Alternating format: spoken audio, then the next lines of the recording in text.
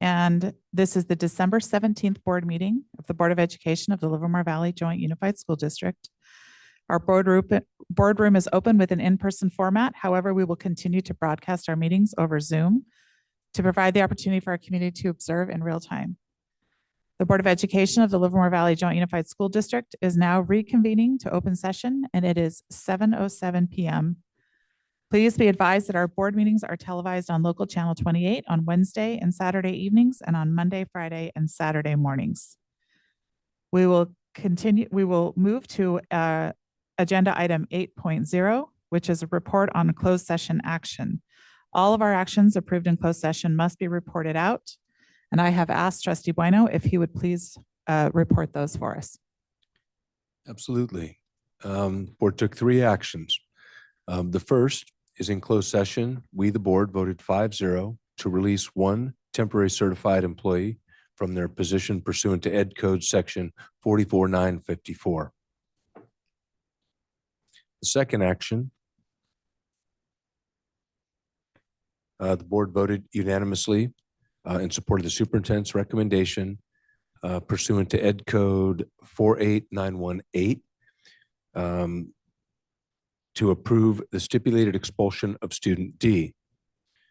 The third and final action, in support of the superintendent's recommendation, the board voted 5-0 pursuant to Ed Code Section 48918 to approve the stipulated expulsion of student E as in Edward. That is all. Thank you. We'll now move on to agenda item 9.0, and I'd ask Superintendent Gibson if there are any changes to the agenda. Yes. Sorry, is my microphone working? There we go. Yes, at this time, I'm going to request that the board take action to remove items 17.3B and C at this time. Those items have not been ratified yet by SEIU, and we'll bring those back upon ratification from that particular bargaining unit. So I'm going to request that we have a motion and a vote, please, to remove those from the agenda. President Prusso, I move to support this superintendent's request to remove items 17.3B and C at this time. I second. We have a motion by Trustee Druin, seconded by Trustee Kaplanis. Is there any question on the motion or comment on the motion? Then I'd ask the clerk to please take roll. Trustee Kaplanis. Aye. Trustee Vanden Heuvel. Aye. Trustee Bueno. Aye. Myself, aye. President Prusso. Aye, that motion passes unanimously. We're going to move on now to our Pledge of Allegiance. We'd like to welcome the Livermore High School Shooting Stars to please come up and lead us in the pledge.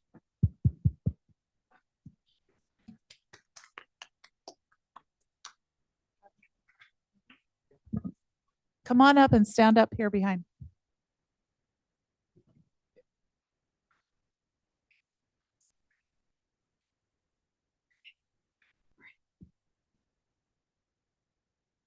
I pledge allegiance to the flag of the United States of America and to the republic for which it stands, one nation after God, indivisible, with liberty and justice for all.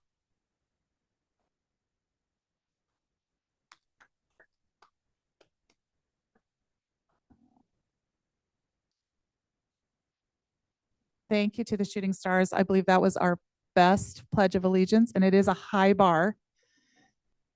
And that was really absolutely the best. So thank you. We'll now move on to our recognitions.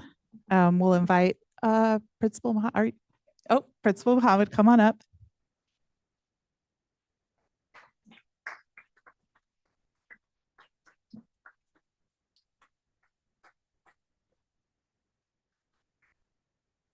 Thank you.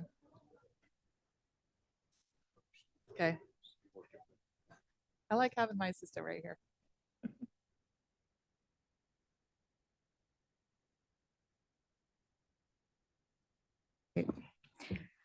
Good evening, President Prusso, members of the board, Superintendent Gibson, and cabinet members.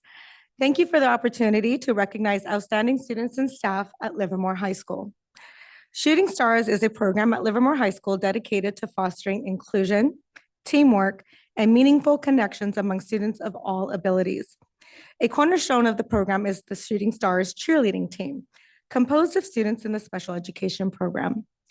This inspiring team performs at spirit rallies, junior varsity football games, and other local events, promoting school spirit and inclusivity throughout the community.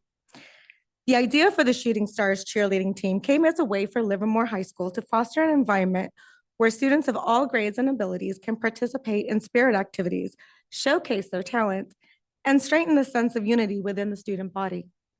As part of their recognition as a sports team, each member of the Shooting Stars will receive a varsity letter at the end of the season, a testament to their hard work and dedication.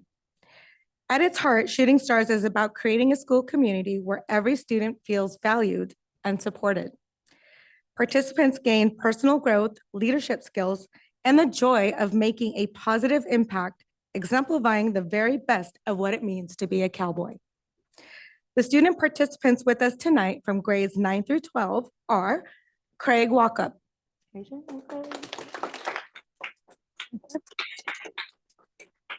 Eleanor Eklund, Lars Harvey, Wyatt DeBerry, Landon Berg, and Eric Valdez. Other students include Priscilla Beltran, Santiago Fuentes, Trevor Kieran, Aaron Valdez, Layla Patrick, Lisbeth Kiras, Caitlin Storm, and Margaret Gleason. Now, so none of this would be possible without the dedication of the coaching staff, who generously volunteer their time twice a week during lunch for practice. The student coaches are Abby Darling, Addie Hart, Alyssa Ramon, Ava Rogers, Kara Dennison, Finley Scythe, Jordan Hauser, and McKenna Couch. The staff coach is Kennedy Self, who I think is going to say a few words. But the Shooting Stars exemplify the power of unity and the impact of creating opportunities for all students to thrive. Thank you for celebrating their achievements and the supportive community they inspire.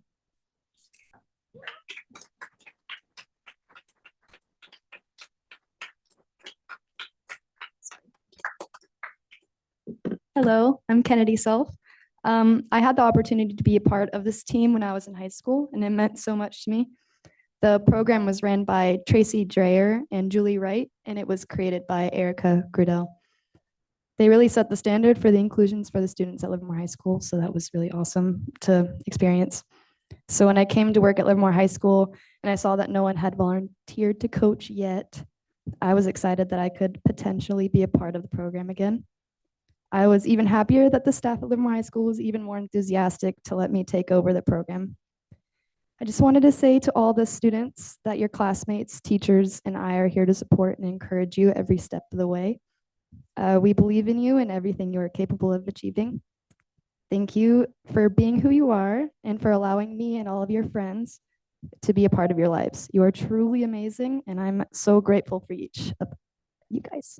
So thank you.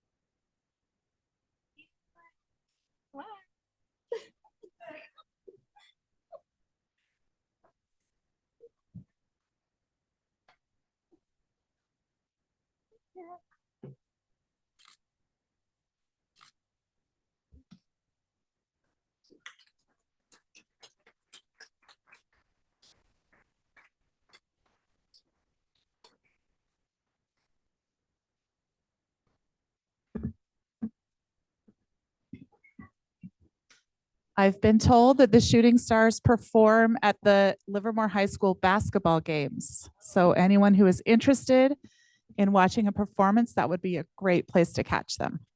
So thank you so much for coming here tonight.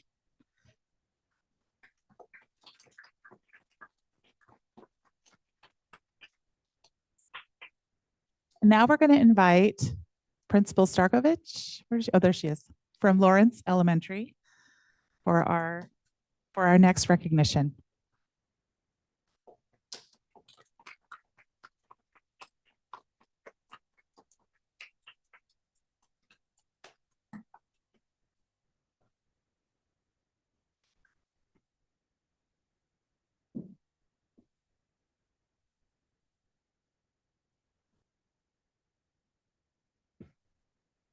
Okay. Good evening, Board President Pruso, members of the board, Superintendent Gibson, and Cabinet, and of course, our community members in the audience. It is a great honor for me this evening to recognize two incredible individuals who make a world of difference in our school every single day, Rebecca Pareda and Aaron Vanchak. First, let me say that our school community is built on dedication, energy, and collaboration of so many people. But there are some individuals whose contributions truly stand out. And Rebecca and Aaron are two of those exceptional individuals. Rebecca, as our office specialist, is often the first face that students and visitors see when they walk into our school. Her warmth and welcoming spirit set the tone for our entire school community. Rebecca does more than just manage the day-to-day tasks of our office. She handles them with genuine grace and care that everyone feels. She has an incredible ability to juggle multiple tasks, meet deadlines, and make it all look easy. No matter how busy things get, Rebecca stays calm, organized, and ready to pitch in wherever is needed. Whether, and this will make some people laugh, it's answering questions about the enrollment process for Lawrence Elementary, which is different and can often be time consuming, or handling an urgent situation or offering support to our staff. She does it with a smile and a heart full of dedication. And then there's Aaron, our executive assistant to the principal. Aaron is the pillar that keeps everything in our school running efficiently. Aaron's attention to detail and commitment to excellence ensures that nothing falls through the cracks. But what truly sets her apart is her proactive nature. She's always anticipating the needs of our school and stepping in before we even realize we need her help. Whether it's planning school events, coordinating communications, supervising students, or keeping me on track, Erin's contributions to our school cannot be overstated. Her dedication, expertise, and tireless work make all of our jobs easier and more effective. And like Rebecca, she brings a contagious positive energy to the office that uplifts everyone around her. Both Rebecca and Aaron embody the spirit of teamwork, and their unwavering commitment to our school and its success make them irreplaceable members of our community. This recognition tonight should have happened many years ago, so I'm super excited that we're able to have it tonight. They are more than just colleagues. They are our role models for all of us and friends for many. Their work ethic, their care for others, and their ability to stay calm under pressure show all of us the true meaning of dedication and service. Rebecca and Aaron, I want to personally thank you for everything you do. Your contributions go far beyond what's expected, and you make our school a better place every single day. I'm incredibly fortunate to have both of you on our team, and I'm deeply grateful that I get to work alongside of you each day. Please join me in celebrating Rebecca and Aaron. Thank you for all you do.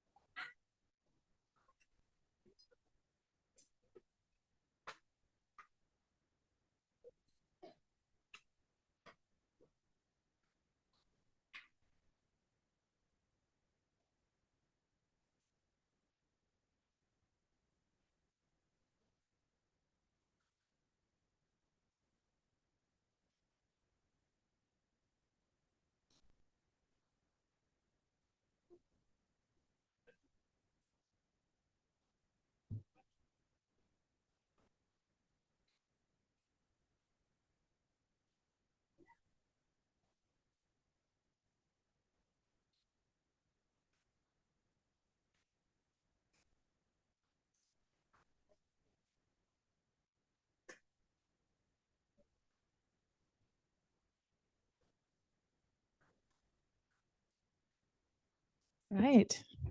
Thank you. That was very exciting. We're going to move on to agenda number 12.0. This is our student board member reports.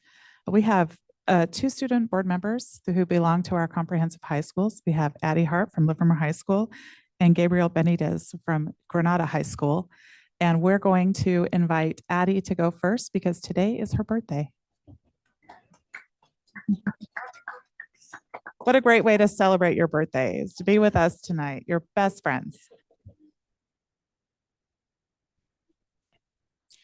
Good evening, Board President Prusso, members of the board, Superintendent Gibson, Cabinet, and community. My name is Addie Hart, and I am representing Livermore High School. LHS had 15 students recognized as All-League recipients for fall sports, with Kamari Robinson receiving the Offensive Player of the Year award. Our PVIS theme for the month is managing holiday stress and celebrating the many holidays that take place in December.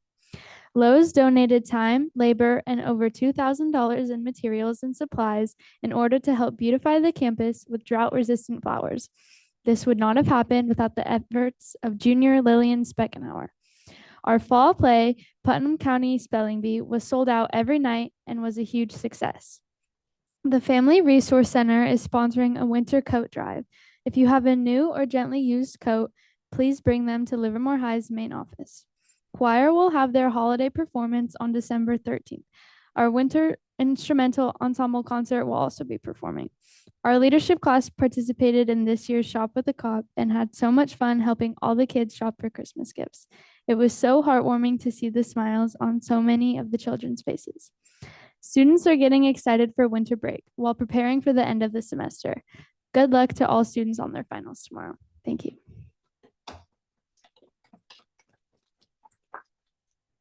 Thank you, Addie. Okay, Gabriel. Good evening, Board President Prusso, members of the board, Superintendent Gibson, Cabinet, and community. Granada High School has had an eventful and exciting month, showcasing the achievements of our students, staff, and programs. For athletics, our cross-country team had many students qualify and compete at the CIF state meet.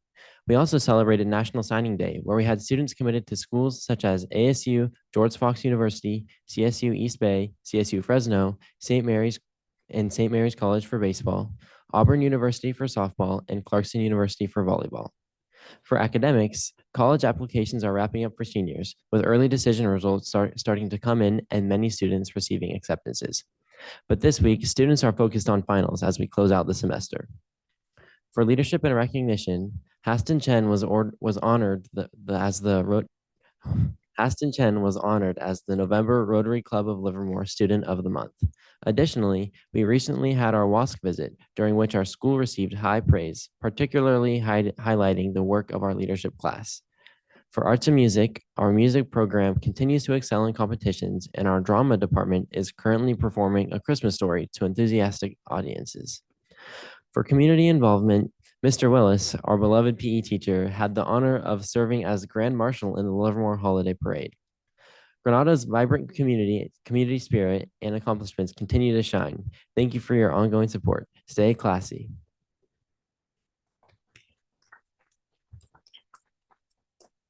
Thank you. We now have our employee association reports. It's really hard for me to see back there. So I see Amy Thompson from LEA. If you want to start coming up, Stephanie is here. Stephanie Wagner is the president of CSEA.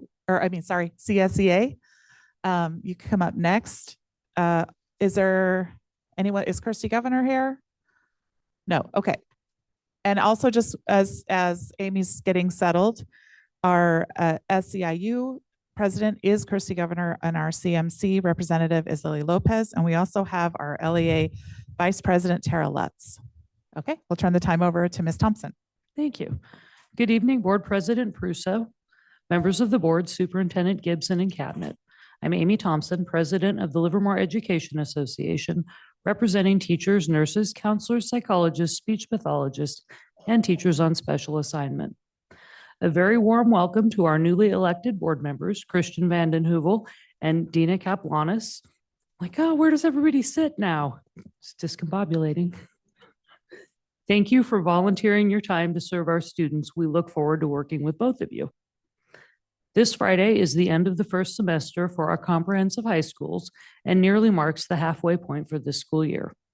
We're looking forward to the approval of the MOU for next year's high school schedule, and you will hear more about this from Noel Matern and James Petersdorf a little bit later this evening. We've been working with Dr. Gibson to establish a committee for special education and a strategic plan committee. We are looking forward to these groups beginning their work and very hopeful that we will produce plans that have intended outcomes with measurable results. Our most recent negotiation session was preempted by a preview of the district's first interim budget report. We look forward to resuming negotiations on January 9th, where we will hear the district counteroffers for our salary and benefits. I am hopeful that we will complete negotiating Articles 16, 21, and 22 and wrap up these negotiations before we sunshine for next year in February. Some observations from our preview of the first interim budget report. Over the past 5 years, our enrollment has decreased by 644 students, and our average daily attendance has decreased by over 900 students. These numbers do not match. Improving our attendance rates will have a positive impact on our budget. Hopefully, we have a plan to improve our attendance rates. During the same time period, it appears that our staffing has increased by over 200 people. But I'm waiting for accurate staffing numbers. Adjusting to right-size our staffing should help with budget issues, but as we're looking to right-size staffing, we need to keep in mind that over the past 2 years, we have cut over 45 classroom teaching positions. In comparing the percentage of revenues that our district is spending for teacher compensation to that of our neighboring districts, I can see that Livermore spends significantly less, at 39.7%. Our neighbors spend between 43 and 44%. A few percentage points may not seem like much, but 4% of a $207 million budget is $8 million. I'm interested to learn more details about the projected cost increases, particularly for management salaries and the cost for contracted services. We look forward to working with our district to analyze the budget situation and find a positive path forward. I would like to wish everybody a very relaxing winter break. Thank you. Thank you. Now we have Stephanie Wagner.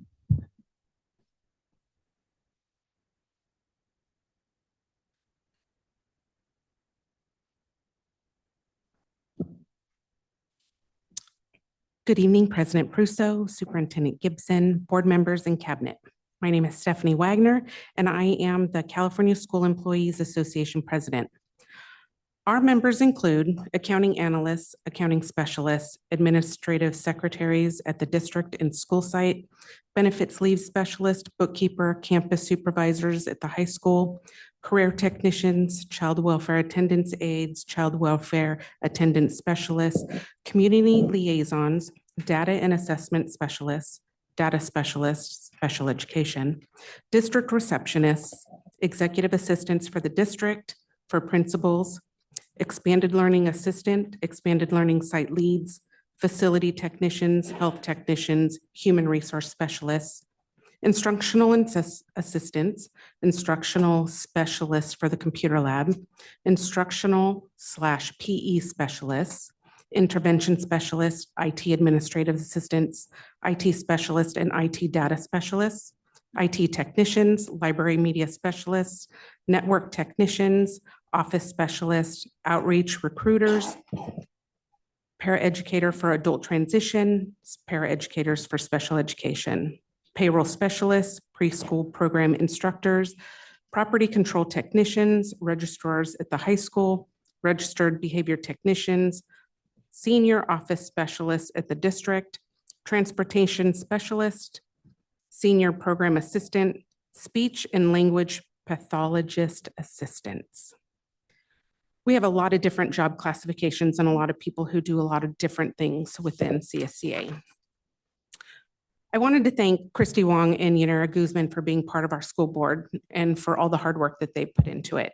I also want to welcome Dina Kaplanis and Christian Vanden Heuvel. CSCA looks forward to working with both of you. There are a lot of changes going on at the district. I'm still receiving a lot of emails, phone calls asking what's going on, what is happening, are their jobs secure? People are struggling. For my members, it's hard to discuss layoffs with them when we are hiring people at higher salaries than in the past, giving raises to management and promoting others. This isn't a conversation about whether or not people deserve it. It's about justifying layoffs to them. They see management with high salaries, raises, promotions, and they think, wow, I'm looking at a layoff. I know no one wants to do this and no one is looking forward to these conversations. I'm very interested in hearing all of tonight's presentations. I needed to let you know that this is my last meeting with you as president. I want to let you know that it's been a huge learning experience for me. Speaking at these board meetings is not an area that I am comfortable with, but I am thankful for your grace and understanding these last 3 years. I know my successor, Mamie Kristovich, will keep you informed and up to date with all CSCA matters. Thank you for your time. Thank you, Stephanie.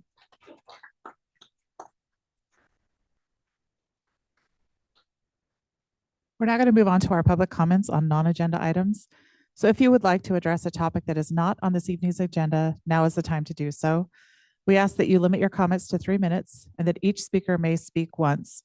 I have the tan speaker cards. If you'd like that, they're over on the table.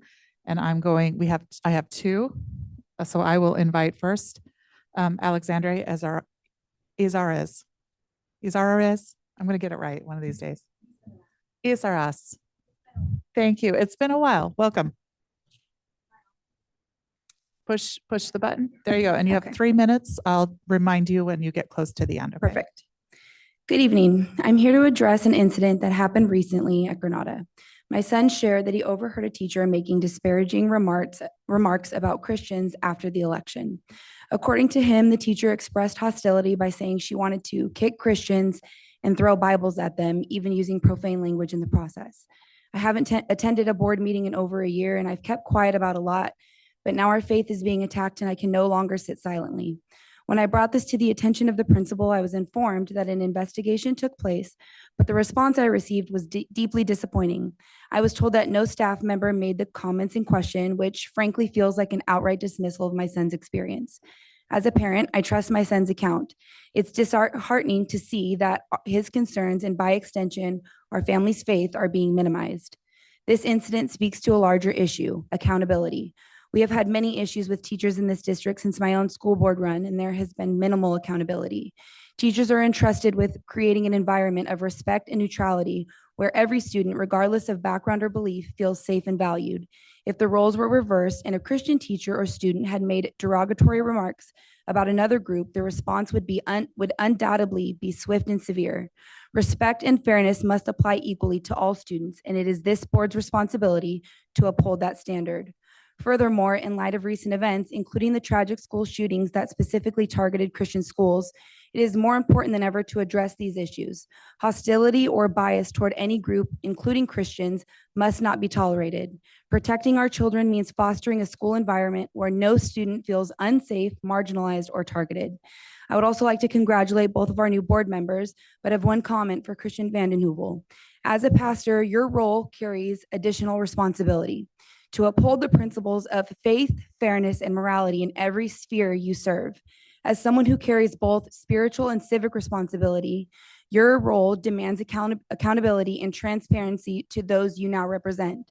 During your campaign, you blocked me on social media for asking difficult but fair questions. Now, as an elected official, you can no longer silence or dismiss the voices of those in this district, parents like me who demand answers and action. You have a responsibility not just to uphold your faith, but to ensure that all students are treated with fairness and respect they deserve. Our schools must be places where students feel safe to learn and grow without fear of being targeted for their beliefs. We teach our children to treat others with kindness and dignity and respect, and it's time we hold our educators and leaders to the same standard. Thank you. Thank you. We'll now invite Debbie Gibson to please come up.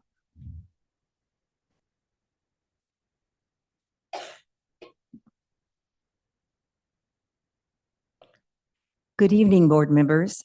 I would like to congratulate Dr. Dina Kaplanis and Pastor Christian Vanden Heuvel on their election to this board. This past school year, record numbers of parents showed up to speak out at school board meetings, joined education action groups, and ran for office.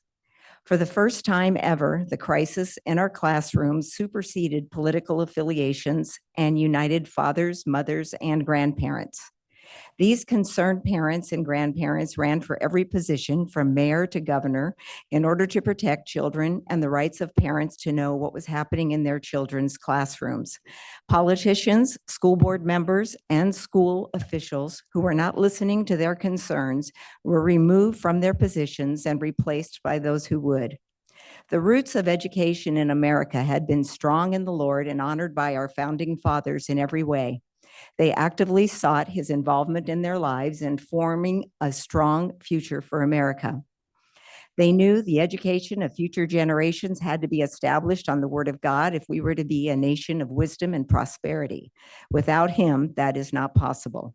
I ask for God's forgiveness and to light a fire within us. We must shine his light brightly in this place of education, doing everything possible to turn it back to a system that honors him. Regardless of how far our education system has turned from God, we know he can reverse it. May our leaders have the strategy to repair this, bring a revival of such proportions that it generates the necessary willingness and determination to reform the education system. Lord, give us breakthrough, give us wisdom, influence, and favor for the task ahead. Be glorified in our schools. In Jesus' name, amen. Thank you. We're going to move on to communications. This is the formal written correspondence to the Board of Education that is acknowledged if received by the board or in the superintendent's office by 4 p.m. the day before the meeting. Formal written correspondence received after the cutoff time will generally be acknowledged at the following meeting. And please note that our board electronic communications received via the Livermore Valley Joint Unified School District website by accessing the formal written correspondence to the Board of Education link with all fields completed and verified is treated as formal written correspondence. So I'd ask the clerk if there is any correspondence for the board, and if so, if you could please summarize for us. There was Contra Costa County elections divisions regarding the summary of elections. We received a letter from them. We received a letter from Alameda County Registrar of Voters regarding the certificate of election results and a copy of the official canvass. Melanie Sadek from the Valley Humane Society requested a public records request for written communication regarding dogs on school campuses discussions. Dorothy Finney-Slod, parent, commented about the need for more community input before trustees vote on by trustee area district elections. And the following correspondence were received after the agenda was published, but before the 4 p.m. cutoff time the day before the meeting. Kate Soraya, LVJUSD, retired teacher and former LEAA president, commented in regards to the creation of the superintendent of special education services position. Allison Barodi Saboraria, parent, asked about the opportunity for students and caregivers to provide feedback regarding the re-examination of the special education program. Tara Boyce, president, asked the board not to hold a final vote for the election map pending execution of effective community engagement. Rebecca and Timothy Gutierrez, parents, commented in regards to concern about assistant superintendent of special education and changes in HR. BJ Reynolds Kuntz, parent, expressed concern regarding the transition from at-large board elections to by-trustee area board elections starting in 2026. And BJ Reynolds Kuntz, parent, expressed concern regarding the assistant superintendent of special education position. And that's it. Thank you. We're going to move on to our discussion action items. We'll begin with 16-0. We'll invite Dr. Tori Gibson, Miss Amy Thompson, Mr. Noel Mattern, and Mr. James Petersdorf forward. Or whoever. Is that, I don't know. That's who I have on my list. No, that's good. It's Okay. great. So while they are making their way up to the podium, I'm very excited to have these two gentlemen here to walk you through. I thought it would be much more beneficial for you to hear from them, as they were participants from start to finish in this process of how we ended up with this MOU and this particular high school schedule. So I'm going to pass it over to these two. All right. Thank you. Good evening, Board President Prusso, members of the board, Superintendent Gibson, cabinet, and everyone here and at home that cares for our students. My name is Noel Mattern, and I've worked in our school district for the past 20 plus years as a social science teacher at Granada High School. I wanted to take a moment to acknowledge the incredible collaborative effort that has gone into developing our new 2025-26 schedule for Livermore and Granada High Schools. This process has been a testament to the power of partnership between teachers, site administrators, district management, and the school board. Under the guidance of Dr. Tori Gibson, we've engaged in a series of productive meetings that have truly transformed the way we approach challenges. Dr. Gibson's ability to facilitate open dialogue, encourage diverse perspectives, and identify common ground has been invaluable for consensus-based problem solving. By prioritizing teacher input and utilizing the results of a comprehensive survey, we've ensured that the voices of those who know our students best are heard. This data-driven approach, combined with transparent communication, has allowed us to make informed joint decisions that will directly impact student learning and well-being. Thus, we've not only addressed concerns, but also identified innovative solutions, breaking free from the status quo and embracing new ideas to create a schedule that optimizes instructional time, supports student success, and fosters a positive learning environment. The highlights from this teamwork include a stable and consistent schedule for students and teachers, 3 anchor days and 2 block days per week, an increase of instructional minutes as well as increased frequency of class sessions, optional A and B periods outside of the traditional school day, and 2 days per week, students will be assigned to an access period with the purpose of providing additional support to meet their educational needs. I'm incredibly proud of the work that has been done, and I'm excited to see the positive impact this new schedule will have on our students. A fact that supports the sentiment is that 84.4% of our members voted to approve it. By working together, we've demonstrated the power of collaboration and a commitment to excellence that defines a new era for our district. Thank you so much.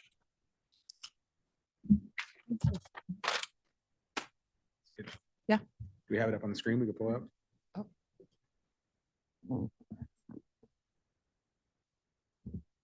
Real quick, while it's getting pulled That's up, fine. I think I've been on 3 of these scheduling committees over my 20 years here in the district, and I don't think any of them have ever gone anywhere. This has been the first one we actually collaboratively came to a good decision, and we kind of worked through stuff, and then we had an end result that teachers actually liked when we walked out of the room. When the email came out about, hey, let's join a committee, let's put together a schedule, it was like, oh, okay, let's go through the process again, let's do it. This one wasn't like that. It was actually really fun to be a part of, and walking out of the room after a couple of days of having a schedule we all liked was amazing, and it was a fun process. So it was nice to be a part of that. I think this is the 3rd one I've done, and they've never gone anywhere. And this was the first one that was like, we walked out feeling good about it. So.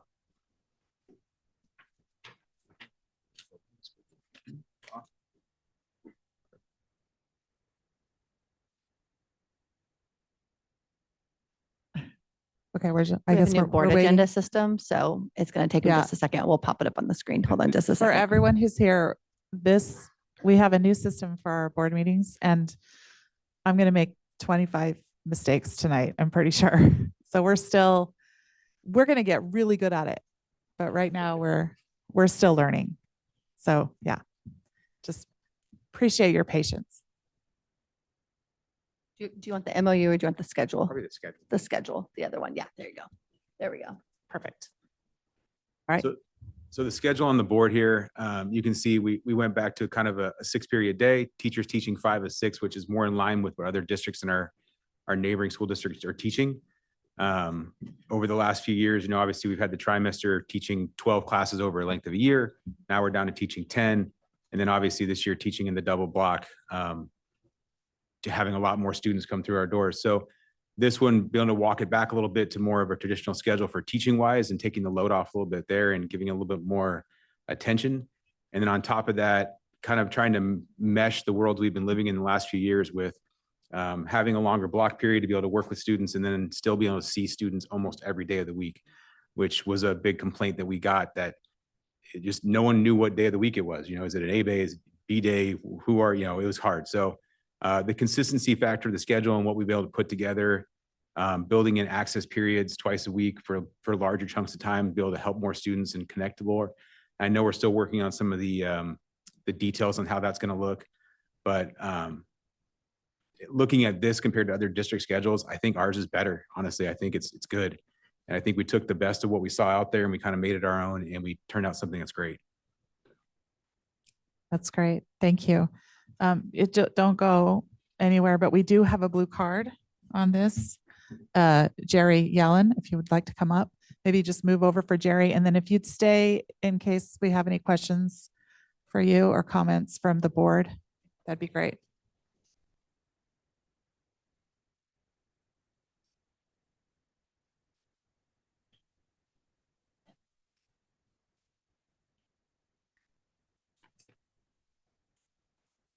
Madam President and trustees,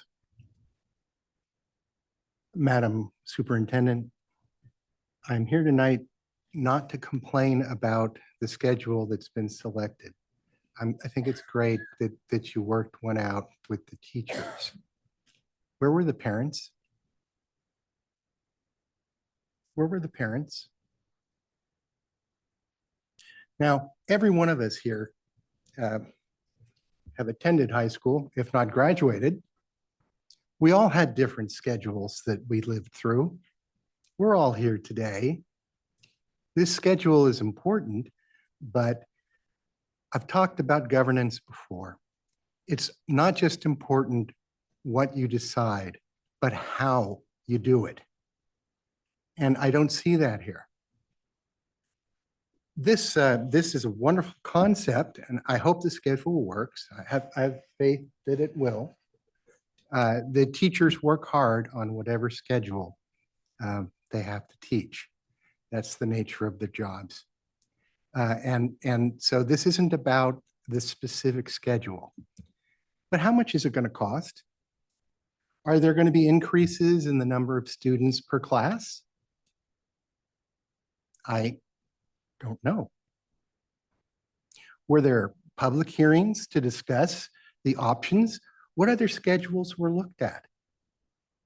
None of these things happened. And in particular, it is a bad idea to adopt programs when you don't know what you're going to spend on it when you're running a deficit, which you are. And I'll come back to talk about that in another couple minutes when we get to another agenda item. But please, don't vote to approve a project that you don't know the cost for. That is bad government. You think you're going to have to do some cutting? Well, what if this, I've heard estimates exceeding $1 million for this change. And you guys are telling me you don't know, but you're going to approve it. You probably should delay this until you've got a cost estimate. Don't you think? Wouldn't that make more sense? Wouldn't that be good government to know what you're spending money on? 10 seconds. That's my thoughts, and I had to share them. Thank you. Thank you. We'll invite you two to sit back down. I believe that this is a discussion item only. We are not, this is not an action item. Oh, it is an action. Oh, it is an action item. Board members, do you have any questions or comments for our committee? I would ask, in light of a question, do we have any type of a rough estimate in terms of implementation, a range in terms of cost? So the current situation that we're in with the schedule that we have currently, there will come a certain cost savings from that. It's something that we have to get an approval of the MOU and all the particulars first. And then we'll start working with our students and our staff to figure out what periods we'll put in the A and B periods. Those are really the pieces that will cost us more than what we currently or cost us more. But we have to remember that our current schedule really wasn't much of a cost savings compared to the trimester system. And so the goal is that we will be working on limiting what we offer in periods A and B and have staff in those outlier spaces that will come with the cost. But we are pretty confident that we will be within the means of where we need to be budgetarily. But it's something that we can't work through that process until we have an approval of the MOU. I don't know if Ms. Walsley, if you want to add anything to that. Any other comments? I just wanted to ask a little bit. I know you don't have all the details, but it sounds like there was a group of teachers that came together and administrators, I believe, to work on this. How many days did you guys work on this scheduling? Do you remember? Do you recall? We were here for 2 days, Okay. all day for 2 days working on it. The first day was kind of ideas and kicking things around, and then we brought it back to our staffs and then shared kind of what we came out with, and then we brought it back the second day to kind of fine tune it. Okay. Yeah, and in addition to that, there was a subcommittee, and I was part of that group, and we looked at some of the minute details in a little bit more focused kind of manner. Yeah. In addition to, we had a plethora of email fun along the way with going back and forth with data and just different concepts and questions as they went back to the staff and had questions that came up in their staff meetings. They would send those in, then we would respond, or we put together spreadsheets for them. So the couple weeks in between the two meetings were not just quiet, stagnant time. It was work group from afar, if you will, via the internet. I mean, I would say, we looked extensively at schedules, all kinds of schedules. I don't know. I've got like 3 or 4 Excel sheets with like 25 different tabs on different versions of what the schedules could be. We talked about the potential costs. To a large extent, I mean, we got more data on all of that than we've ever seen ever before when we were making considerations. You know, as an incredible group, there was, I don't know, 40, 50 people, I think, that were involved here in that. And it was really special. That's good to hear. I also 84.54% of the members approved this. Is that typical to have a high? I'm looking kind of back at President Thompson back there.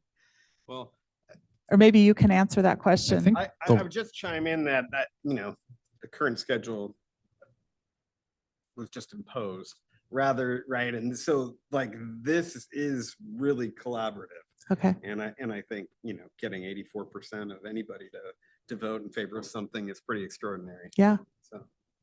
Okay, great. Thank you. I would just make a comment. Yeah, go ahead. Yeah, I just wanted to commend the folks that were involved. I know that the superintendent didn't play an active role other than kind of mediating it. And what that did was it kind of, I don't want to say forced, but it allowed for collaboration. And when you have new folks coming in and new administrators and people coming together, and we can't forget, we had a situation where we had a new schedule that was relatively untenable and we had a lot of issues. So we're trying to repair something. So that effort of collaboration, and I've worked with both of you, and so I know that in 20 years a lot can happen. And so to say that this is the first time in a couple of decades where people came together and you got a finished work product out of it, that's great.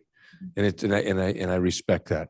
I do have a little concern over the cost, but I'm going to take the superintendent on her word that it's a manageable cost because everything costs something. You know, maybe this one isn't as easy as an executive summary where it says it's going to cost this exact amount because there's some I's to dot and some T's to cross. But Dr. Gibson says this is a manageable thing and it's better for kids and the teachers support it.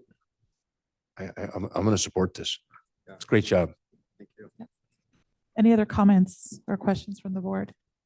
And if not, I would entertain a motion for approval for the MOU.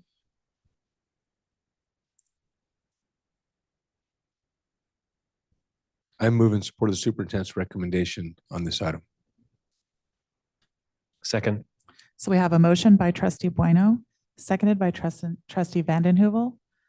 Is there any discussion on the motion? If not, I'd ask our clerk to please take roll. Trustee Vanden Heuvel. Aye. Trustee Kaplanis. Aye. Myself, aye. Trustee Bueno. Aye. President Prusso. Aye. That motion carries unanimously 5-0. I would just like to say one quick thing. A huge thank you to, again, and I know I've said this before, but a huge thank you to the LEA leadership who helped us put together a really, truly diverse group of people in that room.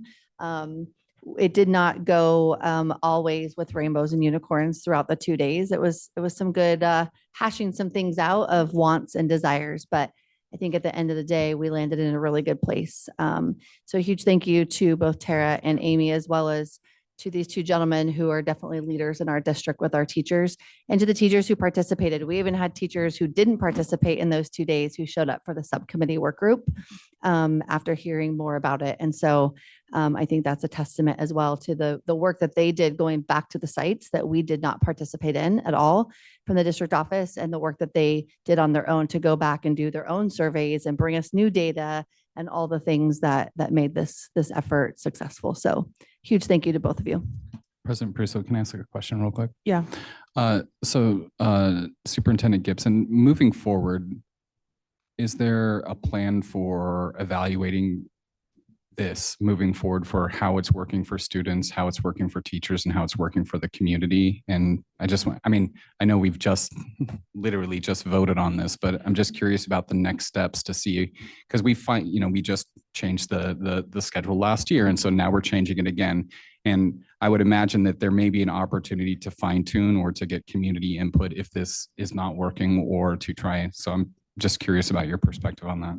Sure. So we haven't gotten down that road yet of next steps. We're just trying to really go one step at a time with all the things we're doing. However, clearly we meet with LEA on a regular basis, and we'll be checking in with our high school teachers. Students usually have no problem giving us good input as well. I think the hard part with, and I 100% here in regards to the parent input. There are just some things, unfortunately, and I think you all know me well enough by now that I would just kind of say it like it is. Unfortunately, there are just some things that as a school district, we have to make the decisions on. This is something that is a negotiable item with our teachers union and our bargaining unit that I fully respect. And so when it comes to those things, unfortunately, it is a business transaction, 100%. As much as we can make it personal and we can bring us together as a team and we're all on the same team together to come to a solid resolution that we can all get behind is fantastic. When we can include parents and students, of course, that's always going to be our goal. Unfortunately, this just isn't one of those items that we could do that with. Can we get some feedback going forward? Absolutely.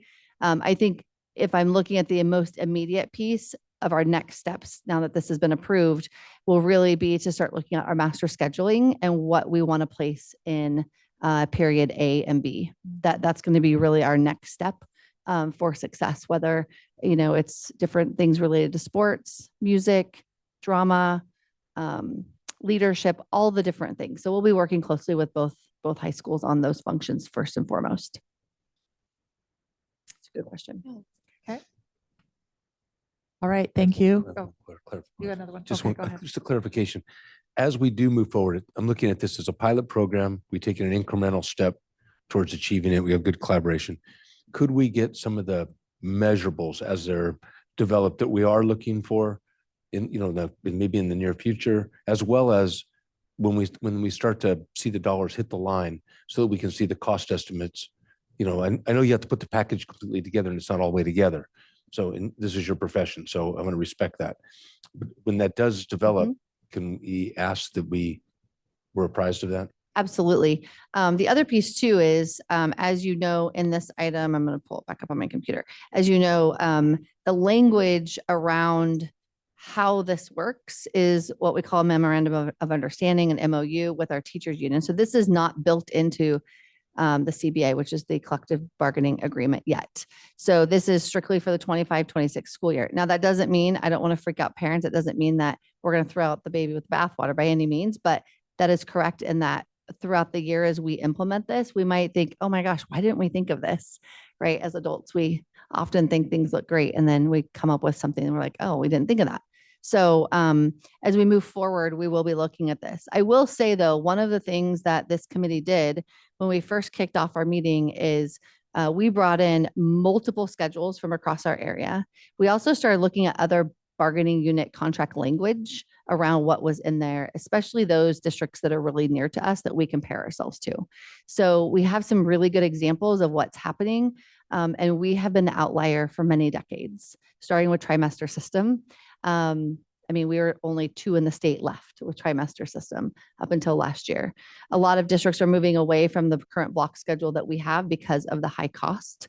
And so we will be examining all of that as well. But absolutely, Trustee Bueno, we can start bringing that forward. And that will all naturally come anyways as we start doing our budget meetings and having those conversations. Thank you. All right, I'd like to thank Mr. Petersdorf and Mr. Mattern for coming and presenting that to us. Yeah, give them a hand. I think that's something to cheer about. We'll move on to the approval of the appointment of members to the Citizens Oversight Committee for Measure A parcel tax. And I am going to turn the time over to Ms. Kayla Wasley. Thank you and good evening. Let's see. Okay, so I'm bringing forward to you today 2 new appointments for members of our Measure A Parcel Tax Oversight Committee. So just a little background on Measure A. So Measure A was approved by the voters in May of 2022, and it's known as Measure A. And then annually, we have our Independent Citizens Oversight Committee that reviews our expenditures as well as produces an annual report that is presented to you in, I think, May or June. And then committee members must live within the boundaries of our school district, and committee members serve a term of 2 years. The goals of Measure A funding.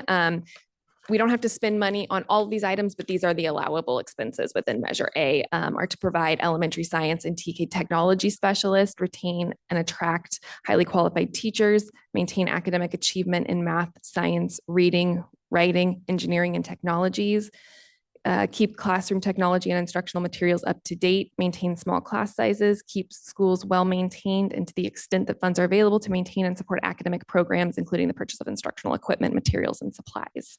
So those are the expenditures that our oversight committee is reviewing each year to make sure we fit within those funding guidelines. So the committee conducts meetings as needed in accordance with the Brown Act and are open to the public, review the amount received and expended in the specific budget year, as well as present to the Board of Trustees by the final board meeting of the school year. So our current board members are listed on the left side of this slide, and we have one committee member that resigned this year, and then one committee member whose term expired this year. So we are bringing forward Charlene Birchfield, as well as Richard Stolen, to be appointed as the new members of Measure A.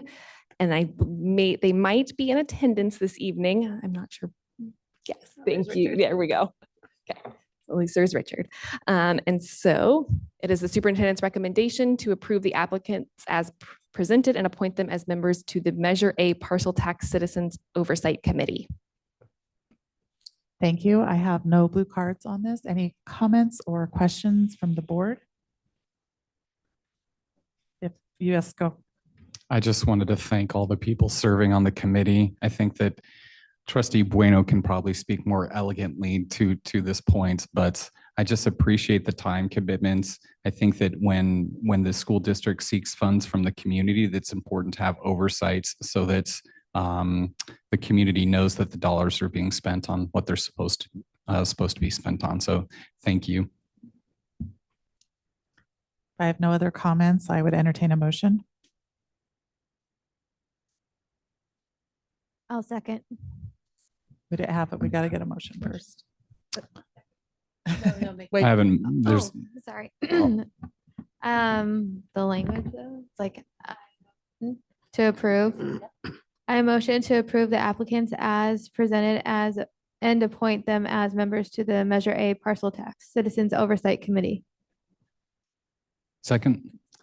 So we have a motion by Trustee Kaplanis, seconded by Trustee Druin. Is there any discussion on the motion? I'd ask the clerk to please take roll. As clerk, can I start with myself? Yeah. Okay, myself, I. This is We're- Trustee like Bueno. I said, we're still learning. Trustee so- Bueno. Trustee Kaplanis. Aye. Trustee Vanden Heuvel. Aye. President Prusso. Aye, and that motion carries unanimously, 5-0. Just so people know, so you end with the president because there's a power dynamic. So there's kind of a cultural aspect to how and why, but thank you. I'm the queen, so I get She to is go the last. queen. I was gonna say she is the queen. Okay. All right, we're going to move on to our public hearing.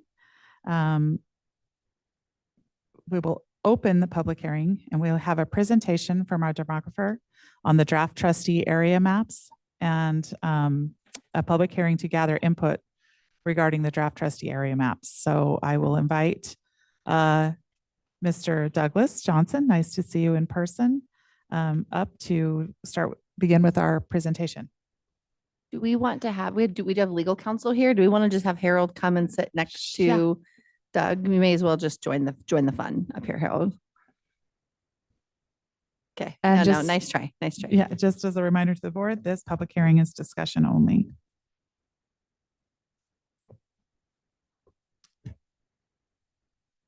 So, good evening. It is my pleasure to be here in person and to see you all in the flesh instead of on the camera.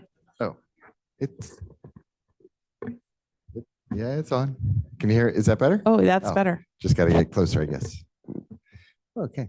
So as was mentioned, I'm Doug Johnson from NDC, and I've been working with you remotely through this process. So here to present in person and to answer any questions you may have. I will go through the PowerPoint, walk through the maps. I'll touch on the maps briefly. As you hopefully realize, the maps have been posted for a week. on the website. I think I have that actually live. So hopefully folks have gone to the dedicated page on the, it's not switching over. There we go. There's been a dedicated page on the district's website throughout this process, and all these maps are here. And I do recommend that folks scroll down, and there's an interactive map link that takes you to a map where you can zoom in and out. So as we get into detailed questions, especially in discussion, I can switch over to this map and we can really see the individual lines up close to look at exactly where they go. With that said, I'll jump in. So we are at the final stage of the board's consideration of this process. We started with informational and educational hearings back in October.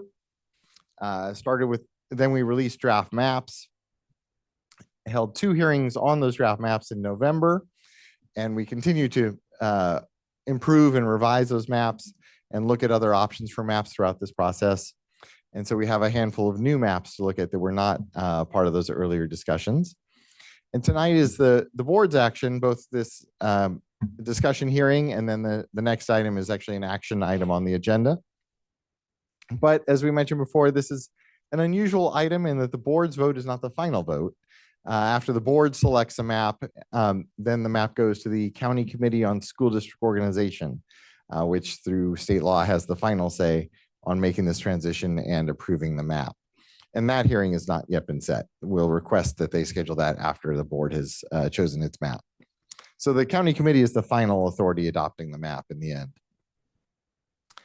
The criteria we've gone through in each of those earlier hearings, but just as a reminder, we have the federal requirements in the left, which are that we have to have an equal number of people in each of the trustee areas with a small 10% range for, and it is a little unusual because by law, we are using the 2020 census data.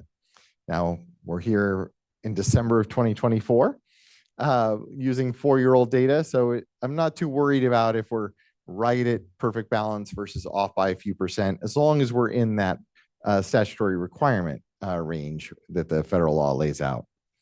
And all the maps will show you are in that range. We also have to be sure that all the maps comply with the Federal Voting Rights Act and that there's no racial gerrymandering.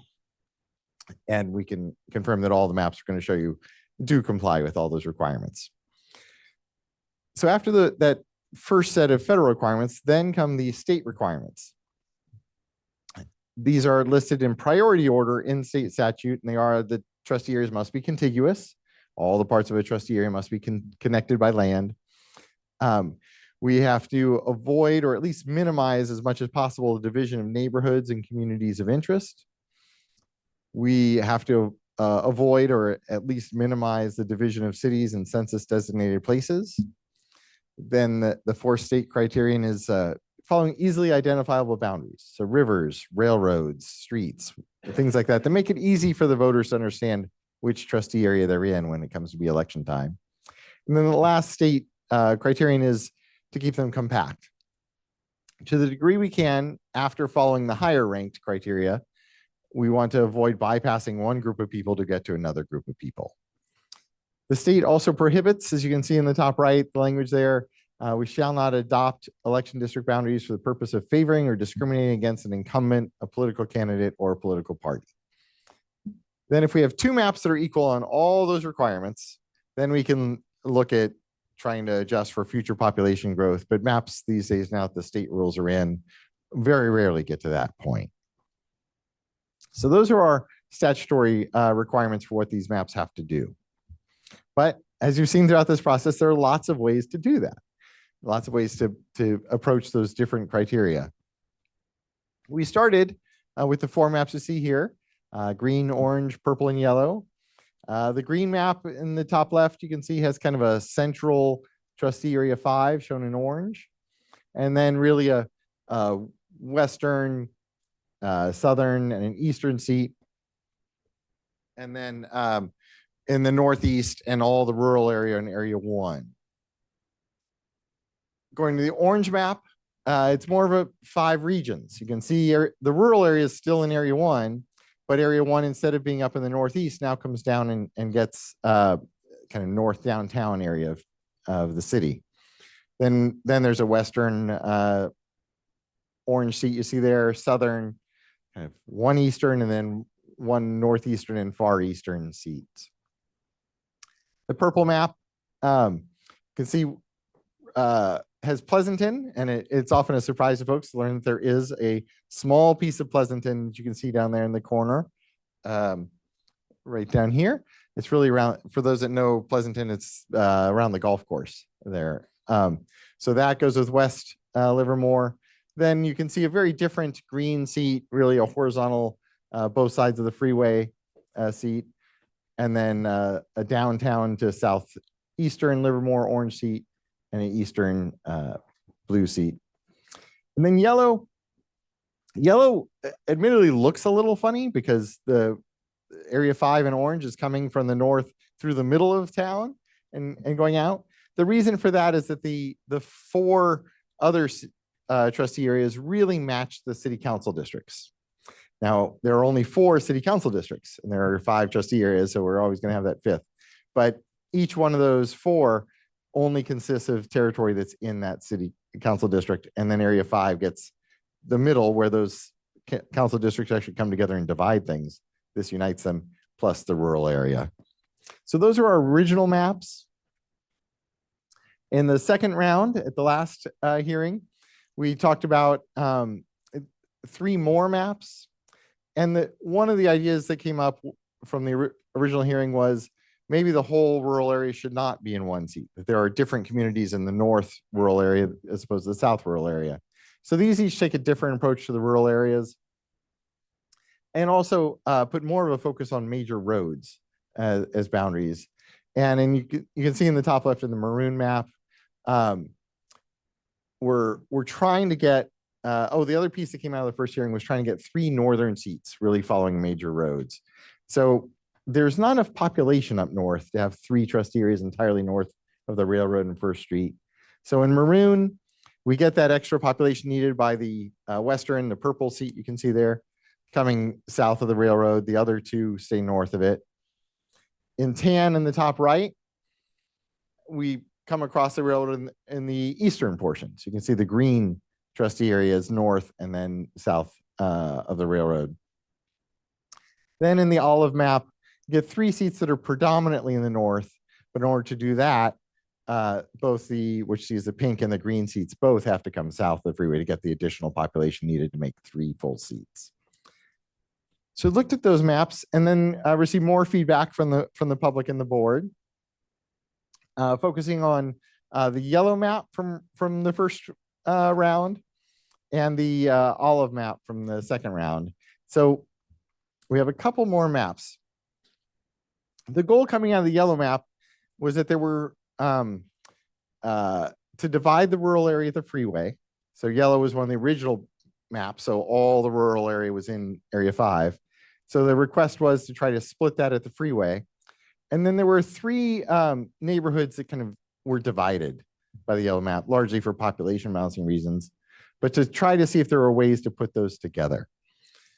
And so we have 3 maps, yellow 2, 3, and 4. Yellow 2 puts the north rural area into area 2, and the south stays in area 5.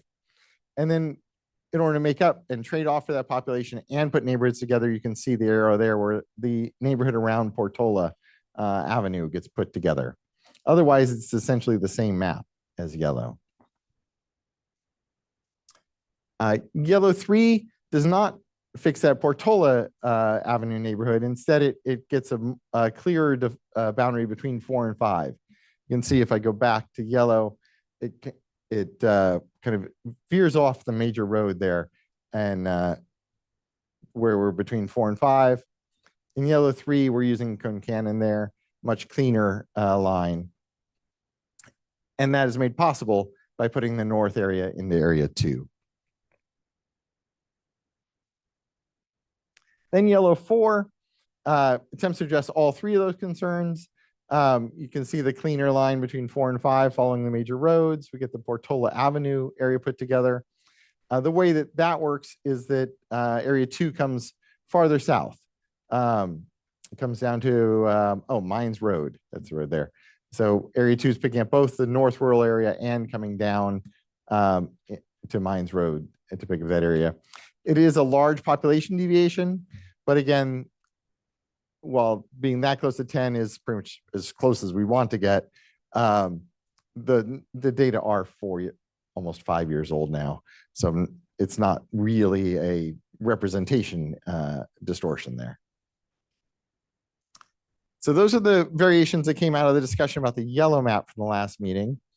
Then following that, we received some email correspondence from a resident and some additional feedback from board members asking for looking at the olive map. So we have 2 versions of the olive map to show you. Both of them really concentrate on trying to consolidate area 2 in the central area. So you can see this one has a really small population deviation at 1.45. Each of the trustees is within 1% back in 2020, at least. But we do get, you can see here that area 2 consolidated kind of north and south downtowns, and then it goes out along East Avenue a little bit to pick up the areas over there. It comes down into downtown south to 4th Street. There is the southern boundary of area 2. To make that happen, you can see where 1 and 4 shift.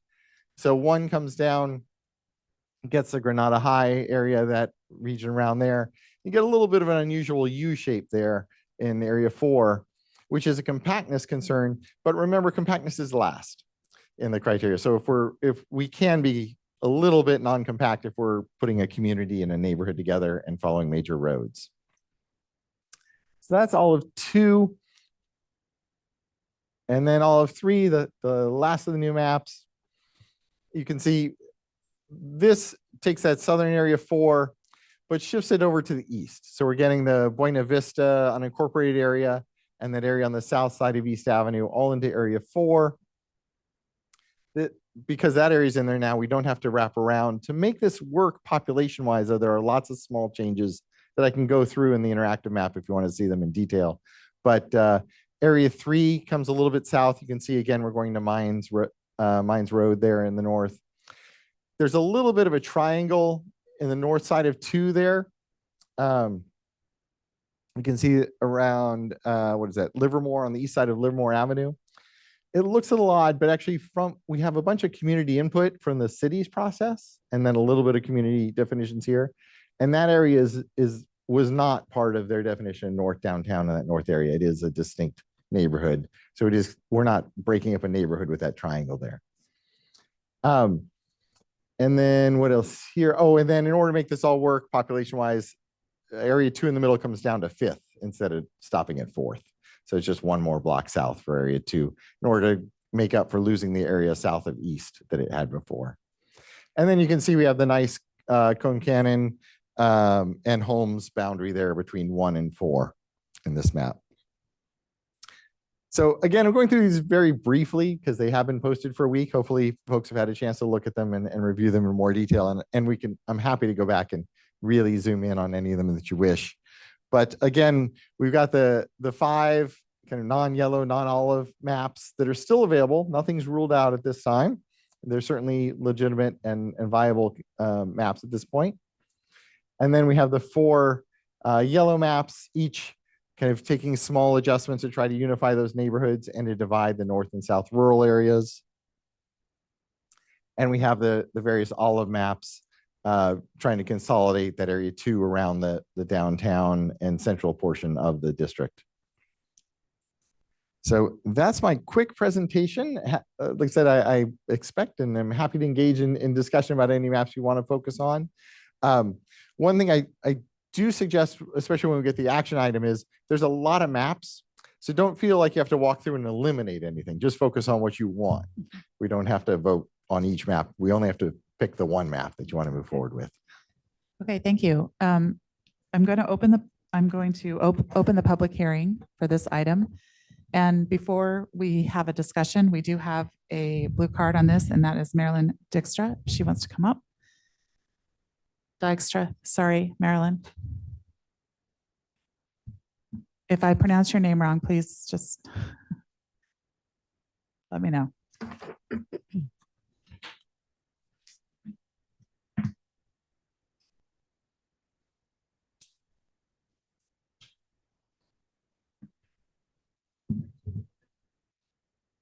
Yeah. Push on the button there. Yeah. Can you hear me now? Yep, Okay. that's better. Good evening, members of the board, our two new members, and President Emily Prusso. My name is Marilyn Dykstra. I'm here as a voter and a resident of the city of Livermore. As such, I'm afraid I cannot support any of the maps as shown. They all seem to separate where at least my family lives, our residents, from the rest of the community with which we closely interact.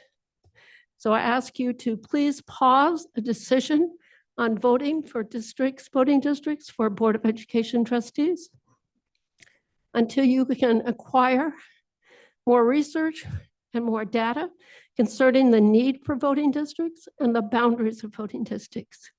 And especially until you receive a great more public input on this issue that affects all of us voters and residents of Livermore. Short message. Thank you, Marilyn.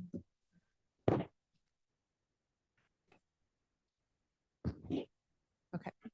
I have no more comment cards for this item. So we're going to close public comment and we're going to turn the time over to the board. I wanted to make a suggestion that maybe, obviously we're not voting on anything for yet, but just to have a discussion to maybe narrow down the maps. So maybe if everyone would like to offer a suggestion of what map they like and why, and we can maybe narrow it down to less than 25 or how many we have would be helpful. I think it's less than 25, but so. I like the Trustee Vandenheuvel. I like the idea of going and talking about just a couple of the maps, maybe like a green and a yellow and some olives. Those are the colors I like. But I would like to have a little bit more information about representation, especially when it comes to the number of schools within a district, because there's one map in particular that has just one school, and then they're kind of bunched up in other districts. And I think the public feels that there needs to be equal representation a little bit. Can you speak to that? Certainly happy to. And I should note on the website, we do have a list of the school locations in each map. So one thing to remember is that, I always normally at the end of this process, I remind what board members know, the public sometimes forgets. These trustee areas matter on election day and on filing day. And hopefully those are the only 2 days every 2 years that these lines matter at all. And because every board member still represents every kid in every school. But it does come up a lot. Will board members feel more engaged in the schools that are in their trustee area? And one thing I remind folks is it's not so much the school as the kids. If a board member has a family in that board member's trustee area who attends a school, the board member is going to care about that school. And so we often will look at, at the attendance areas and that kind of thing more than at the school sites, because a board member may say, this is my school, but if one of your voters has kids at that school, you're not going to walk away from it. Even if we're in the bad situation where board members are only responding to their voters, which hopefully you don't get to anyways. So there are differences. Part of looking at it is depending on what we look at. Are we counting the alternative school? Are we counting the continuation high school, that kind of thing? But if we're just looking at the K-12, the elementary, middle, and high schools, we do have a wide variety of maps, wide variety of numbers. I think the one that is eliciting the most concern is really, what was it, where trustee area 4 only has one school, only looking at the elementary, middle, and high schools. Again, it has kids and families who attend multiple schools. It just has one school site in it. So that, I believe, if I look at which map that is, it's the olive 2 and 3 maps. It has one elementary, middle, and high school, and I think it has a continuation high school as well as the second one. We also have, I think in the in the olive map as well. So it's the three olive versions where area 4 only has the one plus the continuation high school in it. So I have two follow-up questions to that. First of all, from our veteran school board peoples, how often do you get presented with decisions that you're making that affect only a few schools or only a school or only, so where in the future, if a school lies within a district, a trustee area, that a trustee will be more likely to vote for a particular, is there anybody that Yeah, I mean, that's a good question, and it doesn't happen very often. The only thing that I could think of is perhaps bond. But even then, I think we had every school had something from the bond. I hear where you're coming from. I thought about that too, about having, but then the way that I looked at it was that we're talking about the physical school, because I looked in that same area in Olive 2, District 1, I believe. No, is that the district?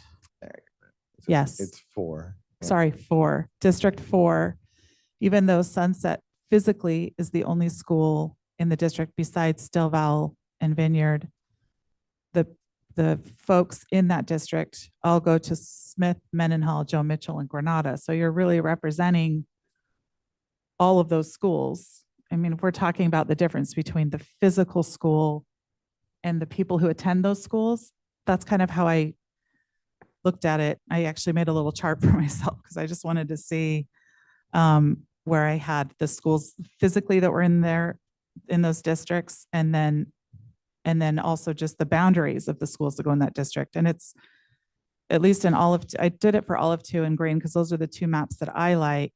In both of those maps, there is a pretty equal number of schools represented in each district. Do we have good maps that show us what the area of town is where students come from? Because we've got this open enrollment situation. Do we keep track of that?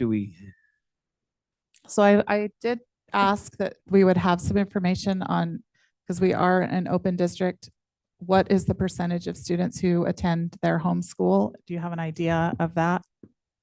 And what percentage maybe is transfer? Unfortunately, well, I'll look to Mrs. Pichette first, but unfortunately, I don't know that we have that data. We have never tracked it in the past. Okay. Of which we will now start tracking it, but I'll pass it over because I know she'll probably have a lot more information. We are refining that process within our student services department. So I can tell you that there is some pretty deep investigation going on right now as far as those transfers. So I can give you numbers, but I can't give you them today. Okay. We've been told in the past, different folks, but we've been told in the past that number of kids attending their neighborhood school was greater than 85%.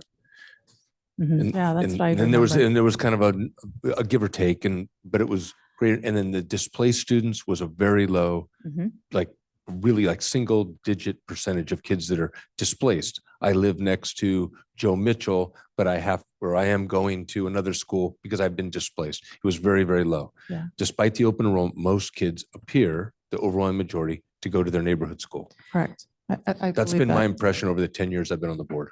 But the question that's in all of this is related, so I'm not meaning to dismiss any of the conversation because I think it's all productive, but are there decisions that we have made that address like a single school site? And I think, sometimes there have been, and it's usually on capital items. A school will come and they'll say, we're looking at getting shade structures, or but most of the things is looked on a global view, but there are times when a particular school will look for something, and we'll work with some of our community partners like Livermore Valley Education Foundation, LVEF, to try to help facilitate it. Sometimes we'll work with the PTA or the PTO to do that. And then one of the things, since we've had open enrollment, that we've done collectively is each year we use clusters And the clusters were intended to equally distribute the schools amongst the trustees. Yeah. And so you may get 3 or 4. You try to give everyone a middle school, a K-12, or say Mendenhall, that's, or East Avenue. And maybe you get a comprehensive high school, maybe you get a Del Val in those clusters. And we rotate that annually. And the reason is, like, when they have their fundraisers and things like that, you have more of an attachment to that school for that time. And some people kind of stick with certain ones because, we had Yanira Guzman and Christy Wong. They worked a lot with the English language learners at Junction. So they requested each year to stay at that school. So there are things that are kind of defined by that. But, most of the stuff is budget and personnel. But I think part of that intent is that we're making decisions for the entire school district. Even, we have our fingers on the pulse of some of them, but the goal is for all of us to be making decisions for the entire school district. Yeah. Yes. Yes. I would say Dr. the other thing that is going to be a common occurrence, and Trustee Bueno just quickly brought this up, is the personnel piece. Sometimes that comes with some controversy, sometimes it comes with celebration, but that can be and usually is a very site-specific type of action that we would take. Okay, that's. Yeah, and since the being voted at large, the 5 of us, we have that understanding that we represent all the students. But I wonder going forward, starting in 2026, if that in other school districts, if that changed, if there were, if there's now more tension or more discussion, let's call it that, between the different representatives of different trustee areas. But I have not heard that, but I think that's some of the concern in the public too. And I look at this, and one of the things when I ask for empirical evidence to show that there's been what the outcomes have been, it didn't appear as though there is any in the few hundred that have happened. But I do believe there has to be. And if you look at city councils that have gone to it, I mean, the underpinning of this whole thing is to help communities of interest. And so if you have a segment of the population that we're looking to serve better, then it would just stand to reason logically to me that each person is going to lobby, work for the constituents within their specific, the whole as well, but primarily the people who elect you. So, we're looking, the community of interest we're looking at is in the areas of Junction and Maryland. I would completely understand and I would expect nothing less than whoever is in that seat, that they're strongly advocating as intended for the community of interest within the parameters of that district. So it would logically follow that the people who are in whatever area 3 and area 4 and area 5 would do the same. So I mean, to me, it does drive a sense of competition, but that's why we're looking to make a number that's high and costs that are low within there so that you can advantage a disadvantaged population so that you can get better outcomes for students. I was just going to say, with that said, to me, the green and the olive 2 are the 2 maps that keep that community together. So those were the maps that I was drawn to, and I believe we got a lot of community feedback regarding those maps. Those would be the 2 that I would like to look at, but I'm also open to any other suggestions. I like the idea of olive 2, and I spoke with our superintendent about, is there a way for us to tweak things a little bit, just add a little, use a Sharpie, as some people do, to add a school or 2 to that map. So yes, we can change the maps. The challenge is we have these populations. We have population requirement and we have these fairly rigorous state criteria, and school site, equal number of school sites is not one of them in the state list. So, what has been looked at is, could we just, take the little corner here, which would get you, this is Emma Smith and Maidenhall schools. The problem is that then you're drawing a line right through the neighborhood. You're taking the boundary off of Murdell and Concannon and going right through a neighborhood there. So I have looked at it. But that's a neighborhood we created, that you created. But you know what I mean? It is a neighborhood, but if you If you Well- look at that, because I was thinking the same thing that you were thinking, trustee Van den Heuvel. And then as I was looking at it and I thought if we carved out that little piece, most of the families, a lot of the families that will be going to those two schools are going to be already or outside of that area. You know what I'm saying? Like we care about the physical school, but we should care more about the families that we represent good and the point. schools they go to. Whether or not the physical school is in our district shouldn't matter more than what schools they're going to in our district. Those are the schools that we're gonna care for. Does that make sense? Absolutely. Because that's what I was thinking too. And then I'm like, wait, but then above Emma C. Smith is a whole bunch of families that still go to Emma C. Smith. And I think we have this idea that we have to have the physical school in there. And then when I started looking at our boundaries for our schools, it is more equal in that there are several schools in every district. Boundary as far as maybe not the physical school, but the boundaries. That was my thought as I was doing the same thing. I'm like, can we just carve this little piece out? And then I thought, wait, it kind of doesn't matter.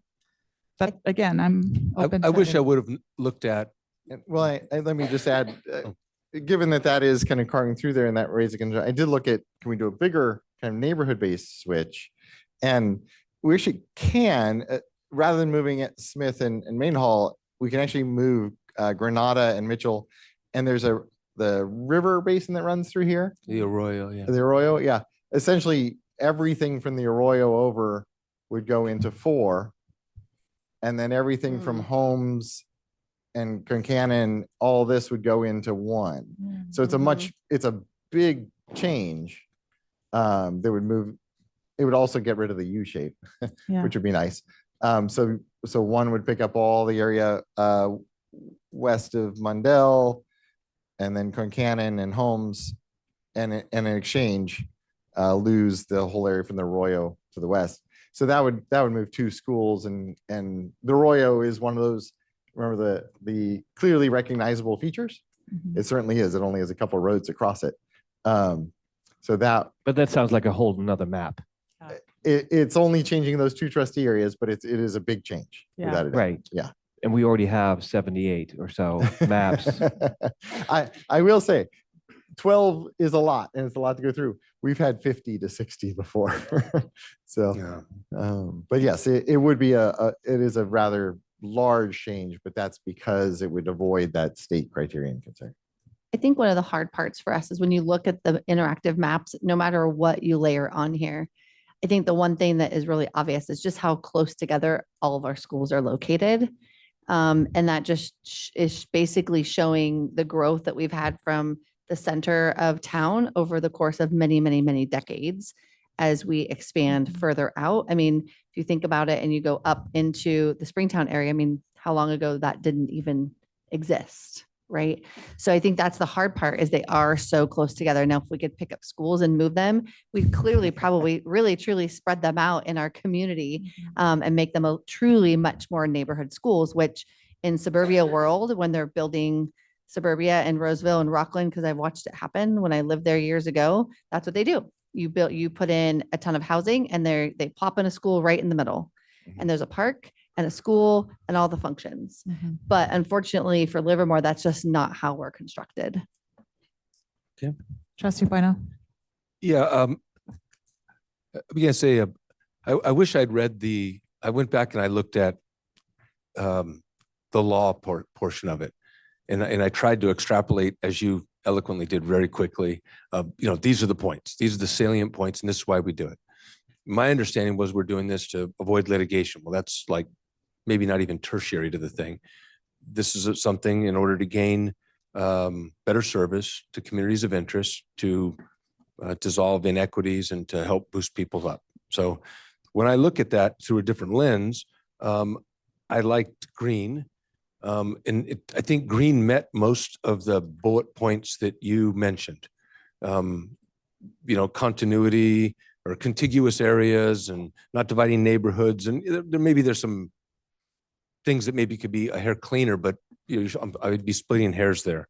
When I look at the breakout and the numbers, trying to achieve higher numbers of concentration, The community of interest that we're looking at seems to be one of our highest numbers. It was at 25%. Citizen voting, population. When I looked at the cost, because to me, that's one of the things that's going to preclude someone who's in a disadvantaged community is the cost of the election. So I looked at the voter turnouts within the areas because we're not dividing these based upon who votes, it's who lives. And so when we look at an 18 to 19,000 person, it's hard to get those. Our concentration of population is in the southwest corner. That's where the majority of the homes are, the neighborhoods that were built between 58 and 72. But when I look at that, Green has by far the lowest number of, it was 5,737. So it's going to be less expensive, I believe, in the Green model for our community of interest to run a campaign. And it also keeps the community together. The community of interest that we're looking at is contiguous. We include Maryland and Junction, and we also maintain the school sites. If you're looking at school site distribution, we're looking at, I believe it was 3 schools in each of the districts and maybe 5 or 6 within District 5. I believe that's what I had on one of my sheets. There's 5 in area 5. And there was 3 in each of the other districts. There are, and there could be a small tweak at the top there. If you zoom in, Doug, on the area 5 for me. There is a small tweak that you can do with Lawrence. You just move it across the street. I don't know where that would be, but That's just Portola Avenue. I mean, if you're looking at balancing schools, I don't know. Lawrence that is you wanna do literally that, but- on Portola. It's not off of Portola. It used to be called Portola Avenue School. Here's the other thing though about Lawrence that's important, maybe why we don't move that line is all the students Or who attend there, it is not a neighborhood school. So that is one of our only schools that doesn't actually have an attendance boundary. So every student gets driven to school. I would So- say There's that, 2 that and Del blocks, Val. right? Aren't there 2 blocks that are homeschooled to Lawrence? Yes, yeah, which is a very small number of children. So in that case, it has that extra school site in there, but they come from all over the district. The So that other- means that those, however many students are at that school site, I don't know how many are out there. I'm looking at 350? Michelle, 300-400 kids. All of those families live scattered throughout Right. all the areas. Yeah. The other model that I am somewhat favorable to is one of the clean versions of yellow. And the reason is not that it has a yellow. With the plain yellow or yellow with a It was one number? of the cleaned up versions where Can you tell us which one? I'm not looking at it because I don't have the graphics and like the computers just load real slow. But it's the primary focus on that one, on the yellow, is that I see that we have the community of interest is split between 1 and 5, but they both have very high margins within them. So we have 26 in area 1 and 20 in area 2. So perhaps you might even gain influence because 40% of your board seats would be actively engaged in your community of interest. So for that reason, a clean version of yellow would, whatever we found satisfactory with neighborhood lines. Most of those neighborhood lines seem to be between area 4 and 5 south of the freeway. I think it was maybe yellow 2 or yellow 3, one of those. You cleaned it up quite well.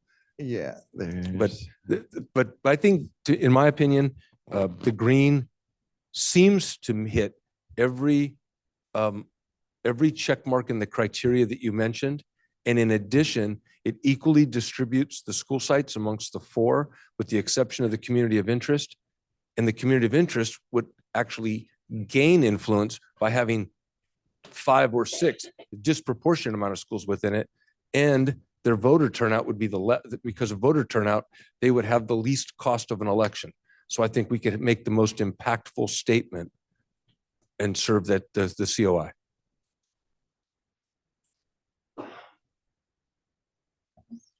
All of 2.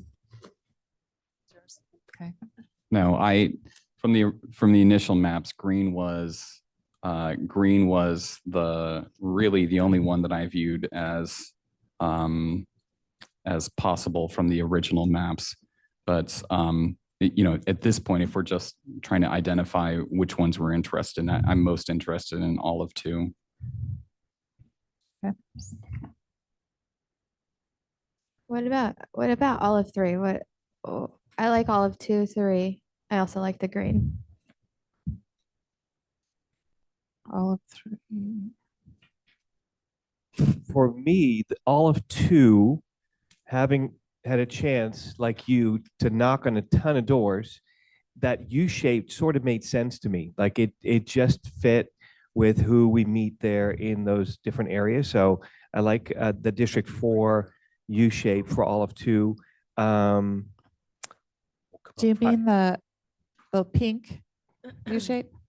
What U shape? It's a purple, I got it. purple Oh, U-shape okay. in all of 2. Oh, I see what you mean. Yeah. Yeah, I lean all of 2 as well. Yeah.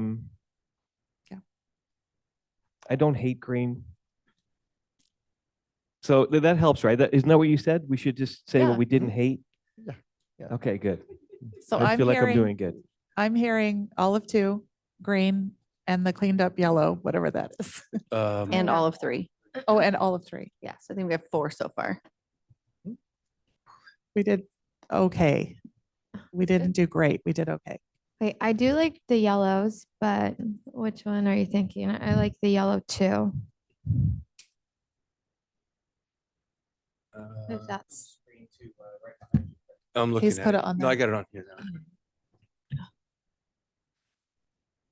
Yeah, that's, no, is that yellow too? Yes, that's yellow too. Yeah. I believe it's yellow too.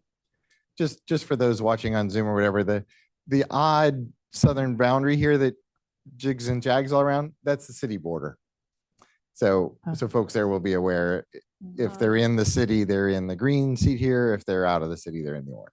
So And that- this somewhat mirrors city council as much as we can when we have 5 versus 4. Just as Exactly. a reminder as to why this was originally drawn. Right. And then with the 2, 3, and 4 yellows, those were just kind of cleanup items here and there. Right. All right. Yeah. Okay. So I think what we're going to do next, I think we have an idea. We have a few maps to look at. Mhm. We're going to close the public. Oh, we already We already did did. that. Yeah. Sorry. It's You're good. We didn't close the still, public hearing or we closed the public comment. I closed the public hearing. Yeah, I did. We're going to move on to our next one, but before we do that, we're going to take a break. We have more public comments that we're going to get to. It has been challenging for me to work out the public comments because we have so many on different items. So if you are concerned about your public comment, let me know. Okay. But I think we're good. So there are more public comments coming up. There is another public hearing coming up, but we are going to take a quick bathroom break first.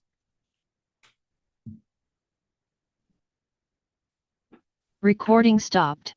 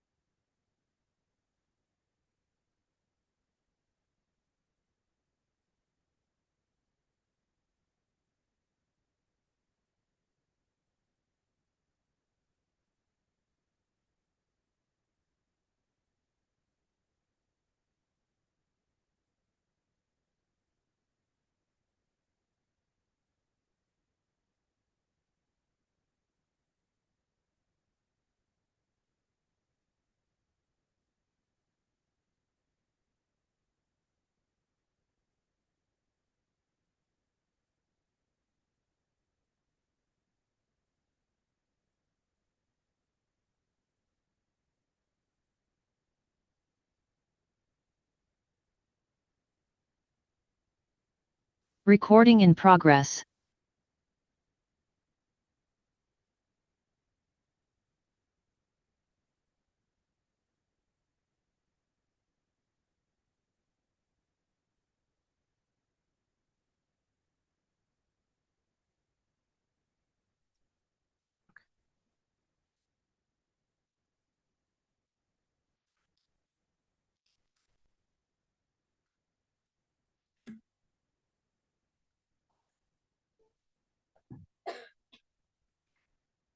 Okay, we are back. We are now going to move into 16.6A. I don't even know. What is it? 16.4A. Thank you. I'll get it. We're going to open our second public hearing, and we do have some blue cards. So I will invite Tara Boyce to come up. Following Tara will be Joanne Morrison, and following Joanne will be Kyoko Takayama.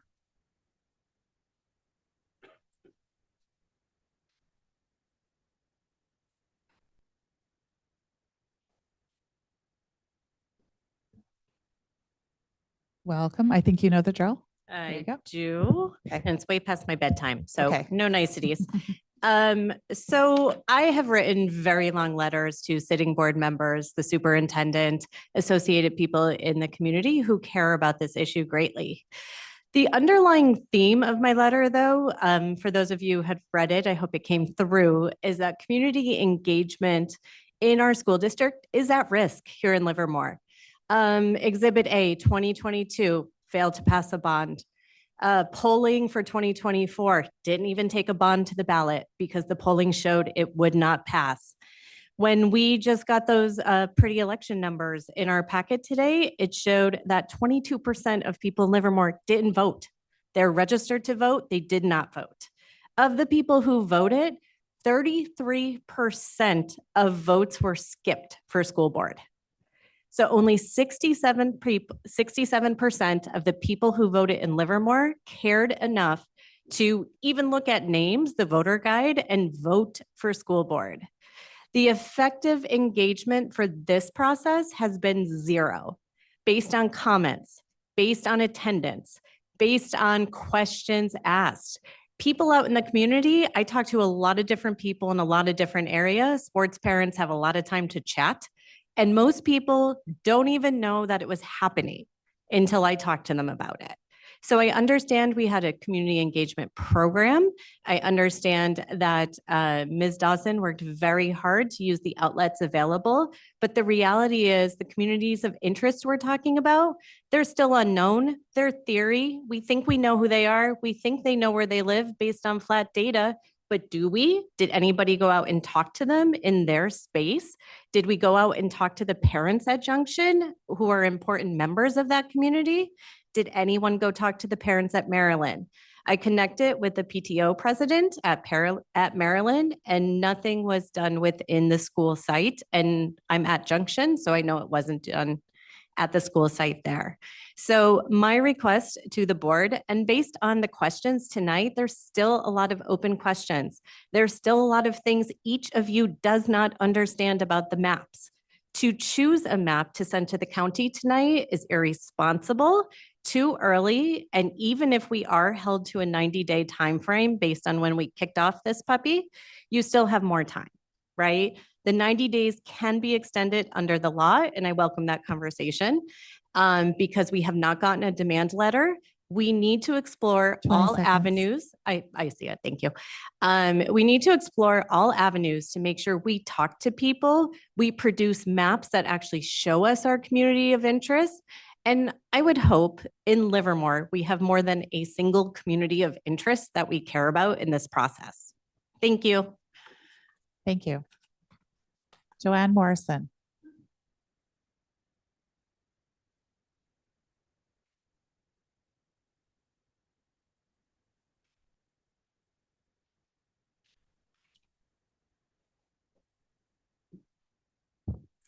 Hi, I'm kind of going to echo what Tara said. Good evening, President Purcell, members of the board, Dr. Gibson and cabinet. There has been very little explanation of this whole process to the public. There was a resolution, I believe, October 5th, that we should go forward with this project. And the only reason I've heard for it is to avoid some possible threatened litigation. Although there has not been a demand letter. There was no discussion about the process, the desired outcome, how it would improve things for voters in the district, whether there's any evidence that it would improve things. And the timing of this whole thing has been really most unfortunate. We started it during election season when there were 2 places on the board open for election, 2 board seats. Now we have 2 new members who have not been a part of this process all along. And they may not be able to vote responsibly tonight on a decision that's so important for so many years to come.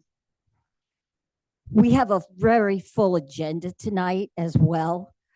We have the swearing in and welcoming of the new board members. We have an important financial report coming up, and we have restructuring the cabinet.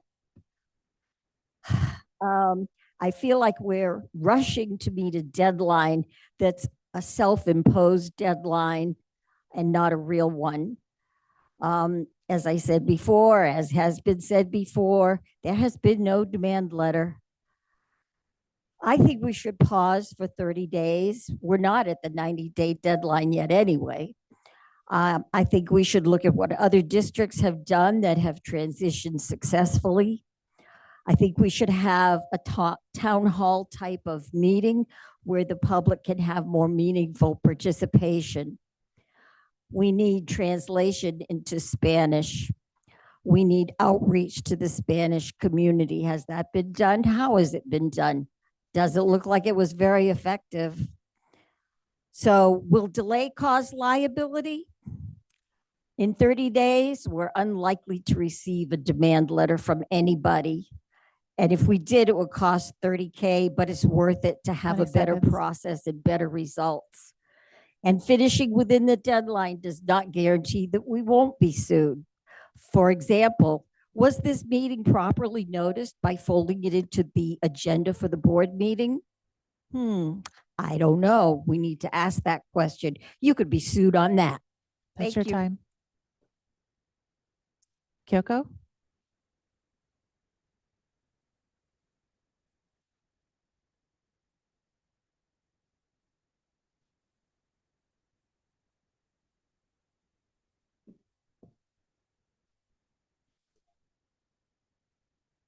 There you go.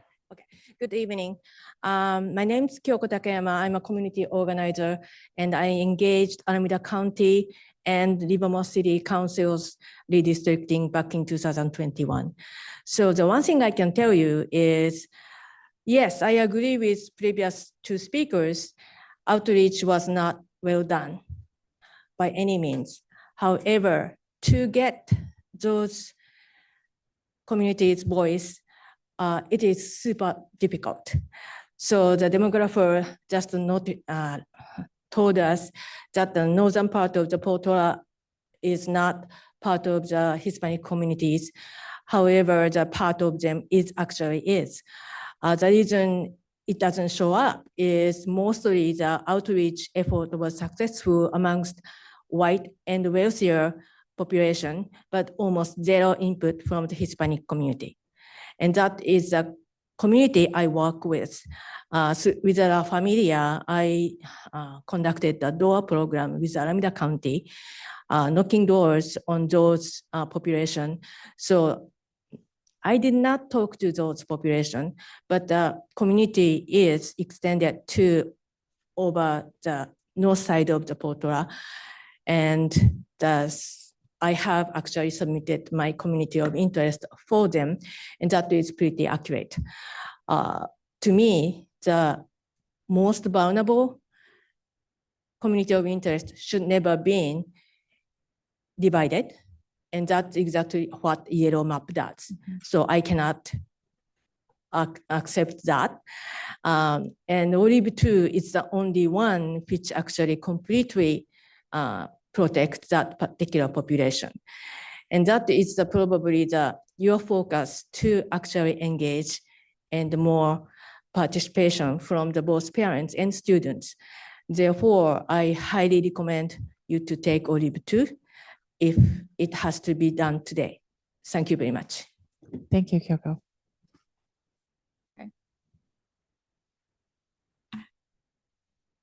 Okay, we have no other comments on this item, and so I'm going to close the public hearing. And then I thought maybe before we move on, we could maybe ask some clarifying questions about the legal ramifications of this, because it did come up a few times. Maybe Harold, I don't know if Harold or Douglas answers. I was about to call you guys Addie and Gabrielle, sorry. Happy birthday, Addie. If you could maybe explain the legal ramifications of this, why we're on such a sort of short time constraint, and what that means fiscally, I guess, for our community. That would be helpful. And then if you guys have any questions any other questions before we move on to the next item, which is the actual adoption of this, feel free to jump in. Yeah, thank you. I'm happy to give at least a brief overview. So the California Voting Rights Act is an interesting creature because since it was created, since it's been on the books, there is a group of plaintiffs' attorneys around the state that go around sending demand letters, essentially, accusing school district city councils and countless special districts of violations of the CVRA. And the way that the law is written, if you receive such a demand letter, you then have 45 days to commit to moving to a by trustee area election. And then if you make that commitment, you then have another 90 days to get through your map process to finish it.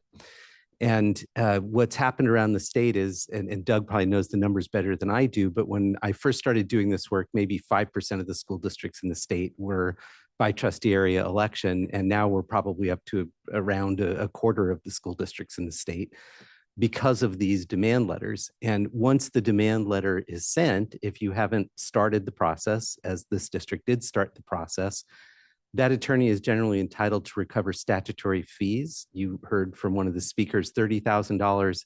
It actually goes up by inflation. So now we're up to about $40,000. So districts are faced with a choice.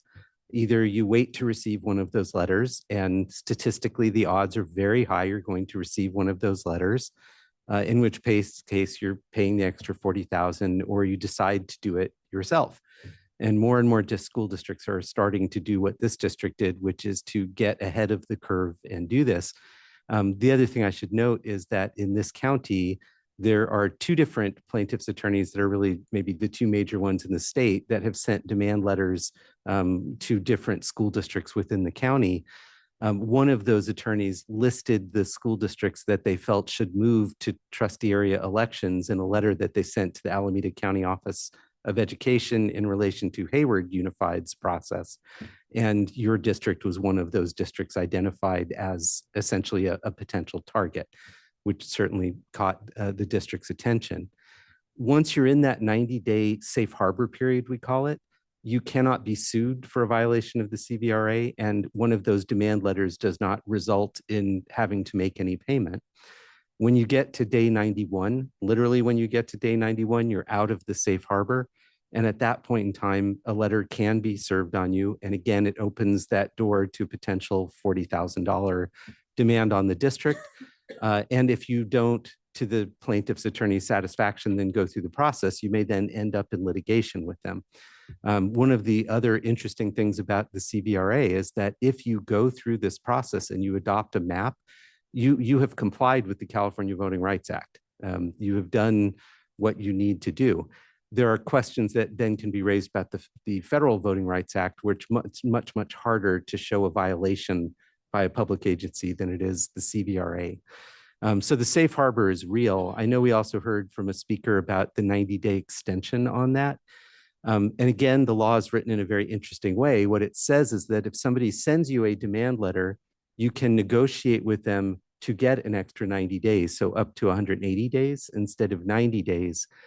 In the time I've been doing this, and I've been doing this for quite some time now, I don't think we've ever successfully negotiated with the prospective plaintiff's attorney to give them the extra 90 days, either because their demands are not something in exchange for that the district wants to do, or if you have a jaded attitude about it, it doubles the amount of time that the plaintiff's attorney has to wait to be paid the $40,000 because it extends the process. I'm not going to comment on which it is. It's one or the other or some combination thereof.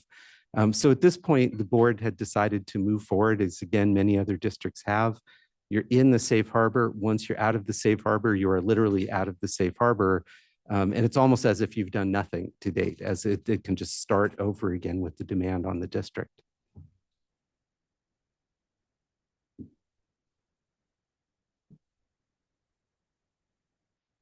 In our conversations, you also refer to or alluded to, well, $40,000, that's just kind of the beginning, because there's many other things that are triggered in that process. Can you talk about that?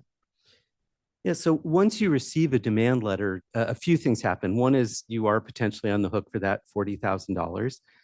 Two is you've now essentially invited the plaintiff's attorney, whoever that may be. And some of these attorneys represent very distinct organizations, and you've heard of the organizations, and others, we don't know who they represent. They claim to be representing particular groups. Once that attorney is involved, they will be more involved with this process, and you won't just be hearing from the public and from one another. You'll be hearing the voice of usually somebody from out of town who is an attorney who's coming in, who may have their own interests, who are going to be advocating for particular approaches. The other thing that happens is that if you don't complete this process now within the 90-day period, you not only are susceptible to a demand, but potentially then that opens the door to actual litigation because you haven't adopted the map. If you get into that actual litigation, one of the interesting statistics is that in all of the litigation in California over the CVRA, a public agency has never won one of those lawsuits. The only one that did got overturned by a later appellate court. So it's essentially an unwinnable case. Regardless of the facts, the way that the law is written, it tilts towards moving school districts in this direction. And again, it's why there's been such a rapid growth in the number of districts that have gone to by trustee area election. And by my projection, probably in the next 4 or 5 years, we're going to see not just 50%, but probably 75% or more of the school districts in the state have gone this way. And again, more and more of them are doing it of their own volition instead of rolling the dice and waiting to see if they get one of these demand letters. And I should note too, once you get the demand letter, there are clocks that start.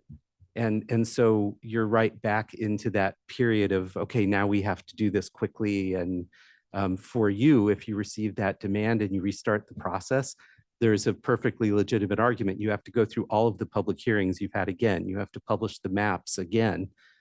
You have to pay your demographer to go through that process again. I would only add to that the 90 days for schools can be particularly bad because it includes summer. So we have had letters arrive in April and the jurisdiction had to do this whole thing over the summertime. And if you think it's hard to get the word out during the school year, imagine trying to do this in the summer and parents go home at graduation and they show up in September and they're now trustee areas. So controlling your own timeline also has advantages of not being stuck over summer. I think one of the criticisms that I've been hearing from the public is the lack of community engagement.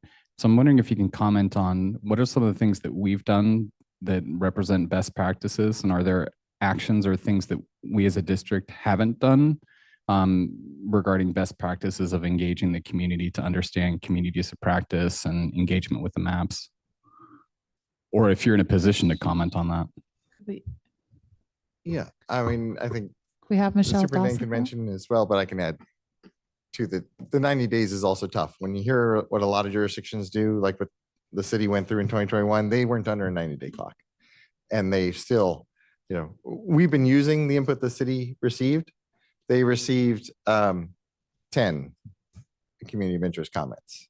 And city councils always get more attention than school boards do in this process. So keep in mind, even when, and the city took 6 months because they weren't under a 90-day clock.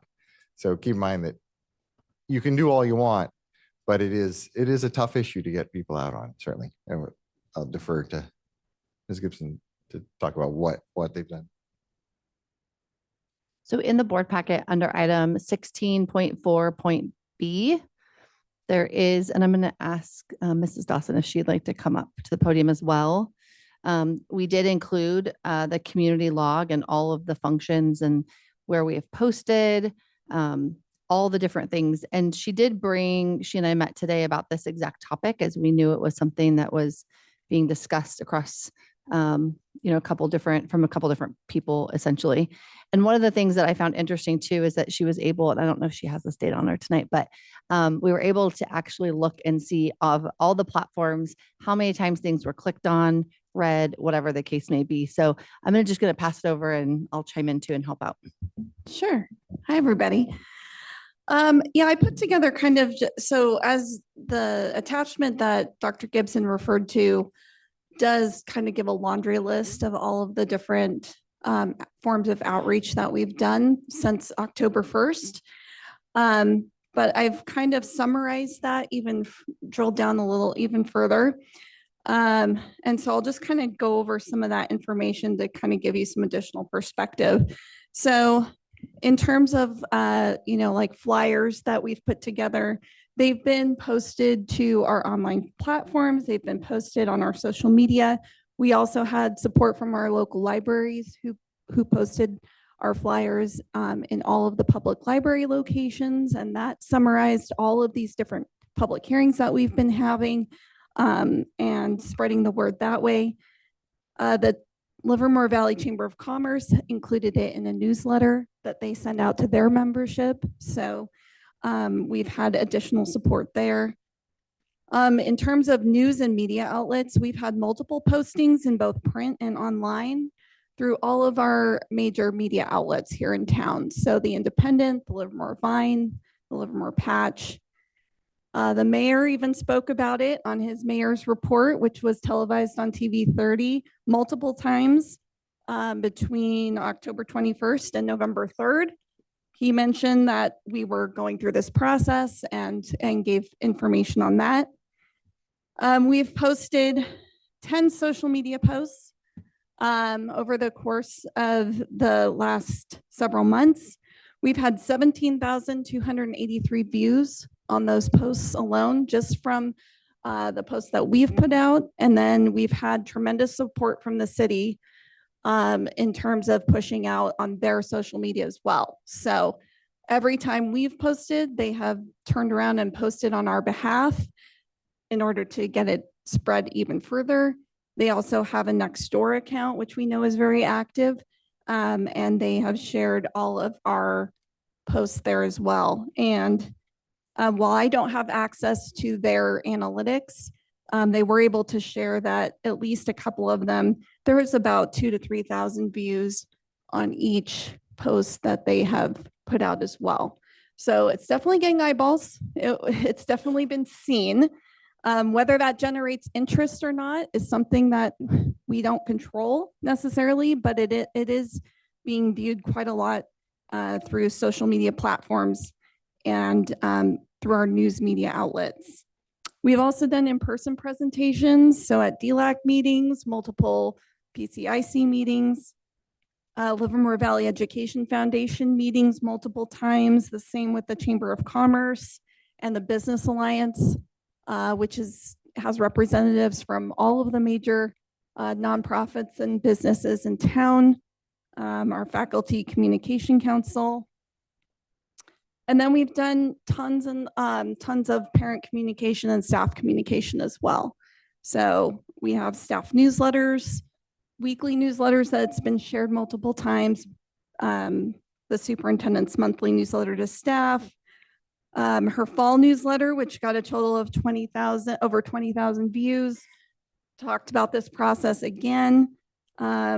We've sent text messages and emails, and every time we do that, we're touching about, 17,000 parents every time we're sharing out. And we've made sure to keep updated on, every time we've added maps, every time we've kind of taken that next step in the process to keep people informed. So that kind of just summarizes how we've reached out. And I've worked with colleagues in other areas who have gone through this and used some of their guidance to help us with ours.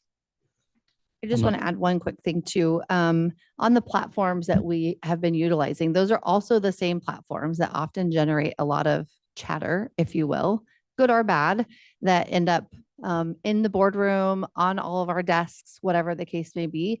Perfect example that I'll refer back to was something that was just firestorm very quickly, was at the beginning of the school year with the drama band theater situation over at LHS. So those are the same platforms that also generate a lot of discussion and conversation that does end up to us that we hear about. So when we can see some of those analytics and some of those functions, and I think our community member Kyoko said it very nicely that it's very difficult sometimes.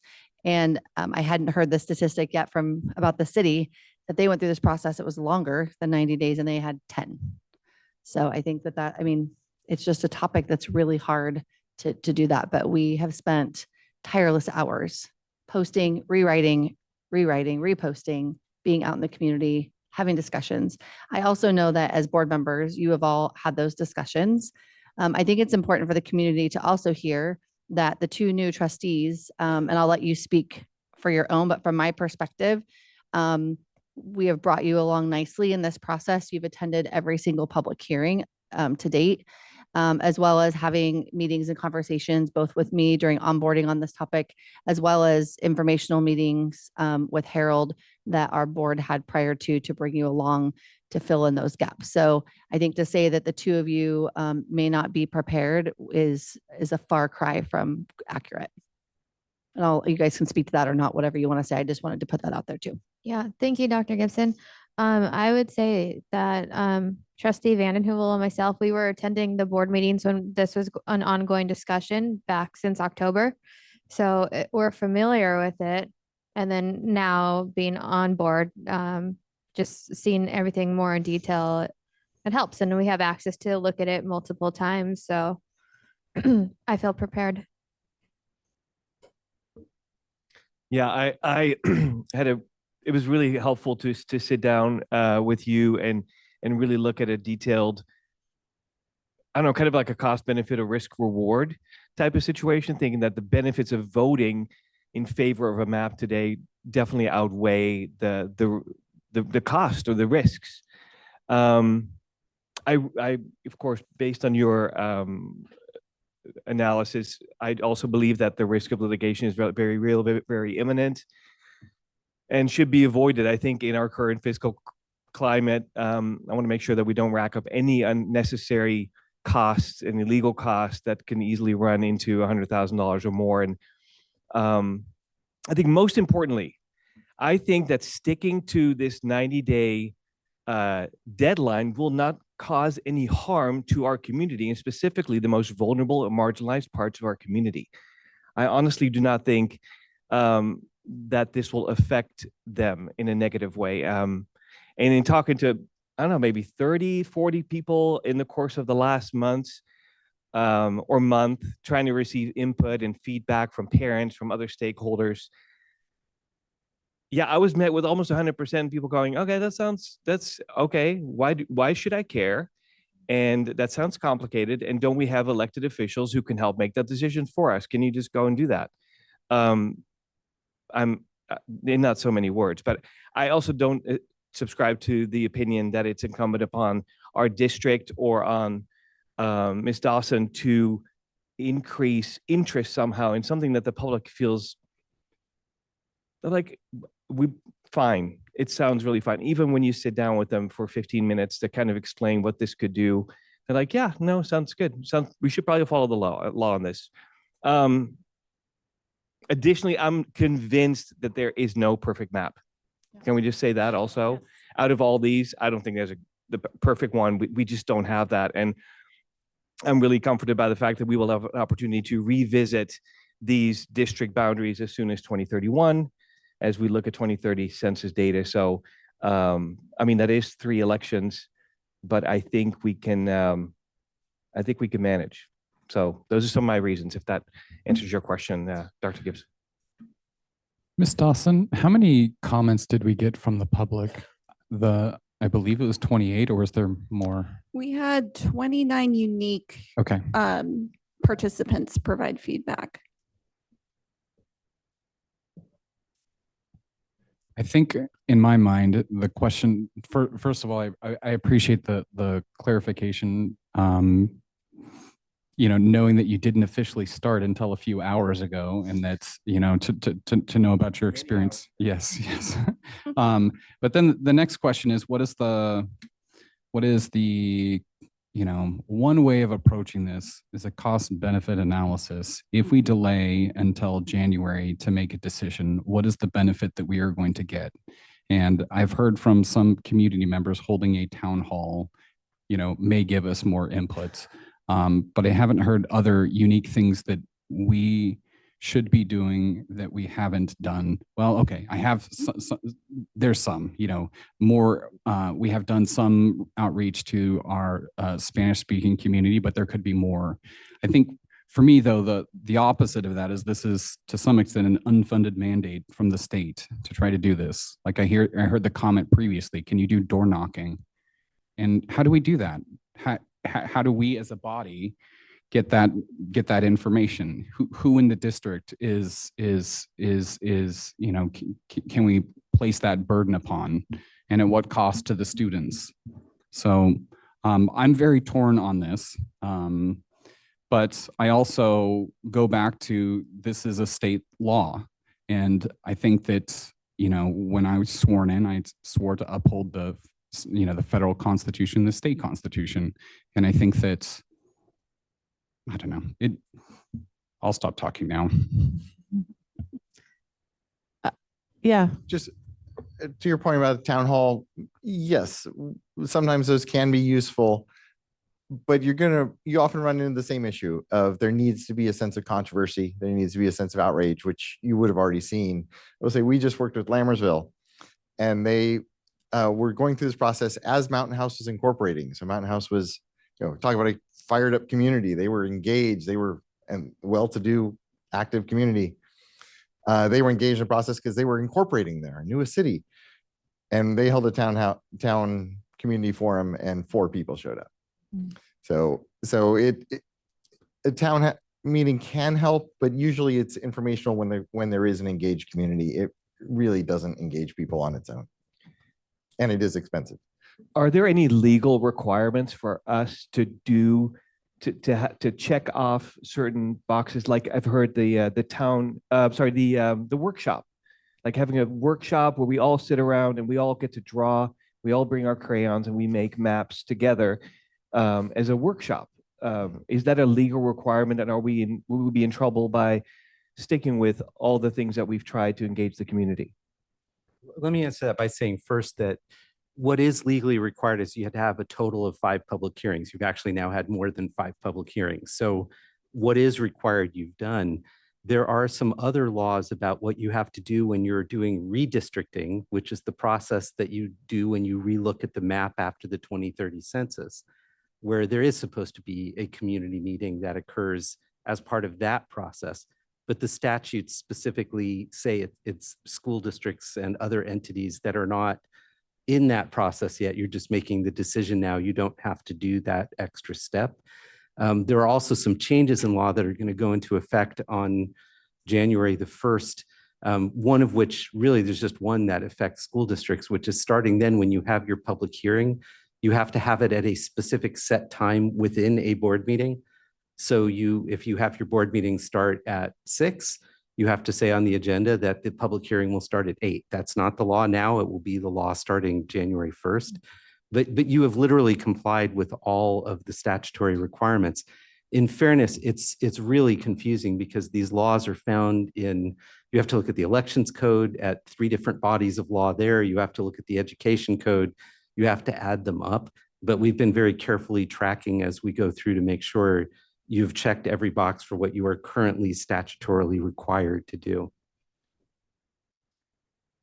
Before we move on to the next item, I did want to make a comment. Kyoko came and spoke with us, and she has been really helpful during this entire process. She is a community organizer here in Livermore and for the county. And I was able to meet with her a couple of times, and she really walked me through this process and helped me to understand and encouraged me to go speak to as many people as I could about this, which I did.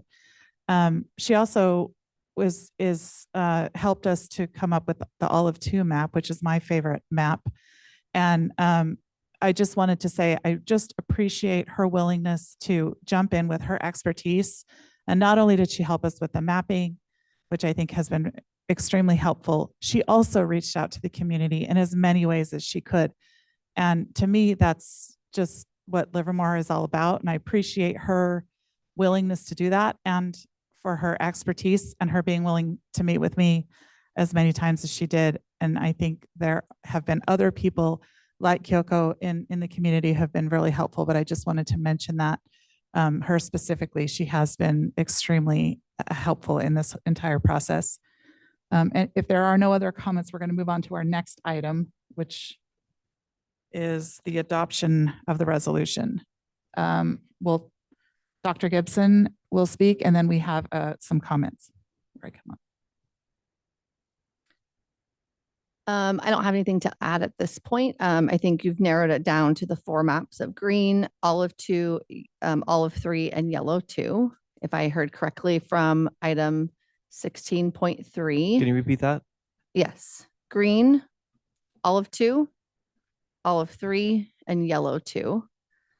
Not to say that you're stuck there by any means, but those were the ones that were discussed as the favorite of everyone at the dais among the board.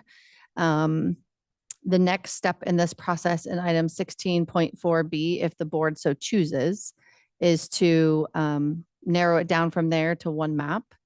And then from there, you would approve the resolution, incorporating that map into the resolution.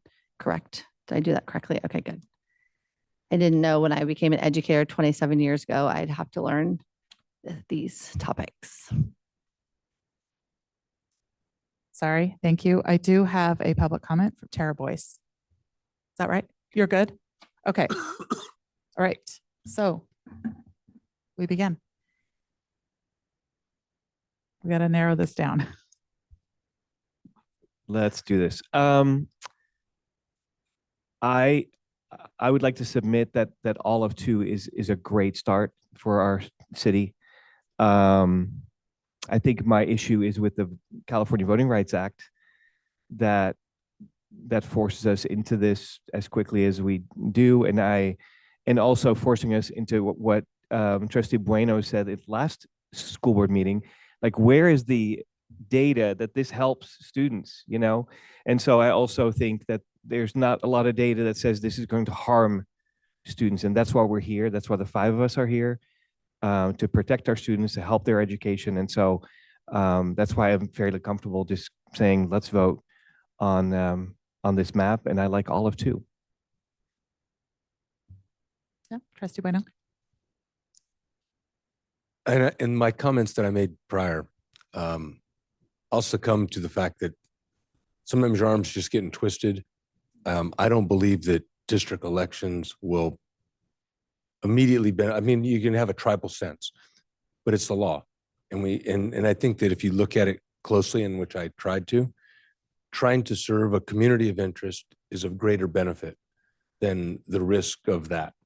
And so you try to make your best adjustments so that you can serve that community. And we were only able to identify, correct me if I'm mistaken, a singular community of interest. The other communities of interest seem to be negligible in terms of their percentages. There was no direct concentrations that we could focus on. And so we focused in on Maryland and Junction in that area. Just a wording thing. It's more, that was a protected class in question. Communities of interest are a different section of the law. okay. But yes, same. You're right in the idea. But yeah. Well, when we were looking at, I mean, the way that the data was broke out, it was broke out demographically. Yeah. And the demographics were to try to keep Maryland and Junction, those areas contiguous so that we could increase the voting percentage in that area. I also believe that looking at equal representation is a key factor. And it's, I can look at olive and I can look at yellow and I can look at green. I see very little difference between olive and green, with the exception that the distribution of school sites within the respective areas is more equal. It's actually very equal under green. But the layout of the map is very close. It's just that by the way it's been adjusted, that little dip, the U on olive 2, cuts out the schools that the people in that area go to. And so you're not going to be able to have one of your moms or your dads or uncles or someone elected from that area. But it's a large area to be elected from for a single school. And for that reason, I think that green achieves that blue core in olive 2 seems to be maintained in area 5 on green. And maybe there's some adjustments. I just like the idea that each district has 3 reps or 3 schools, and that a higher concentration is within the area of concern where we're trying to draw more support. And I think one thing that's going to be remarkable is, because people haven't really seen it, is in the at-large configuration that we're in, we're starting Maryland STEAM Academy. We've brought in millions of dollars in program money and capital money to do the improvements with an at-large system. So, you know, the focus of this board in the time I've been on it has largely been this area to try to improve our students' outcomes. Hopefully, by going to these district elections, we can continue that, if not gain traction. And I don't want to do anything detrimental. And to me, the olive 2, the only component of that I see as detrimental. If it was adjusted, I'd be in full support. But to get closer to having equal representation of campuses within each of the proposed districts. I think we had talked about, with regard to communities of interest, the difference between the northern rural population and the southern rural population is something that we talked about. And so I think Olive kind of stemmed from that conversation about that those are, you know, different, whether they should be part of one or be separate, I think, but recognizing that those are communities of interest that we were trying to pay attention to. And I would agree that everyone's different. Every neighborhood's different. I mean, most of that area, it appears outside of I don't have the district on my thing, but Springtown are largely unincorporated, you know, the rural areas. You know, I mean, we go on the north side all the way out to Morgan Territory, you know, the base of Mount Diablo. So they're very broad. So there might be a common denominator amongst the rural community where it's rich in FFA and some other things that they share, you know. So I don't want to make them like they're a monolith, but there is a lot of commonality in the unincorporated area. And we also have the urban area growth boundary that surrounds the city. I think another argument for Olive 2 is that green happened just by Doug putting it together. And I think Olive 2 kind of represents how do I say it? It had community input to buy into it. So I agree, none of them are perfect. And I agree, if it had equal school sites, then I think Olive 2 there's no perfect, but it might be closer to that. But I think I'll go back to Trustee Vandenhoeven. It's only been hours, so it's good. You're fine. It's late. Comment about, because I think the school site comment is an interesting one, because it gets at what is the community? Is the community around the school site, or is the school site the community? But Trustee Prusso also mentioned that even if you don't have the school site, you're still going to be paying attention to the people. I don't know how you said it. I mean, the people in District 4 that I looked specifically, the communities in District 4 go to Sunset, Smith, Mendenhall, Joe Mitchell, and Granada. So I mean, even though there's one physical school site, you're representing, and Del Val, so you're representing 6 schools. I mean, people who attend 6 schools. So my question is, how important is the actual physical school? Is that more important than the communities that attend the school? You know what I'm saying? Yeah, I understand the point. It's just the pool of people that you have to run, you have to live within that area to run for that area. Mhm. So it could make it difficult. What do you mean? I don't know if I understand what you mean. Well, you have, if you lived right next to, your kids may live, it's hard to see because I don't have the streets on here. But if you lived right within the area, the pink dip down on Olive 2, Mhm. you're correct. Some of those kids go to Sunset, some go to Joe Mitchell. Joe Mitchell is kind of an anomaly because a lot of kids go there from all over because of the IB status. You know, it was a magnet school. But in drawing people to run, I mean, you're gonna have a collective effort. It's just when you are focusing on those school activities, when you're representing the people within a single school. And so you're not going to be visiting Smith, or, you could go there, but it's. Why wouldn't you? I think you're going to, but it's just it's no different than, city councils. I think you're going to be elected from an area, and, But to President Prusso's point, like if you look at the green map, and let's say you live in area 4, probably your kids are going to be at Emma or at Mendenhall. That's a So beige. you right? If you Beige. and Yeah. so you're going to be visiting. If you're the trustee for that area, you're going to be there, and because most of your constituents will have their kids there. So I had not really thought about that, by the way, about not just school sites but school communities. It is Yeah. community. And the green map has a whole area that's just, anything west and south of Mendenhall, east and south of Mendenhall, or Emma Smith, they're all part of that community. They're all part of the District 3 community, so to speak, because those are the District 3 community schools, but they live in District 4. Well, yeah, okay. Yeah, and one of the things that's in that area, we had, before we got rid of Sonoma, we liquidated Sonoma property, which is right by Granada. There was 5 elementary schools. Joe Mitchell was an elementary school. There was 5 elementary schools within a mile and a half as the crow flies.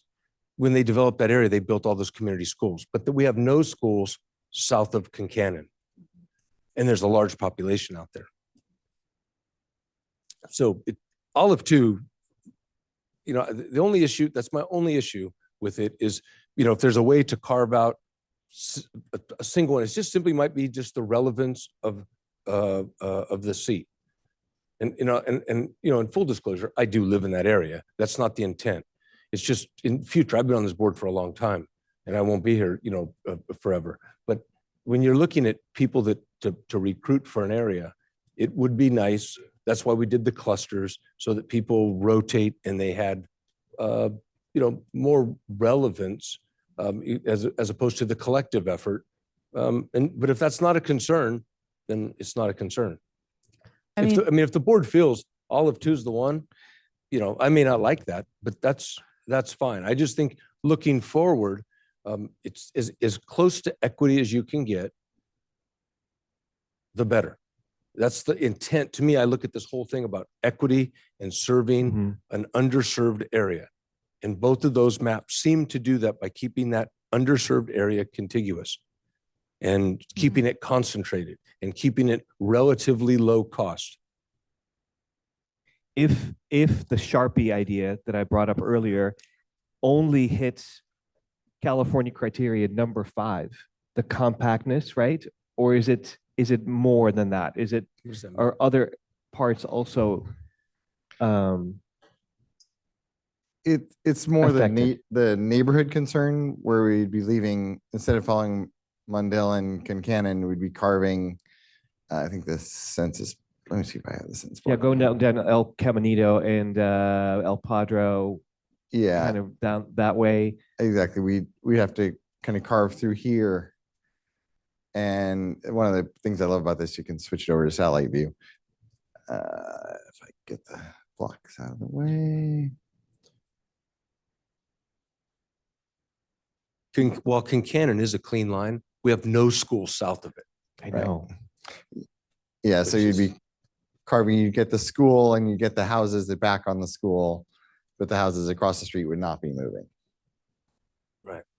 So that's the concern in terms of the state criteria that brings up. And the other piece of it, to make it population balanced, we do the same thing over here. Somewhere else. You have to Yeah, go south yeah. of It's like Kincannon a with a little balloon. the same piece that would again Yeah. carve through one census block of a neighborhood and put that north. That's where that concern comes from. And since, the, this process is already kind of, we're during the election season, right before Christmas, I feel that if we're making another change that would land us between Christmas and New Year's to try to reach that January 1st deadline, I think that to the public would be even more of a like, what are they trying to pull? Like, I don't think that's a benefit. I think that's a more important criterion for me to just say, we've got to come to a conclusion today.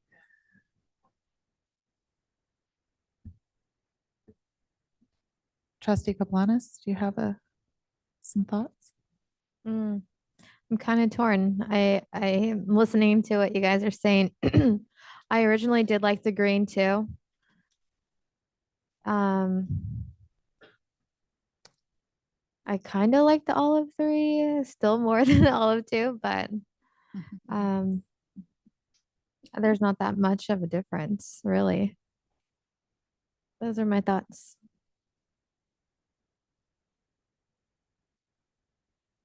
So are we safe to say that yellow 2 is out? I'm going to start backwards the other way That's a then. good idea. Yeah. Okay, so yellow 2 is so. out.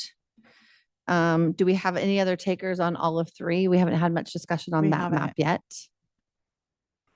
Try and bring this up. Is that one pulled? Is that the one that's up there now? Is olive 3? Okay.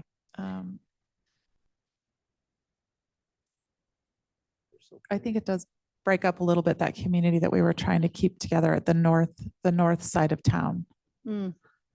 with the little. That little triangle coming down. I think so. Is that a change right there? Yeah. That triangle, Doug? Between 2 and 3? Yes, yes. So just to clarify, there in the city process, there was a north downtown community map submitted, and this was not part of it. Yeah. Which is part of that, but so you can see the What break street there, is it? but So is think that anybody was- stuck that was my or only- really sold on olive 3 that wants to still discuss that one, or can we eliminate that one as well? It's like a multiple choice test. We're going to do process of elimination. I suggest, based on that triangle, that we eliminate all of 3. Okay. Um, So anybody that feels with strongly with the oppose people that live in that little triangle. I travel it daily, and it feels like it's it's cut through by Portola, but I feel like it's part of that area of town. Yeah. And not part of that whole Springtown area. Okay. Anybody feel strongly if we do eliminate that? Okay. Okay, so we'll eliminate 3. So we're down to green and olive 2. I think what it really probably comes down to with those 2 maps is really the schools and how important it is that we have a balance of the schools in that particular. Not a complete balance. Yeah. Not a well, complete- I mean, I will nothing's s- completely I will balanced. say even in the green. More balanced, I should say. In the green, in District 2, their adult ed is one of the schools, which is not a community of interest school, in my opinion, that comes from all around the community. So really the only 2 schools in that district are Jackson and Saco. So even though How about, Lawrence kind of? Lawrence It's on the wrong side of the road. Lawrence is not in that district. I just wanted to point that out. It's, Yeah, actually looking at green for the east side of town, olive two is just much more beneficial for all those constituents who have kids in those schools. With the exception of Livermore High, but that's just how it is. Yeah.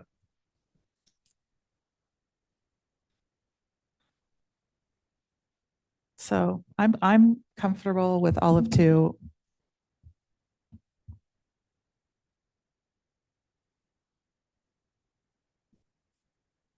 Would you like a motion?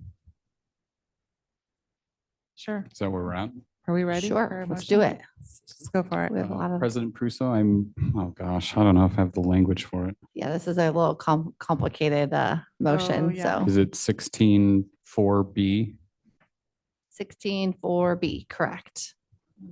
So you're going to approve the resolution that will include whatever map you're motioning to make, correct? All right, well, I'm going to try and then we'll go from there. I move to support the superintendent's recommendation to approve resolution number 20-24/25, which will include olive 2 as a proposed by trustee area map and election sequencing schedule associated with olive 2 map. I second that. So we have a motion by trustee Druin and we have seconded by trustee Vanden Heuvel. Is there any discussion on the motion? Motion. Okay. Ask the clerk if they call a vote. Trustee Bueno, With reluctance, but out of appreciation for the community input, I will vote yay. trustee Kaplanis, Aye. trustee Vanden Heuvel, Aye. myself, aye. President Prusso. Aye. That motion carries unanimously. Okay. Oh. we gotta- Just a reminder for the community, as I mentioned at the beginning, this is an unusual process and that the board's vote is not last. But now there'll be the county committee will hold a hearing and hold their own vote based on the district's petition to them. All right. Thank you. Appreciate you guys being here. And also thank you to our community for your input. Okay, we're going to move on to 16-5. And invite Miss Amy Robbins to come forward. This is the approval of an MOU.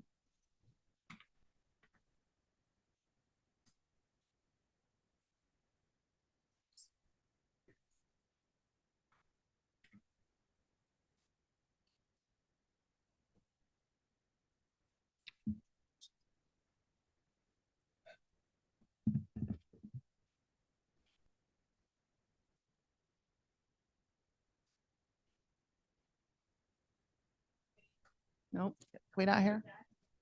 it died.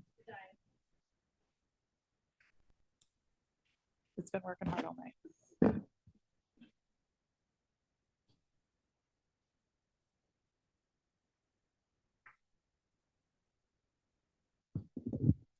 There we go. Good evening, President Prusso, Superintendent Gibson, and members of the board. Tonight, I bring to you the approval or approving the memorandum of understanding with the Livermore Education Association, or LEA, regarding the administrator designee.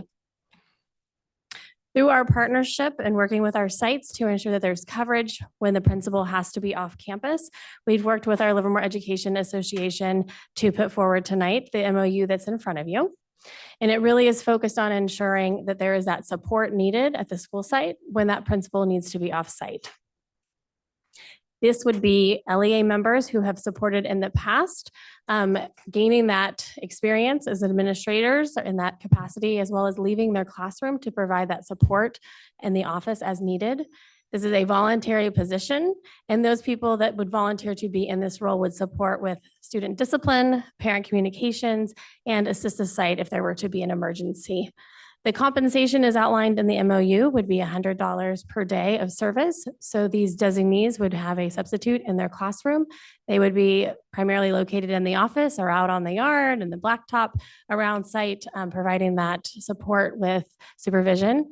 And the $100 compensation would be to support them as they work in this role, supporting our administrators and ultimately the operations at the site. So it is the superintendent's recommendation to approve the memorandum of understanding with the Livermore Education Association, or LEA, regarding the administrator designee. I have no comments on this from the public. Any questions or comments from the board? If not, I would entertain a motion. Turn on my microphone. Okay. What did you ask? No, I was kidding. Following the recommendation of the superintendent, I move to approve the memorandum of understanding between the LEA regarding administrator designees. I'll second. Oh, you can have it. Okay. We have a motion by trustee Vanden Heuvel, seconded by trustee Kaplanis. Any discussion on the motion? I'd ask the clerk to take roll. Trustee Bueno. Myself, aye. Trustee Vanden Heuvel. Aye. Trustee Kaplanis. Aye. President Prusso. Aye. That carries unanimously. And now we're on to 16.6. Gonna invite Dr. Tori Gibson to present to us the restructure of management and cabinet positions. So just a little bit of background first as I walk you through this item. So on or around August of 2022, there were two positions created at the district office, the executive director of special education and the executive director of human resources. The special education department has really faced some challenges over the course of the last few years. We're seeing a huge uptick in our identification rates, and I would say probably somewhat of a slight dismantling of our intervention programs. Having special education sit at the cabinet level is something that we are drastically missing here in this district. It's something that has not happened in the past. And I'll walk you through how that change could positively impact us. There we go. Oops, sorry. I forgot when I hit the button. I'm not looking at my screen, so I'll look up there. Okay. The assistant superintendent of special education would be dedicated oversight at that cabinet level that would sit here at the dais and be accountable for all the programming, litigation, and so forth. It's a strategic direction that we have as a board and as a governance team, with myself included in that, have put as part of my goals for this year. And it will honestly be an ongoing goal probably for the next 5 to 8 years, to be realistic with the amount of things that we need to be working on in our special education system. It'll have clear accountability. It'll help us ensure better compliance. And it's a high level role that will work both with myself and other cabinet members as we really need to work strongly in connecting our assistant superintendent of educational services with this new position. We have to start building a bridge between our gen ed classrooms and our students with special needs. And when I say student with special needs, that's not always our lowest level students either. We have a lot of GATE students who are classified in that realm as well, which then also includes educational services as we support teachers and provide training to them at all levels on how we scaffold up and down the system for all of our students in our classrooms. The assistant superintendent of human resources, currently in our human resources department as a whole, and this is across the state, we have a huge increase in legal requirements with hiring. We have mandated state level reporting like we've never had prior.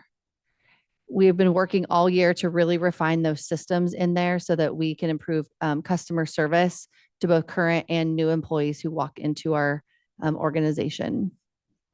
It ensures compliance, and it also provides another layer of support. One of the biggest issues that we are facing right now, and we will get there, even though it's 10:09 at some point, Ms. Wasley will get to walk us through our first interim budget as we're all a little fried, but that's okay.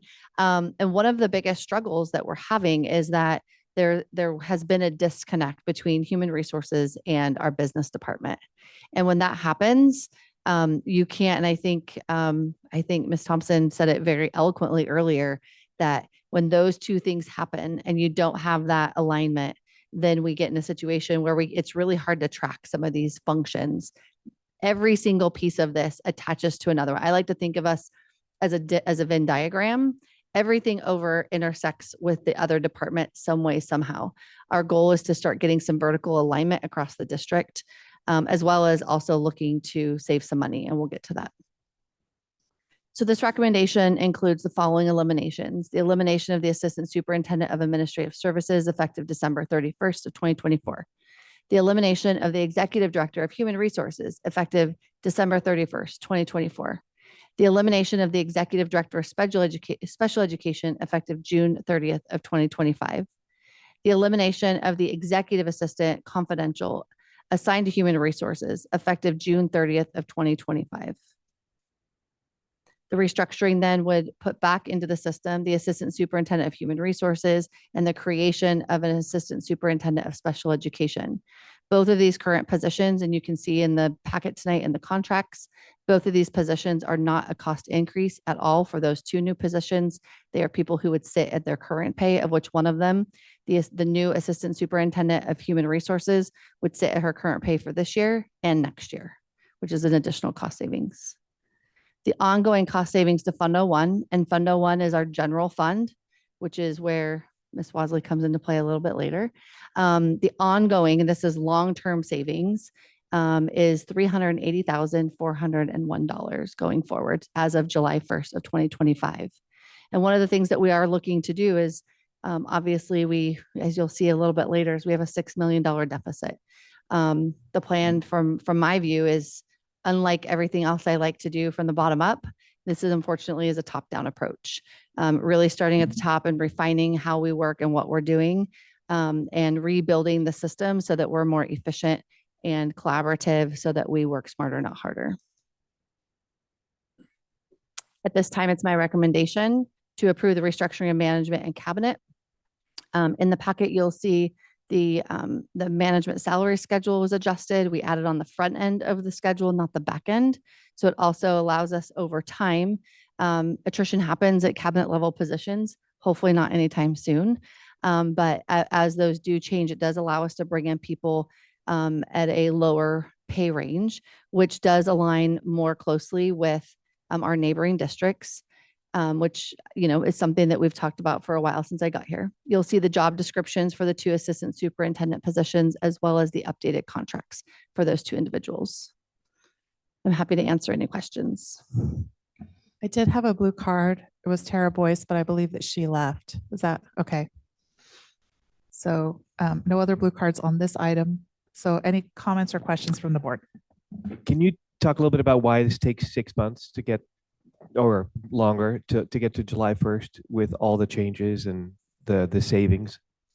So we have some people still in those positions currently, and those are all built into the budget as of now. So those positions, all administrators get at least a minimum of a 1-year contract that we, unlike corporate America, we are subject to ed code rules that force us into kind of handcuffing ourselves from July 1 through June 30th. It's a great question. I have a couple questions. So regarding the Assistant Superintendent of Special Education, it calls for, quote, general administration, standard administration of administrative service credential with appropriate basic credentials.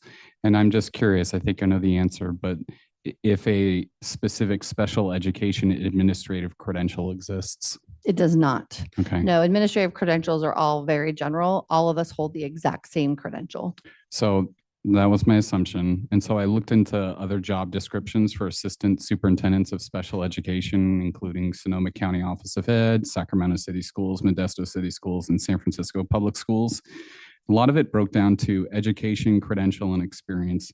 Education, master's or equivalent in a related field, credential holding the credential that you just described. And so for me, the big was the experience. And a lot of them use very similar language along the lines of any combination of education and experience that would likely provide the knowledge and abilities is qualifying. I'm interested in that kind of language because having somebody that is in charge of all of special education, to what extent is it important that they have, or tell me about the choice to not say something along the lines of must have a special ed credential, must have 5 years in special education. So I recognize that administration is something different, but there's administrative skills and then like content area specific skills. So can you just talk to us a little bit about why it was designed the way it was and why you think that's the right choice for the position for this district? Absolutely. So as an administrator, you come up through the ranks. Often the pecking order, if you will, from the bottom up is you're usually a vice principal. Typically, you become a principal. Sometimes you're a principal at multiple levels, whether it be high school, middle, elementary. Some people do all three. And then you work your way up. And depending on the district, it's coordinator, director, assistant superintendent. Along the way in all of those processes, even if you start as a teacher, as a counselor, you're still working with special education students at all times. All students belong to each of us as an educator on a school site. And so as you come up through the ranks, especially coming from a principal role, you are in charge of special education at your school site.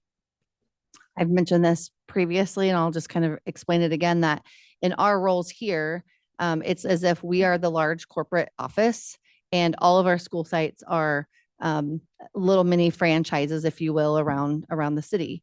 And as a principal, you wear many hats, and one of them is special education. You are in charge of all of your IEPs. You're in charge of the instruction that your students get, whether it's gen ed or special ed. You're in charge of scheduling all of those. You're in charge of scheduling all of your aides, all the functions. At the same time, and it's not that having a specific special education credential isn't something that is desirable. However, first of all, they're few and far between usually. But more importantly, having somebody who sits in a role, if you were a successful principal along the way, you also have the other lens of the other side of the gen ed side of the house. And those two pieces have to speak to each other in order to create a successful system along the way. So it's not that it's good to do it one way or the other. I would just say that having somebody in a high level special education credentialing role, they're going to have the same administrative credential that everyone else. There is not a specialized credential for that. So maybe they were, let's say they were a mod severe teacher or a speech therapist. The only difference that they're going to have is that lens that they had while they were in that role. Coming up through the ranks to get to an assistant superintendent level means that they've had multiple other things along the way as well. No different than somebody coming from the gen ed side, if that explains that. Yeah. And the new job description does say master's degree and 5 years experience in a special education environment. So would you consider being a principal as that? Yes. Because I think part of me thinks there's a difference between, being a restaurateur and being a chef and understanding the ingredients that are required to make something be successful. And so I think that, part of me is concerned. I mean, in an ideal situation, you have someone with administrative level expertise as well as special education level expertise. But as we just saw with our maps, we can't get everything all the time. And to some extent, it's important to be open to people that, are stellar on one or the other. So I appreciate the clarification. Sure.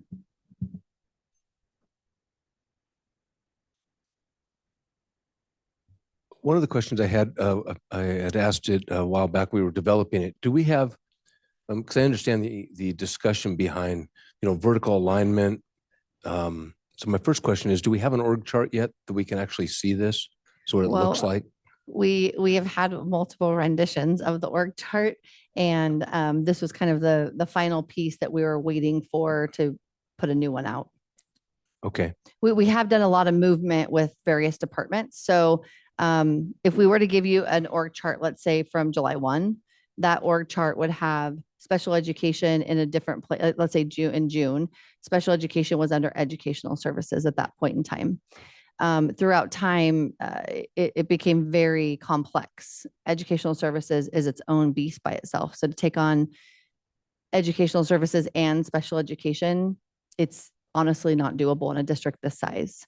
So when I came on board, we started internally making some of those movements to start some of that vertical alignment over time. There were many things that were under administrative services that truly were just, it was just kind of a catch-all position. So things that really align with business were not under the business department, including bond, MOF, tech, what else am I missing? Those are the big three. Those are the big three. Those all traditionally sit under business. So we moved those over there. We moved student services and wellness coordinator under ed services, because what was happening is we had 3 directors of ed services under, let's say, Michelle, and then we had 1 director of student services over here. Well, all 4 of those directors have to align, and they need to funnel up into one vertical alignment. So we made that adjustment. They also work very closely with our wellness staff that is part of our educational services department. So we moved that.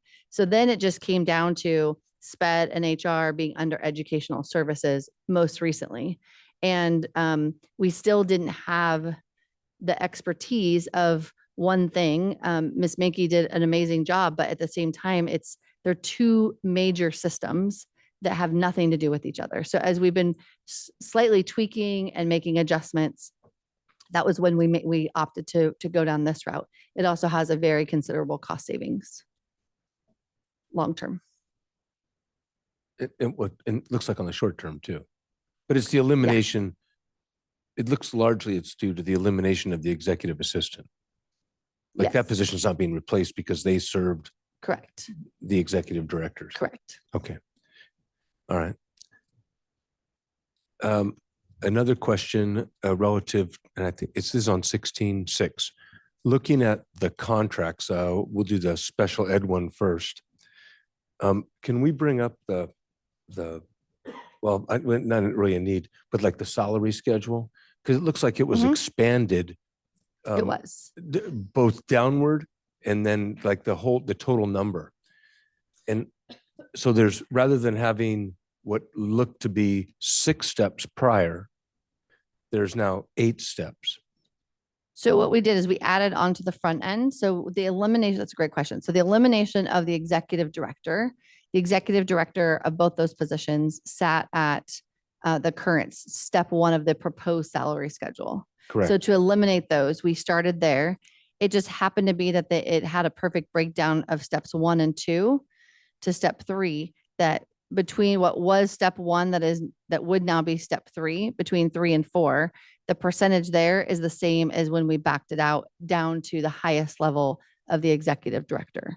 So by eliminating the executive director, we then we'll start the salary schedule here. There's no downward movement. It's just across. So it's an 8-step system. And then we just changed it from letters to steps by number. If that makes sense. So I understand the rationale behind it. Mhm. But when I look at the language within each of the respective contracts, we'll go back to that one, the human resource one. Mhm. When we go to that on page 2 of 7, item 3.2.2. Hold on one second. Let me get there. We're on.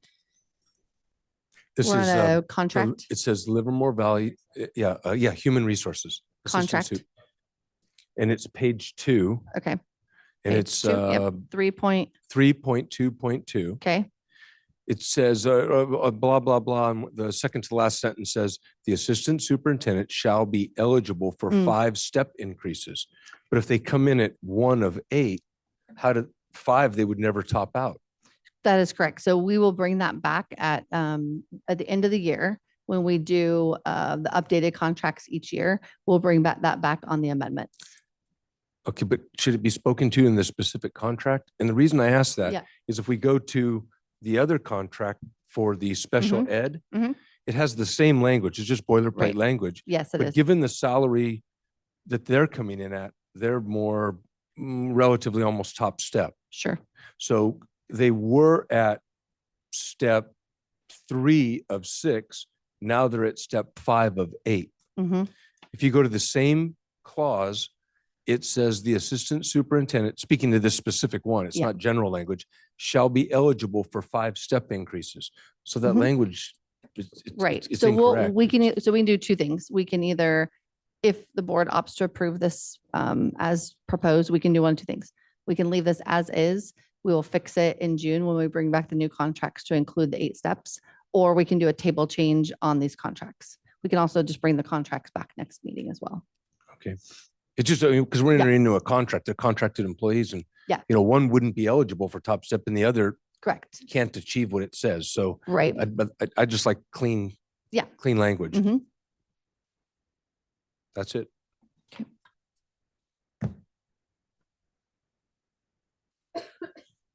Anyone else have any comments? We could, do you want to make a motion with an amendment? Is there a way that we could, I'd like to get it moved. Yeah. That we could do it and then perhaps you could come back to us, with just, I think that if because they are individual contracts, they're not They are. boilerplate. It's not like when we do an organization, these are specific to the Right. employee. That if we could literally clean up the language and say, Yeah. and it's just contractual language. Of course. With the special ed one, it's gonna have to say, we'll be eligible for a maximum of, it looks to be 3 steps. Well, but it's going to depend on, no, this was written actually from an attorney from a prior contract. This is the same contract that we've used for prior people when we had 5 steps. So it's a maximum of 8 steps access, depending on where we put people based on that. So we wouldn't necessarily change that number, but we can definitely have Michelle Cannon look at that and get some it more clear. discussion. Yeah. Mhm. Yeah, that's no Which is, problem. I'm concerned what because if- it doesn't say, it doesn't say may or can. It says the assistant superintendent shall be eligible for Mhm. 5 steps. So to me, it's imperative that 5 steps exist. If they don't exist, then we're unable to meet the contract. And more Right. importantly, the other superintendent in HR would never be able to get to top step. And top step allows them to achieve longevity. Mhm. And so they would never be eligible. Right. And I think the way that the attorney wrote this, though, is how many steps are eligible total for that job title. So as an example, Miss Mankey's, well, actually, all 3 of the assistant superintendents have this exact same language in their current today contract of 5 steps access. So all of those are going to have to be fixed. The step isn't written based on where we place them on the step when they come in. It's based on how many steps are access to them. That's how the attorney Mhm, wrote it, mhm. if that makes sense. Yep. Yeah, and that would be language that would say something like, upon placement, they'll be eligible for an annual step based on Sure. whatever, to a maximum of 5, Correct. not to exceed level 8 Right. in this. Correct. And that's And- something and I I- can definitely take back to our that attorney because amendment. this is all drafted by them. So we can Right. bring back an amendment to the next meeting. That's no problem. Yeah, I do want to move it. I just want to make sure Yeah. that we're not, because we're going to vote up to approve a contract. And once we vote to approve a contract, unless there's a contingency in it, it's approved. Yeah. We'd have to Okay. come back and revoke the contract. I don't want to do that. Yeah. Agreed. And I also want to put someone in a situation where they can't achieve Yeah. what's written. Mhm. Okay. So I'm comfortable however you would like me to do it. We can bring back an amendment is probably the cleanest way to do it. We can just bring back a whole nother clean contract in January, approve these with the motion being that we bring back another one. Contingent. Yeah, I mean, on- we don't have another meeting before January 1st. No, I so- understand. And we want to keep them That's good. why we want to move this. Yeah. Okay. But I see what you're saying. I will get with legal and figure out what language they prefer in there. Mhm. Okay. Do you want to make the motion? Sure. And we're going to do this one. It's, well, we can do these because they are different You can make the motion though for the entire Yeah. packet, for the entire item. for the because- entire thing. Yeah, Yeah. because wanna without do it one, you for- can't for- have the If you go other. to 6.0, it says it right there, recommendation. 16.6. 16.0. 16.6 A through E. Yes. Yes. Yep. Yeah. And my thing's not coming up. I'll just say it. I move in support of the superintendent's recommendation on item 16, which the approval of the memorandum of understanding for the 2 things, the salary schedule, contingent upon contractual language changes that are consistent. With the salary schedule. Because you may have to amend one or the other of both. And that's A through E. Excuse me? And that's A through E. A All through of- E. Yeah. 16.6 A through E. Yes. Yes. 16.6 Alpha A through E Edward. I second. Okay, so we have a motion by trustee Bueno, seconded by trustee Vanden Heuvel. I'm gonna get it. I've been I practicing think we for need a 3 quarter months. jar for this. Is there any discussion on the motion? I think we got the motion down correctly. I'd ask the clerk to please take roll. Trustee Vanden Heuvel. Aye. Trustee Kaplanis. Aye. Trustee Bueno. Aye. Myself, aye. President Prusso. Aye. That motion carries unanimously. All right, here we are. Finally to we're going to turn the time over to Ms. Kayla Wasley for the approval of the first interim financial report. Got it. Sorry, we're having major technology issues. Slow. Just 1 minute. There's some little bit of technical difficulties.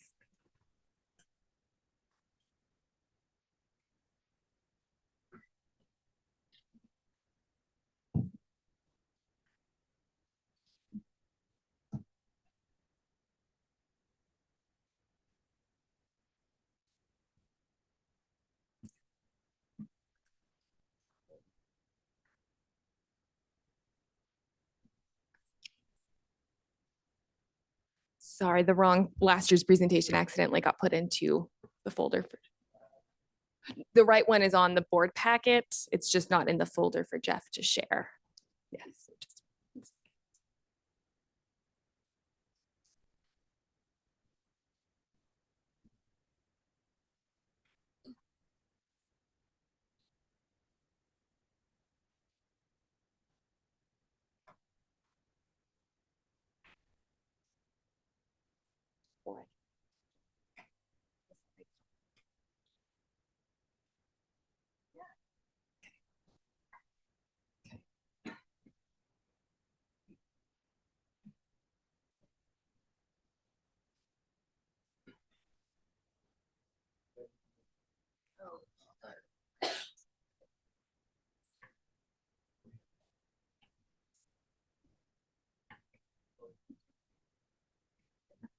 I'm just trying to get there, unfortunately being.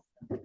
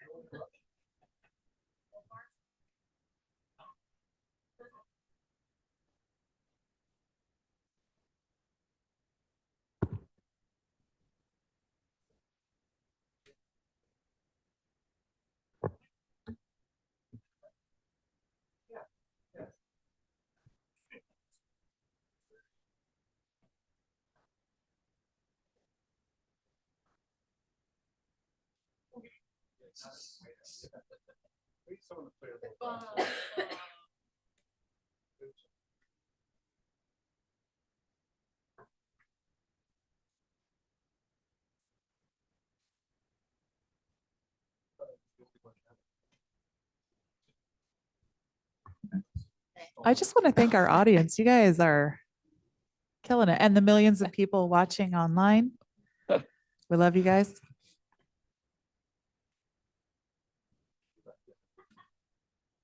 Yeah, we have those on our TV. Yeah, is that?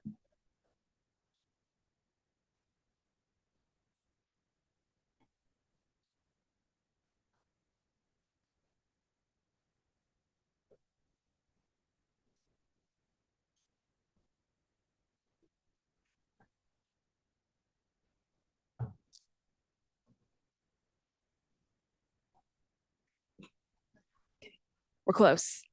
I think we're just getting it up on the screen. There we go. I was like, wait a minute, that doesn't look like my new slideshow. So sorry, this is, I think, what happens when you present at 10:30. So good evening.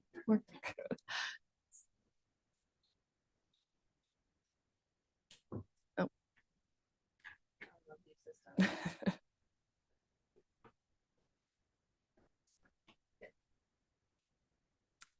Okay.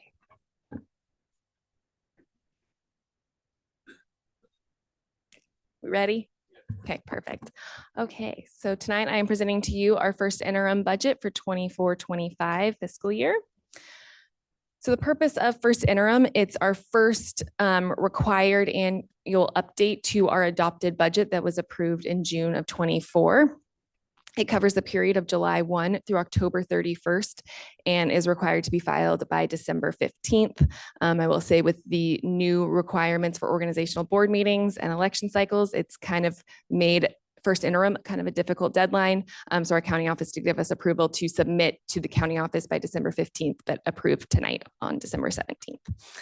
And then our next update will be second interim, which covers July 1st through January 31st and is reported on by March 15th.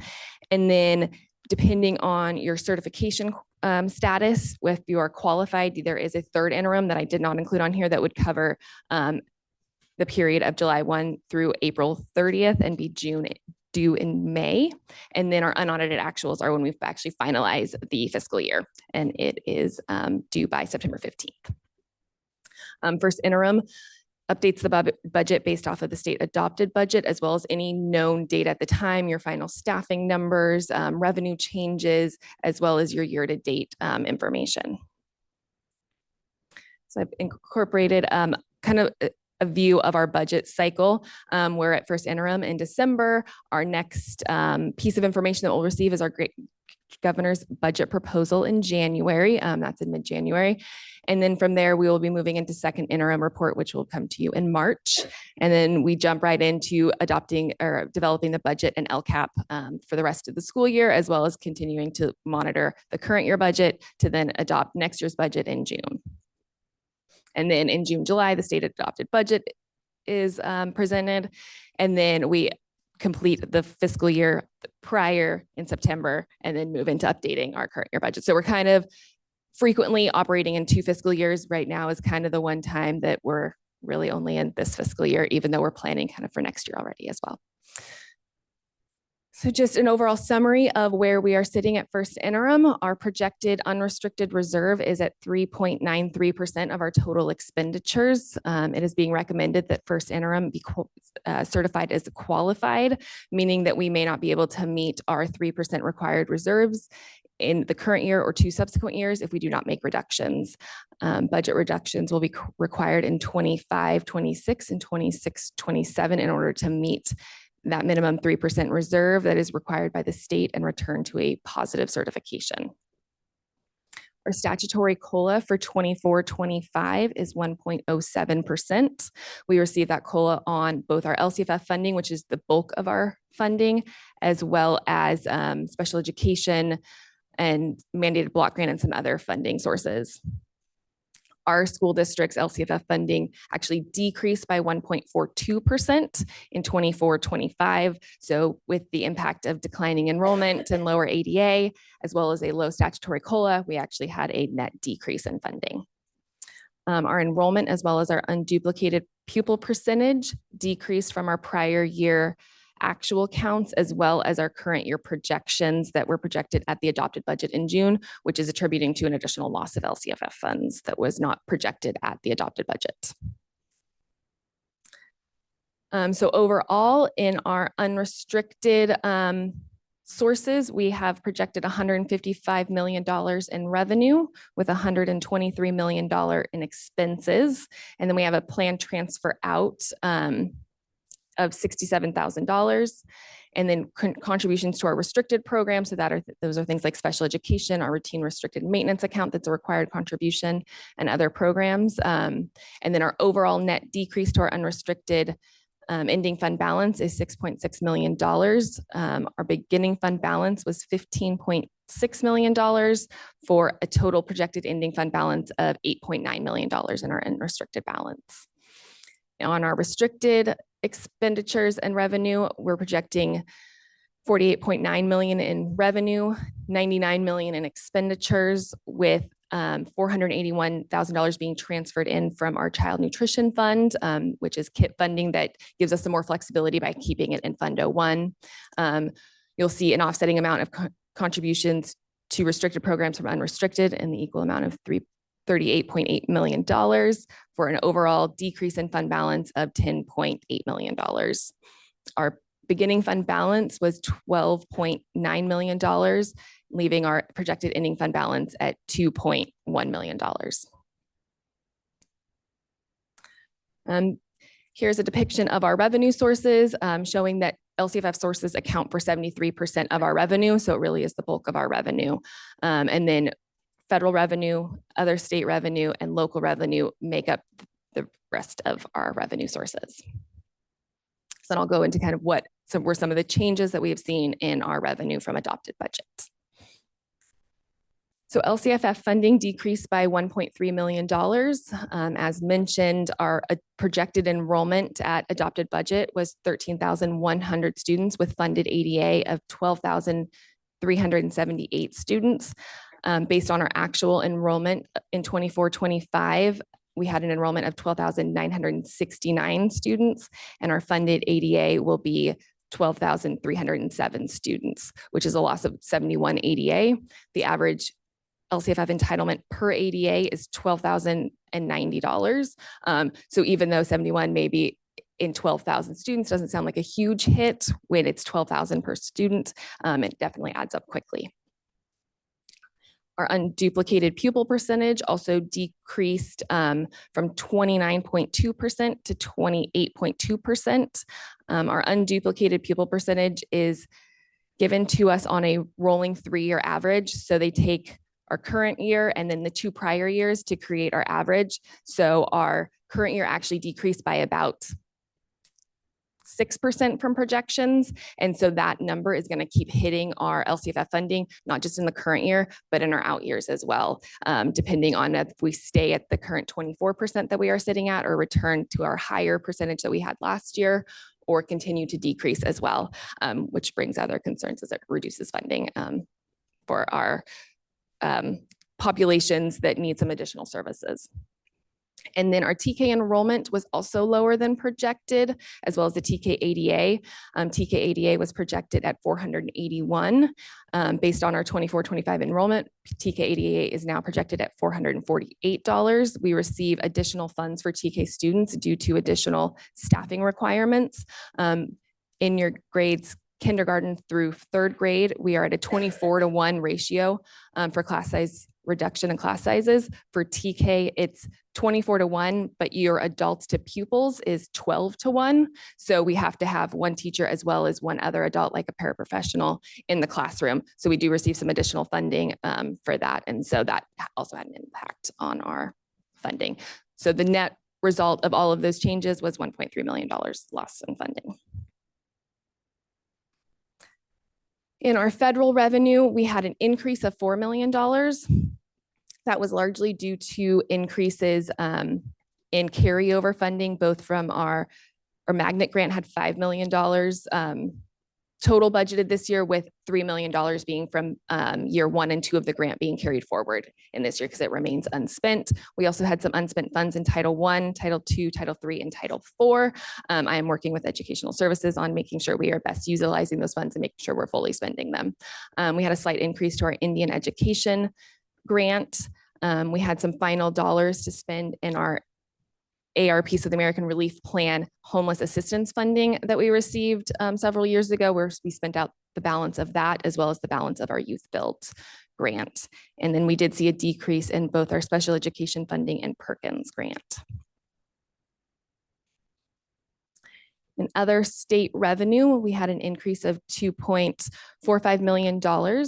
I listed all of the programs that had increases. Some of the larger ones were our mandated block grant, lottery, ELOP, our UPK planning grant, that's a grant that we received several years ago that we recognize the unspent revenue each year. There are two different types of funding sources that you can receive as a school district. You either have a grant that has an unearned revenue type. And so if you don't spend that entire grant within that school year, you don't recognize it as revenue until the following fiscal year when you spend it. And so if you have a grant that you have 5 years to spend and it's $500,000 and you only spend $100,000 in the first year, $400,000 would carry forward as revenue potentially for the next year.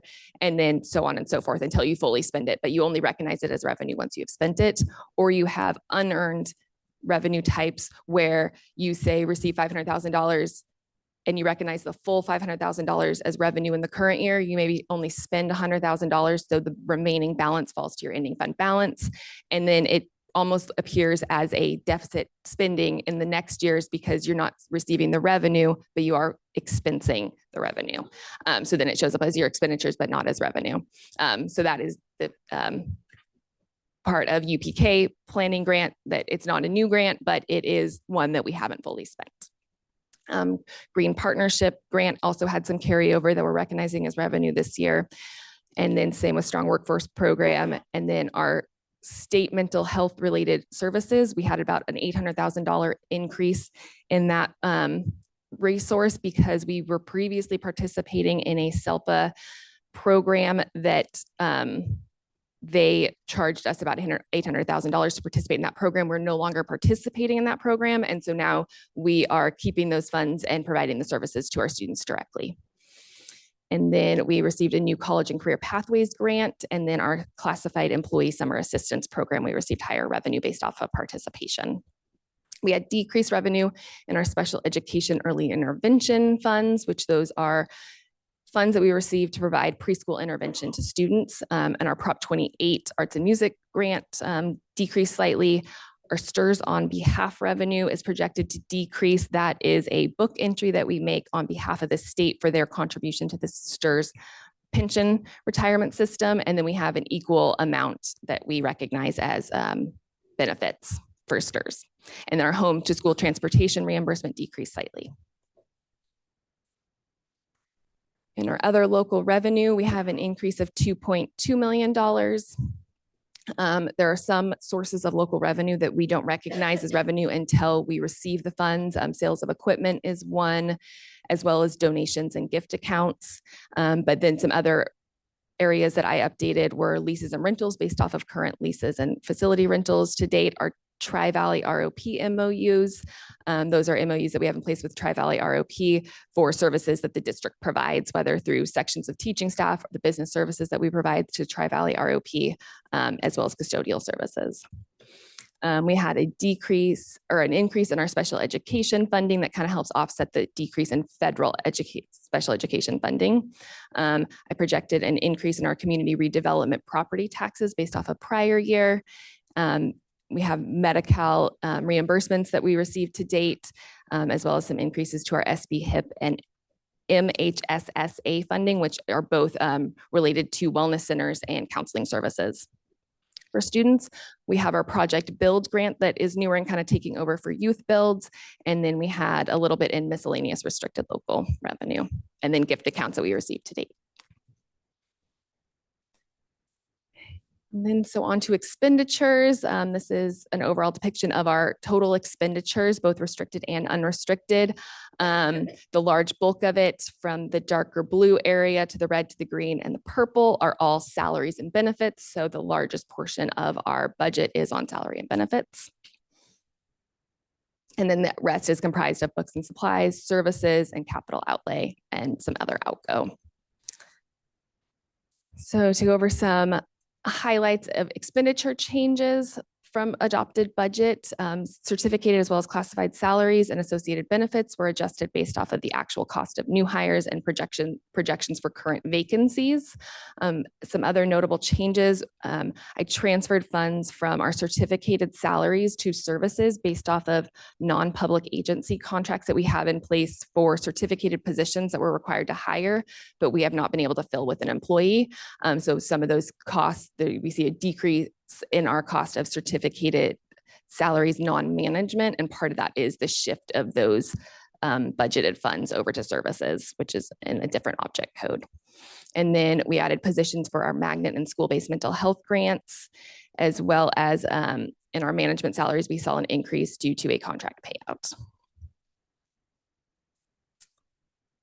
In books and supplies, we had an increase of $9 million. That was pretty much all in restricted categories. We had carryover in ELOP, Title I, Title III, and Title IV, as well as our magnet and school-based mental health grants, our UPKA planning grant, our restricted lottery, Prop 28, KIT funds, an A to G learning loss, ethnic studies, Medi-Cal, and gift accounts. So all of those are restricted sources that roll forward, and then we budget them based off of the needs of the program.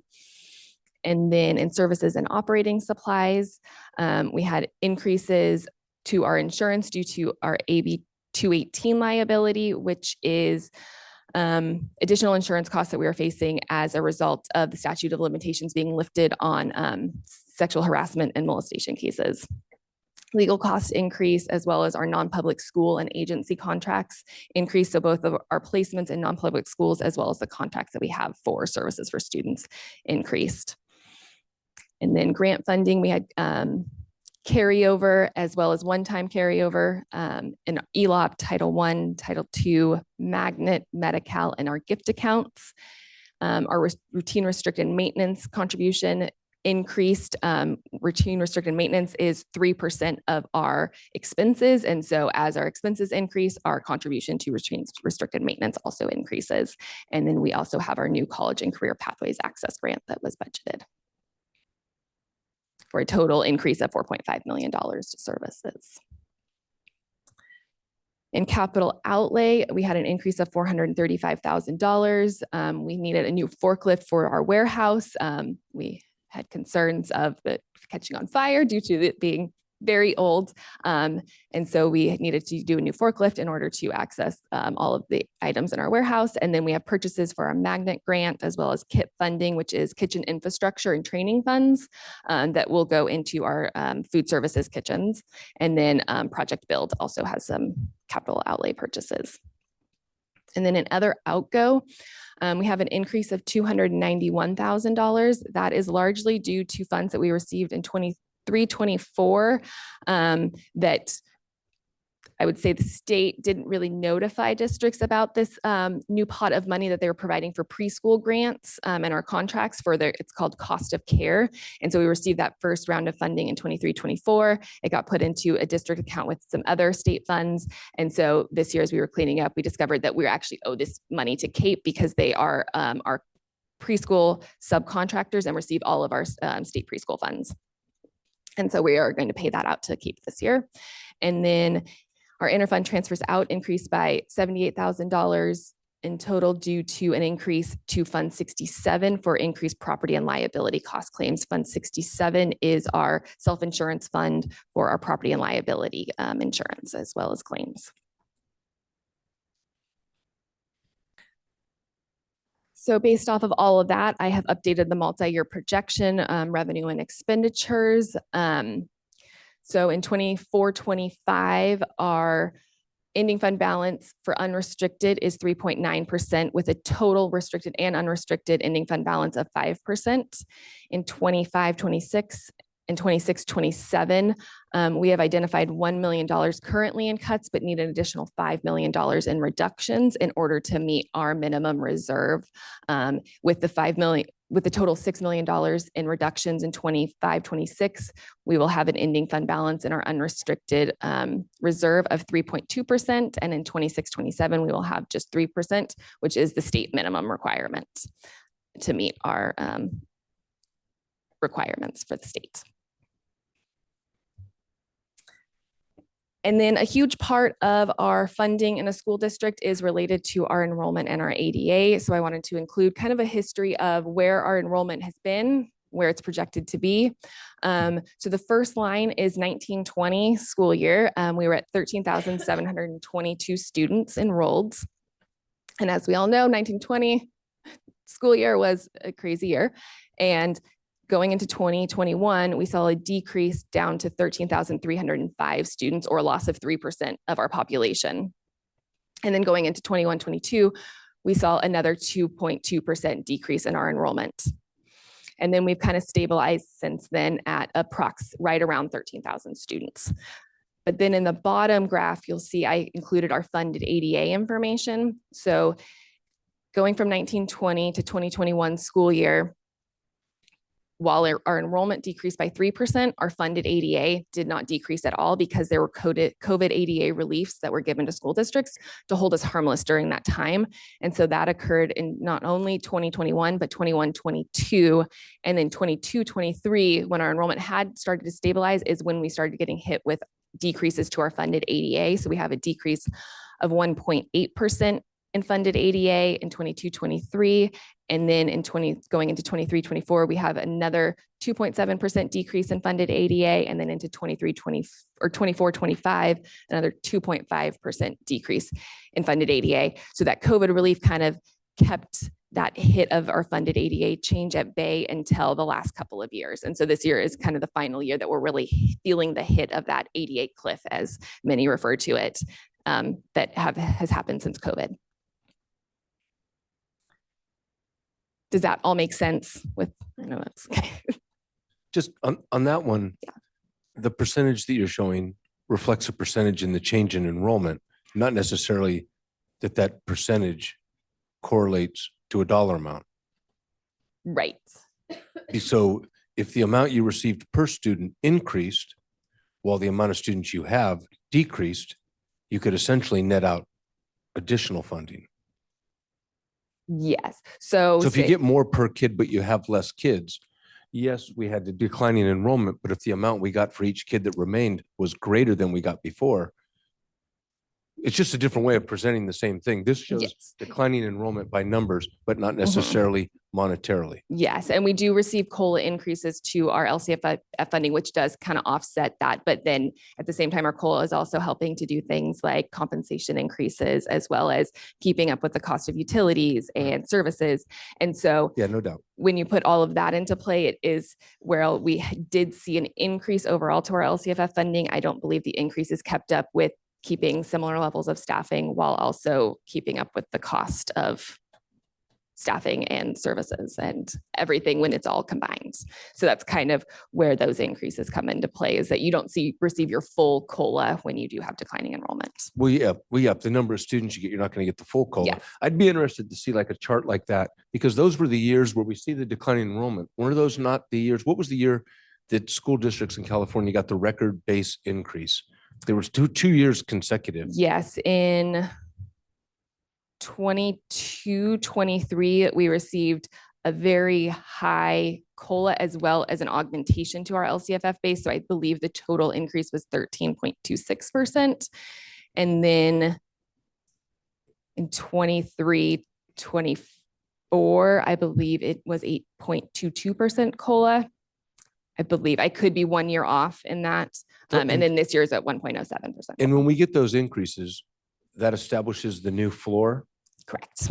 So we're not going to drop below that. And that's under Prop 98 or something like that? Yes, Prop 28 is the minimum guaranteed for. So once that increases, and that's what I'm looking at. It's when we see this, one would look at I would draw without knowing that. I would look at this and say, well, your declining enrollment is driving the deficit. But if the amount of money we received, a record base increase in those exact same years, right, where we see that cliff, that decline enrollment cliff, we also got a 13% COLA raise, and then the subsequent year sounds like 8-point-something%. Okay. Yes. And then there are other factors in there, but that helped offset kind of some of this. And then some of the challenges that our district is facing as we look at our deficit spending is our declining enrollment, as well as our lowering unduplicated pupil percent, because we receive 20% on top of our base for our unduplicated percentage. So as that decreases, we receive less funding. And then our attendance rates prior to the pandemic, they were at 95.92% in 17-18 and 96.3% in 19-20. The attendance rate in 23-24 was 94.2%. An increase of 1% in our ADA is equivalent to about $1.5 million. I believe Amy referenced it in her report that if we can get our ADA up, that could be a huge benefit to our district. So that will be, I think, a continued focus of the district, which it already has been, and we do seem to be projecting better for this year. But as we get into really what I call cold and flu season, only time will tell. And then deficit spending, we're facing a structural deficit in our multi-year that we will need to address sooner rather than later due to relatively low unrestricted reserve balances. So we can't continue to deficit spend at the level that we have been and still meet our minimum reserve requirements. And then we have largely exhausted all of our COVID relief dollars. We just have, I believe, one pot of money left going into 25-26, which is our educator effectiveness grant dollars. And then next steps, first interim budget is being recommended to be qualified for first interim. We'll continue to move forward with some additional reductions in 25-26 and 26-27 of the $6 million. And the district must evaluate staffing at all levels to ensure that we are staffed appropriately. And then we'll continue to evaluate contracts as well to ensure that they are necessary and align with district initiatives. We'll be looking at supply budgets as well. Pretty much every dollar that goes out, we will be looking at. And then initial options will be presented to the board beginning this month. And then we'll continue into January of 25. And then no later than March 4th of 2025, we will need to bring an initial board resolution if we're going to be reducing any staff based off our current board schedule. And then a final resolution to reduce staff would be May 6th, 2025. And then we'll continue to develop our 25-26 budget and present that for approval in June. Additional questions?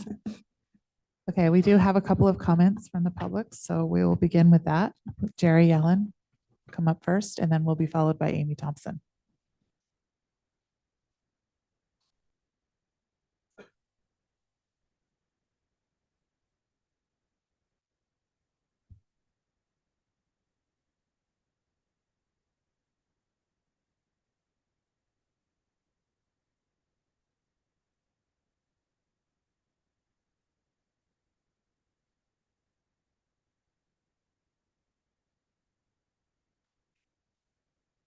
I've got to again say that governance is what every public employee, every elected official needs to learn. Governance means not only what you do, but how you do it has to be done correctly. If you don't, there will be consequences down the road. They can be political, or as discussed in the meeting today, this topic, they can be financial.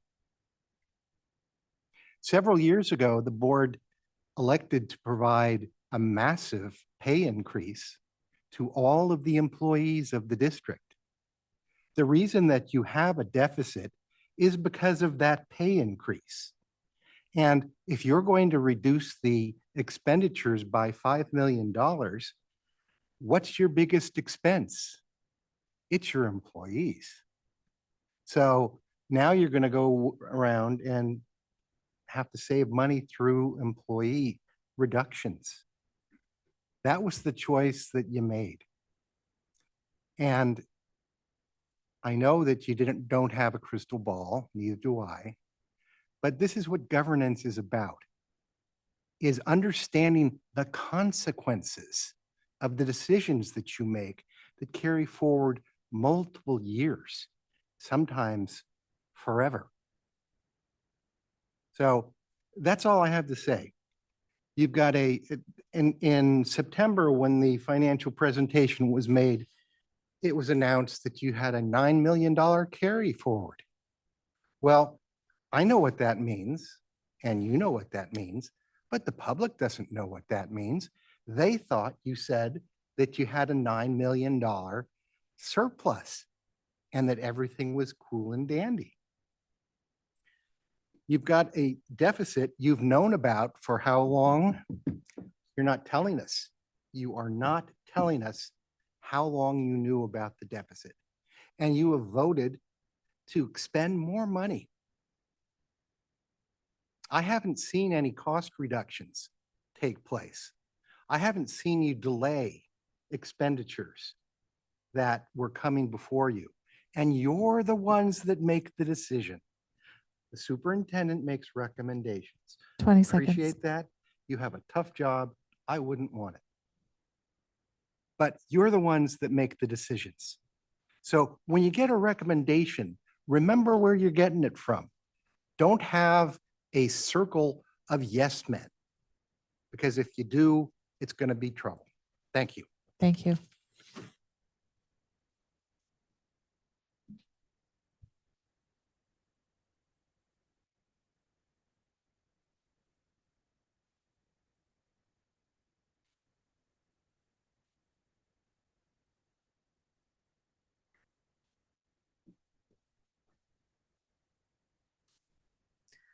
Good evening. So I have to start with what Mr. Yalong just stated as far as compensation increase creating a deficit. I've done the math. The compensation increase did not create the deficit.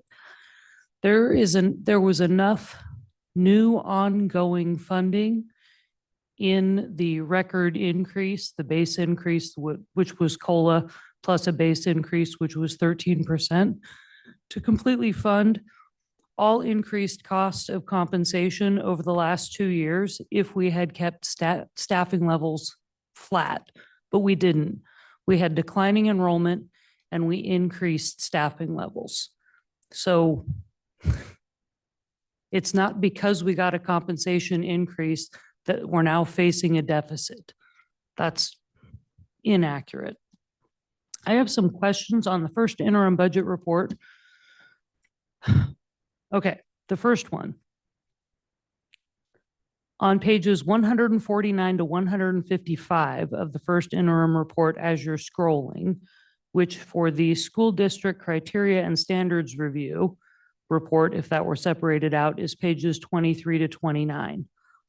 The number of full-time equivalent positions for certificated, classified, and management are reported over a 4-year period, which includes last year, this year, and the next 2 years.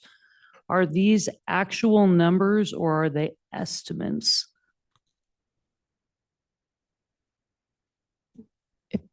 If you have, do you have more questions?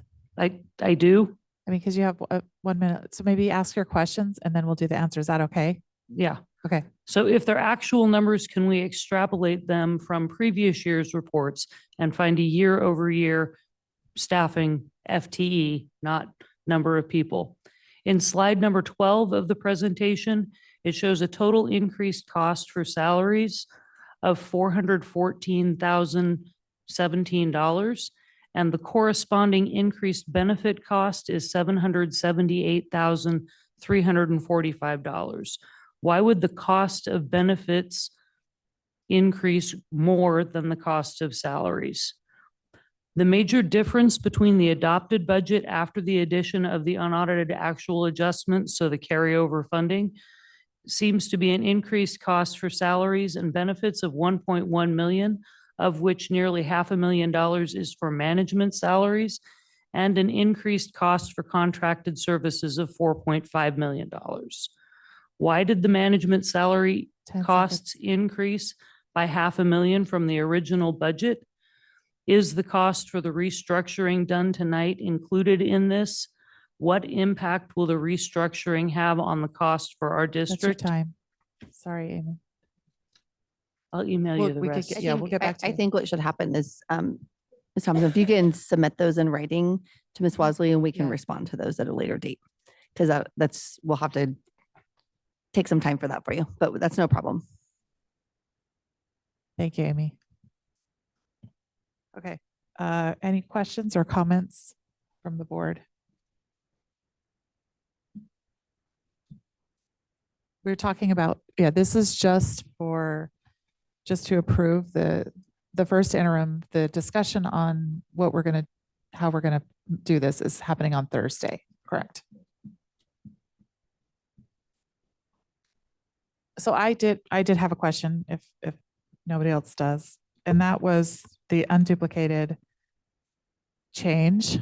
Do we know, is that because of classification? Is that because people moved out of the district? Do we have an idea of why? Yeah, the decline, I think it was a 3% or. Yes.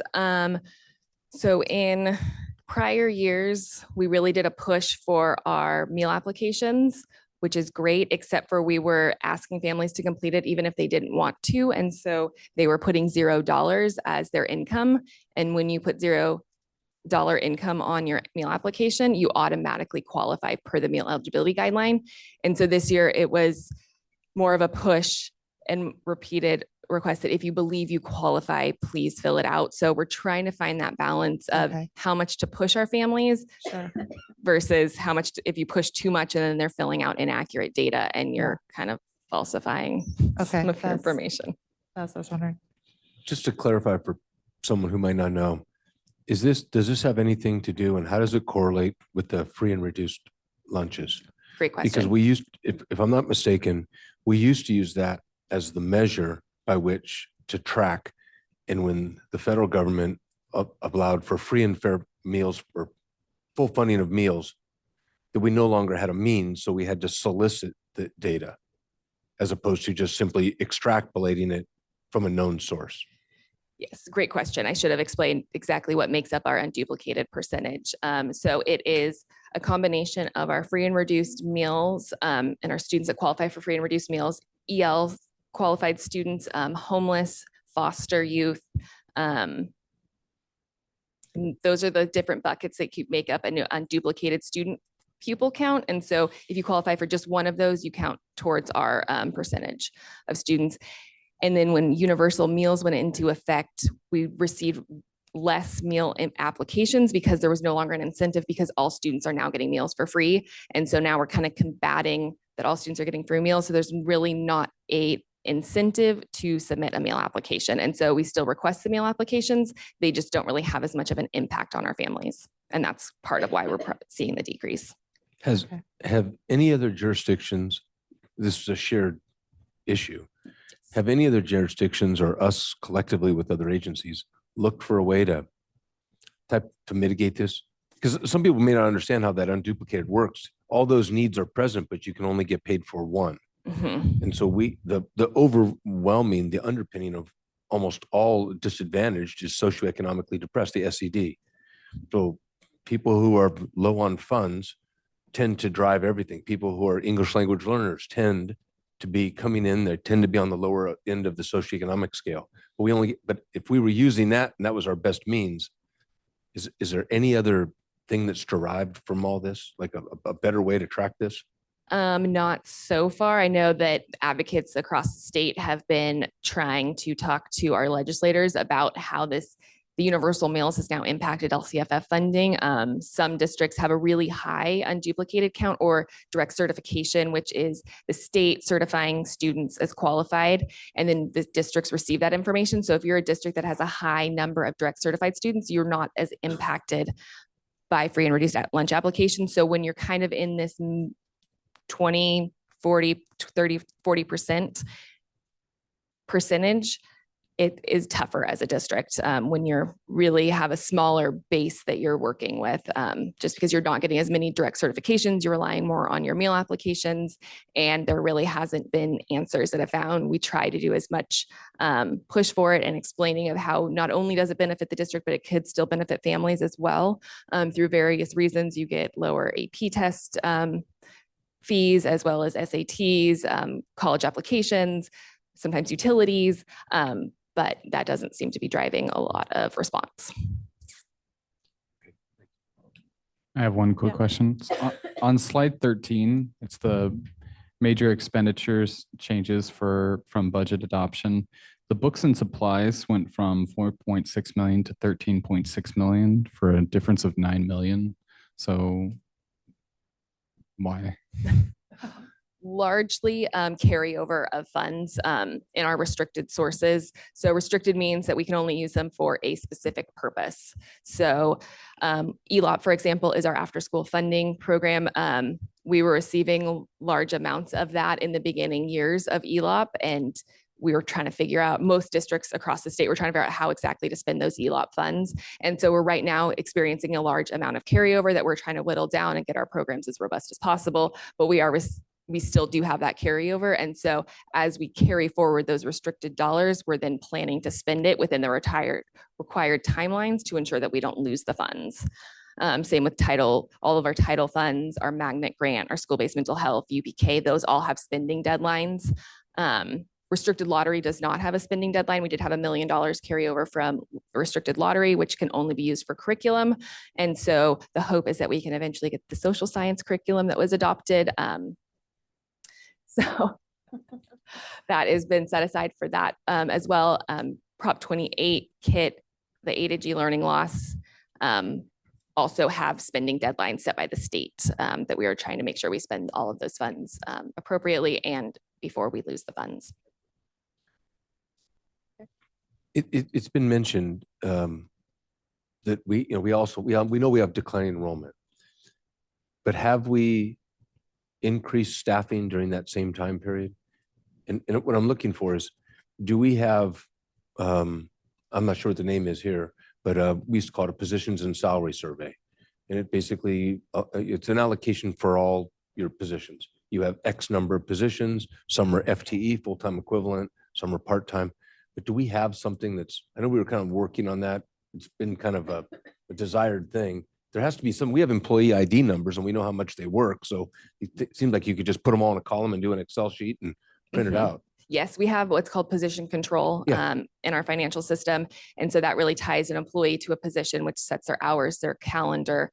So I've been working closely with HR to try to clean that up. We had a lot of vacancies that hadn't been filled in many years. And so trying to figure out for projection purposes, what is actually going to be filled? What are we looking to fill currently?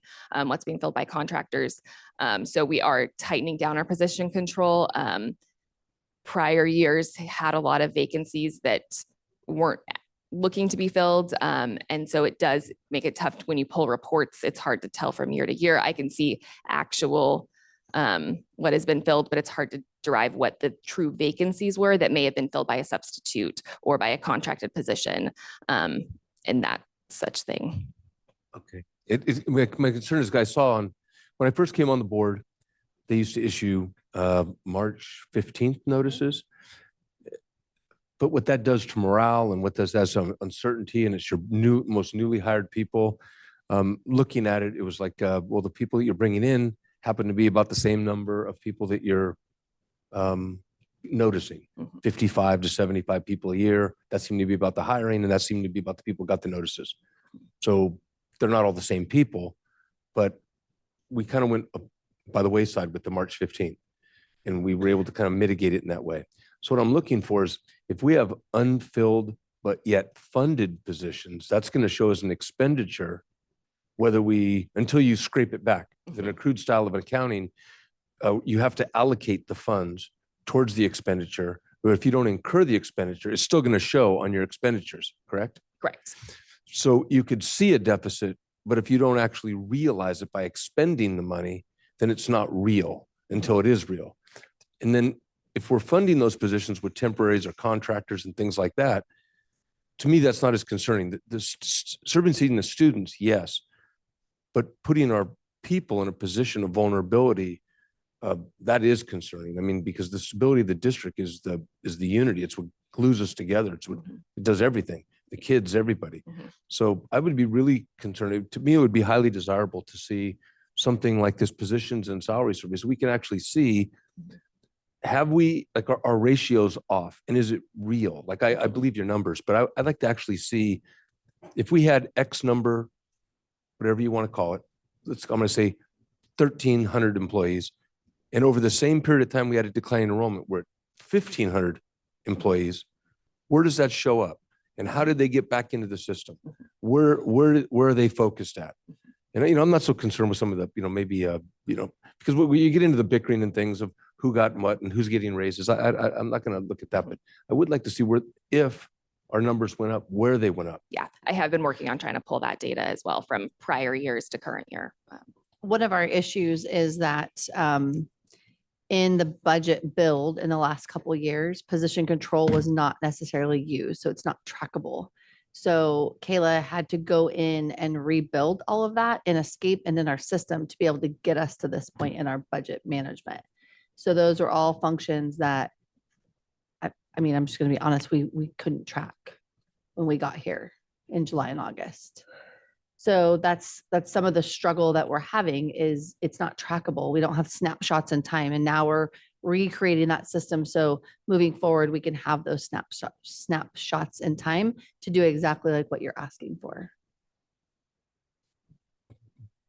But do you feel that we could, I mean, we did make payroll expenditures and we have records of employee ID numbers.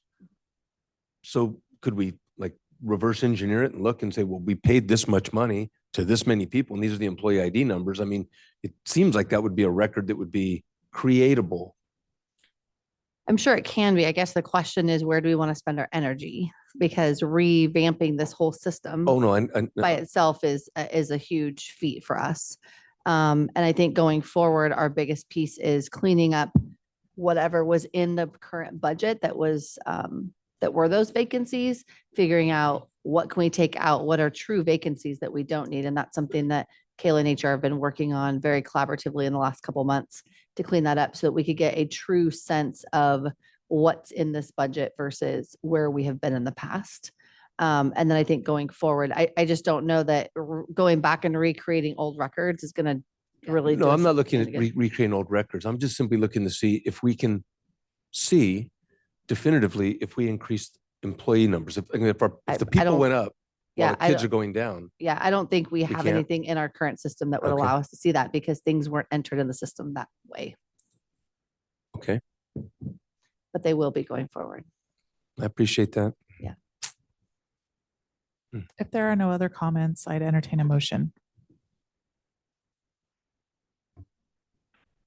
I move to support the superintendent's recommendation to approve the 2024-2025 first interim financial report as presented.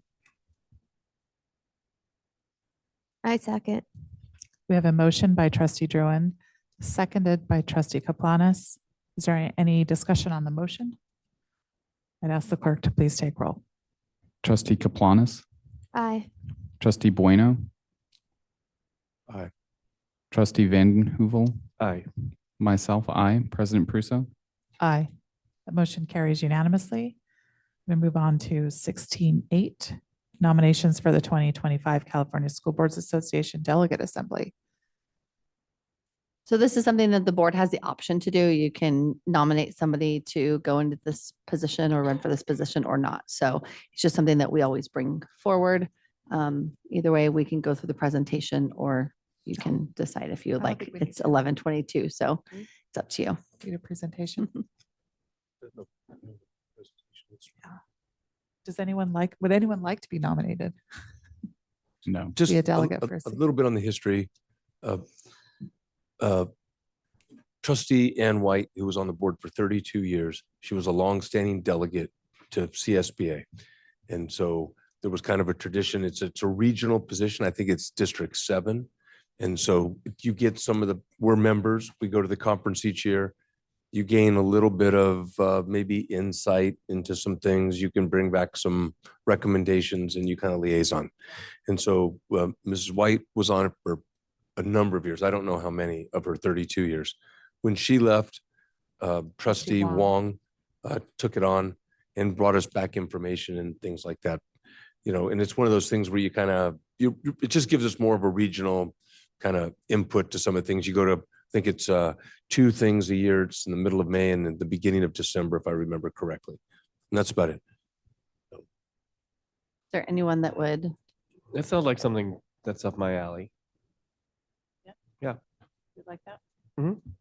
I'd nominate him. Yeah, with that being said, I would, and this, we put him fourth. We would put you fourth to a broader vote. And so you would come on a list of candidates and we would be one of those. And that's how it would come back to us for a vote like regionally. So it's kind of a cool thing. You did interface with the Alameda County Office of Education stuff. So with that, I would nominate trustee Vanden Heuvel as the delegate. I'll second that nomination. So we have a motion. Sorry, it's really late. Motion by trustee Bueno, seconded by myself. Is there any discussion on the motion? Clerk, could you please take roll? Trustee Bueno, Aye. trustee Vanden Heuvel, Aye. Myself, I. Trustee Kaplanis. Aye. President Puso. Aye. That motion carries unanimously. Yeah, I appreciate stepping forward. Yeah. It's kind of, you're putting a foot into the dark, stepping in the deep end, because, it's just been kind of a long-standing tradition for Livermore to be part of it. And, so I appreciate it. Okay, good. So we have 19 consent items, but I believe we pulled Yes. two. Could we get the numbers of those again? Yes. So when you whoever makes the motion for consent, it would be that you would approve consent minus items 17.3 B and Hang on. C. Please. 17.3 B and C. Correct. Hang on. I Do you got wanna- one do too. you wanna do it? Hang on, I got it. Okay. Does anyone wish to pull any other items? No, yeah, I do. You do? There was Okay. 2 corrections. Okay. It was on the minutes. Oh, on the minutes. Yeah, both minutes. Do you want to pull the minutes out? I'm just waiting on this thing now. It's ready for bed The too. gremlins got these computers or something. I don't know. It's like just, If you're online, if you're going in online, it'll log you out. It's done it to me about 4 times tonight. Oh. If you use the app, it won't. I don't think. I think it keeps you logged in. That's the difference. oh, Which number is it? I can pull it It's 17.1 A and 17.1 B for the minutes. up. No, but I put Oh. my notes on there. That's why. It's coming. It was the approval of the board minutes. Yeah, it's 17.1 A and B. okay. My So goodness. you know what to do? We're gonna 17.3 B and C. 17, and everything else. Yeah. Well, we can pull those and talk about them. And if there's a Sure. table change, then we approve the consent altogether. We don't Okay, that's move them. It was gonna Okay. pull for discussion.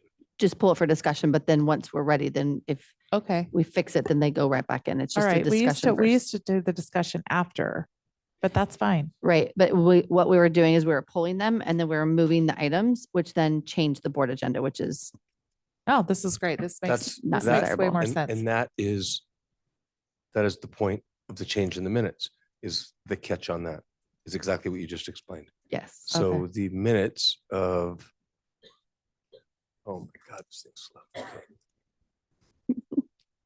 I apologize. Nothing I can do with this thing. I know, sorry. We need to get a third grader to come help Trustee Wino. No, it's not that. I can make a comment about the connectivity, but I'll go to hard copy. I brought hard copy too. It'd be easier. Thank you, Stephen. On 17.1A on the minutes, Mhm. it was, I highlighted, there was an asterisk 10.9 approval of gifts to the district. Uh-huh.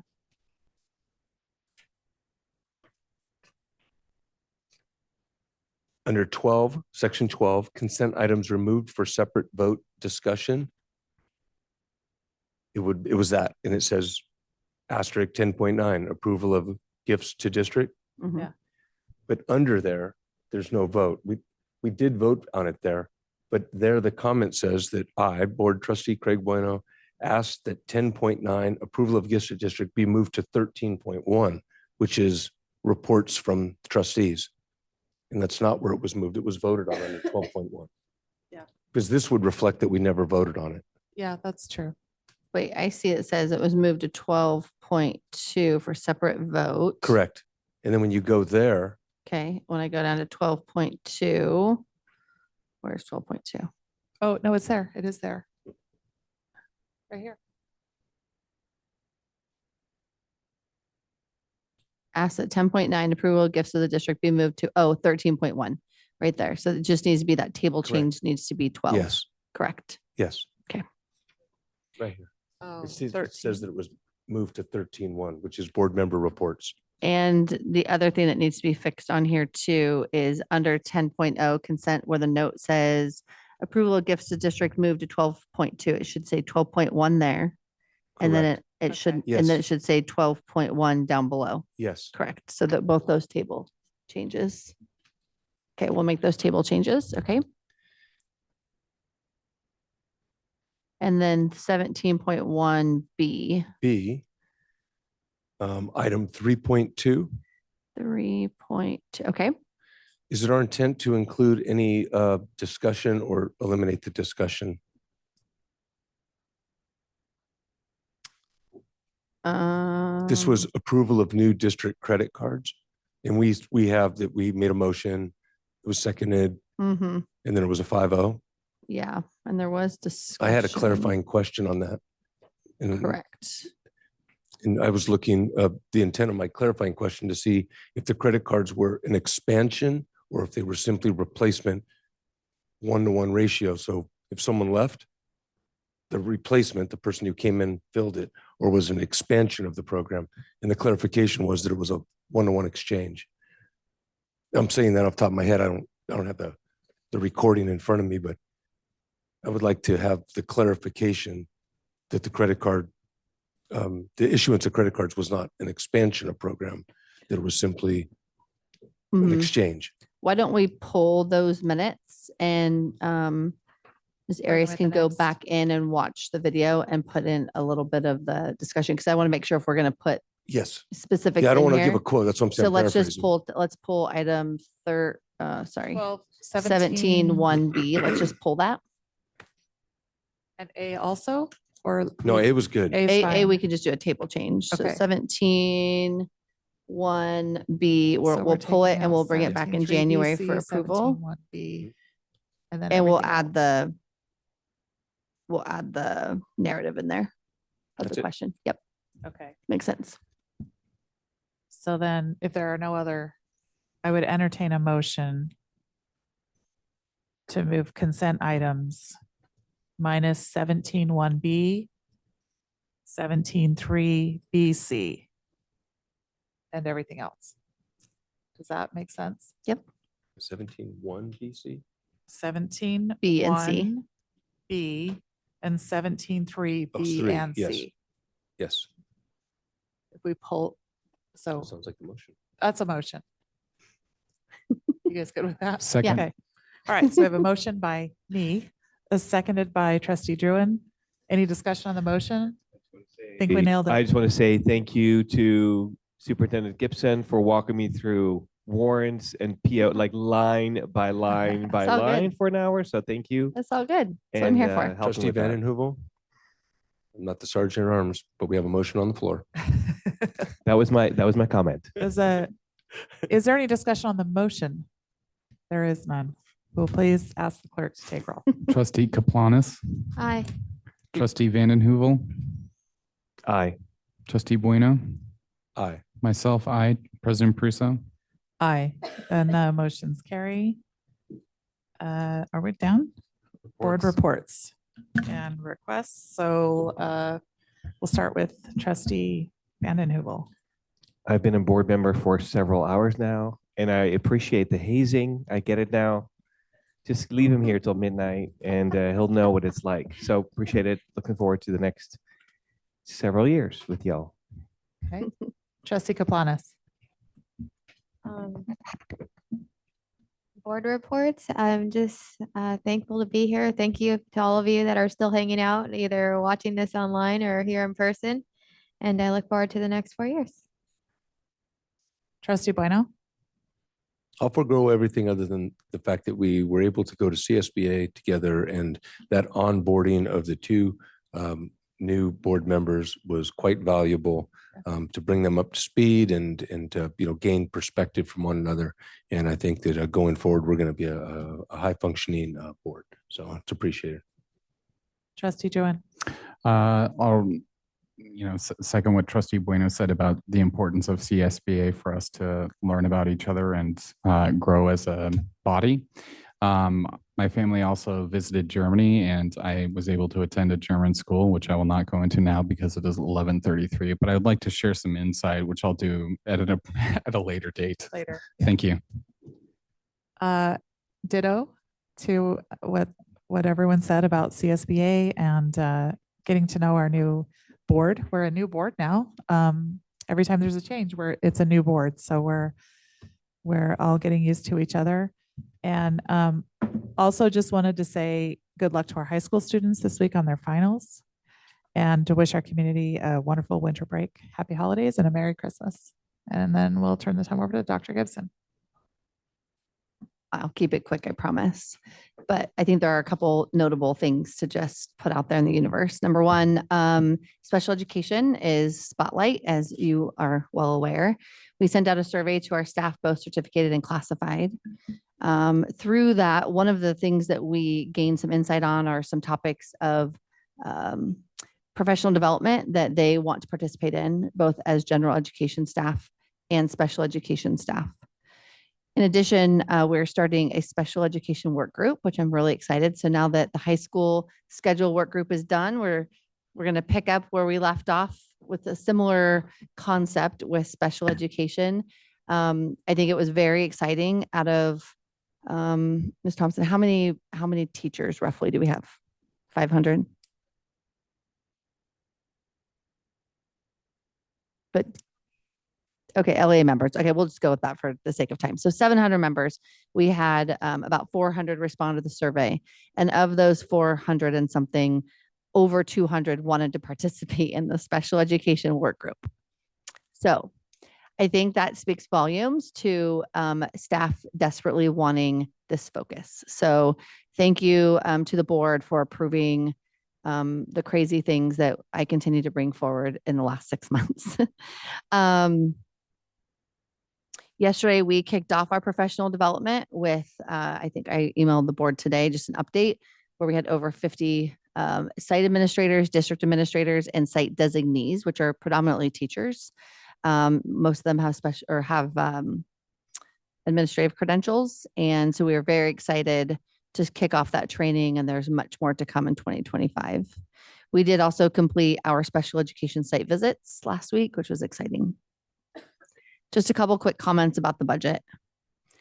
I just want to acknowledge that the decisions that we have to make as a governing body are not going to be easy going forward. We do have to get out of deficit spending sooner than later, and it needs to happen definitely within the next few months. They're not things that we take lightly. The decisions that we have to make, we have to be committed to really staying student-centered and be collaborative with our bargaining units. We'll continue to be very transparent, good or bad, whether we like it or not. Sometimes it is what it is. And so as a team, our cabinet team, and working collaboratively with our bargaining units, we are really committed to that transparency. And again, you know, we know that the decisions, we acknowledge the decisions that we all have to make in the coming months impact everyone in our system in some form or fashion. With the approval of the restructuring of cabinet tonight, and like I said during the presentation, usually I like to go ground up, and unfortunately we're starting from the top down, looking at positions and all things, spending, positions, whatever it may be. And so the restructuring, I think, is a really good place to start. And I think hopefully our staff can see that we're really starting with management first. I just want to remind everyone that at the end of the day, we're all on this path together, and this journey together. It's going to be some bumps in the road. We have a few hills to climb, but we'll definitely get there. On a fun note, I wish everyone a really wonderful holiday. In 2 weeks, please unplug.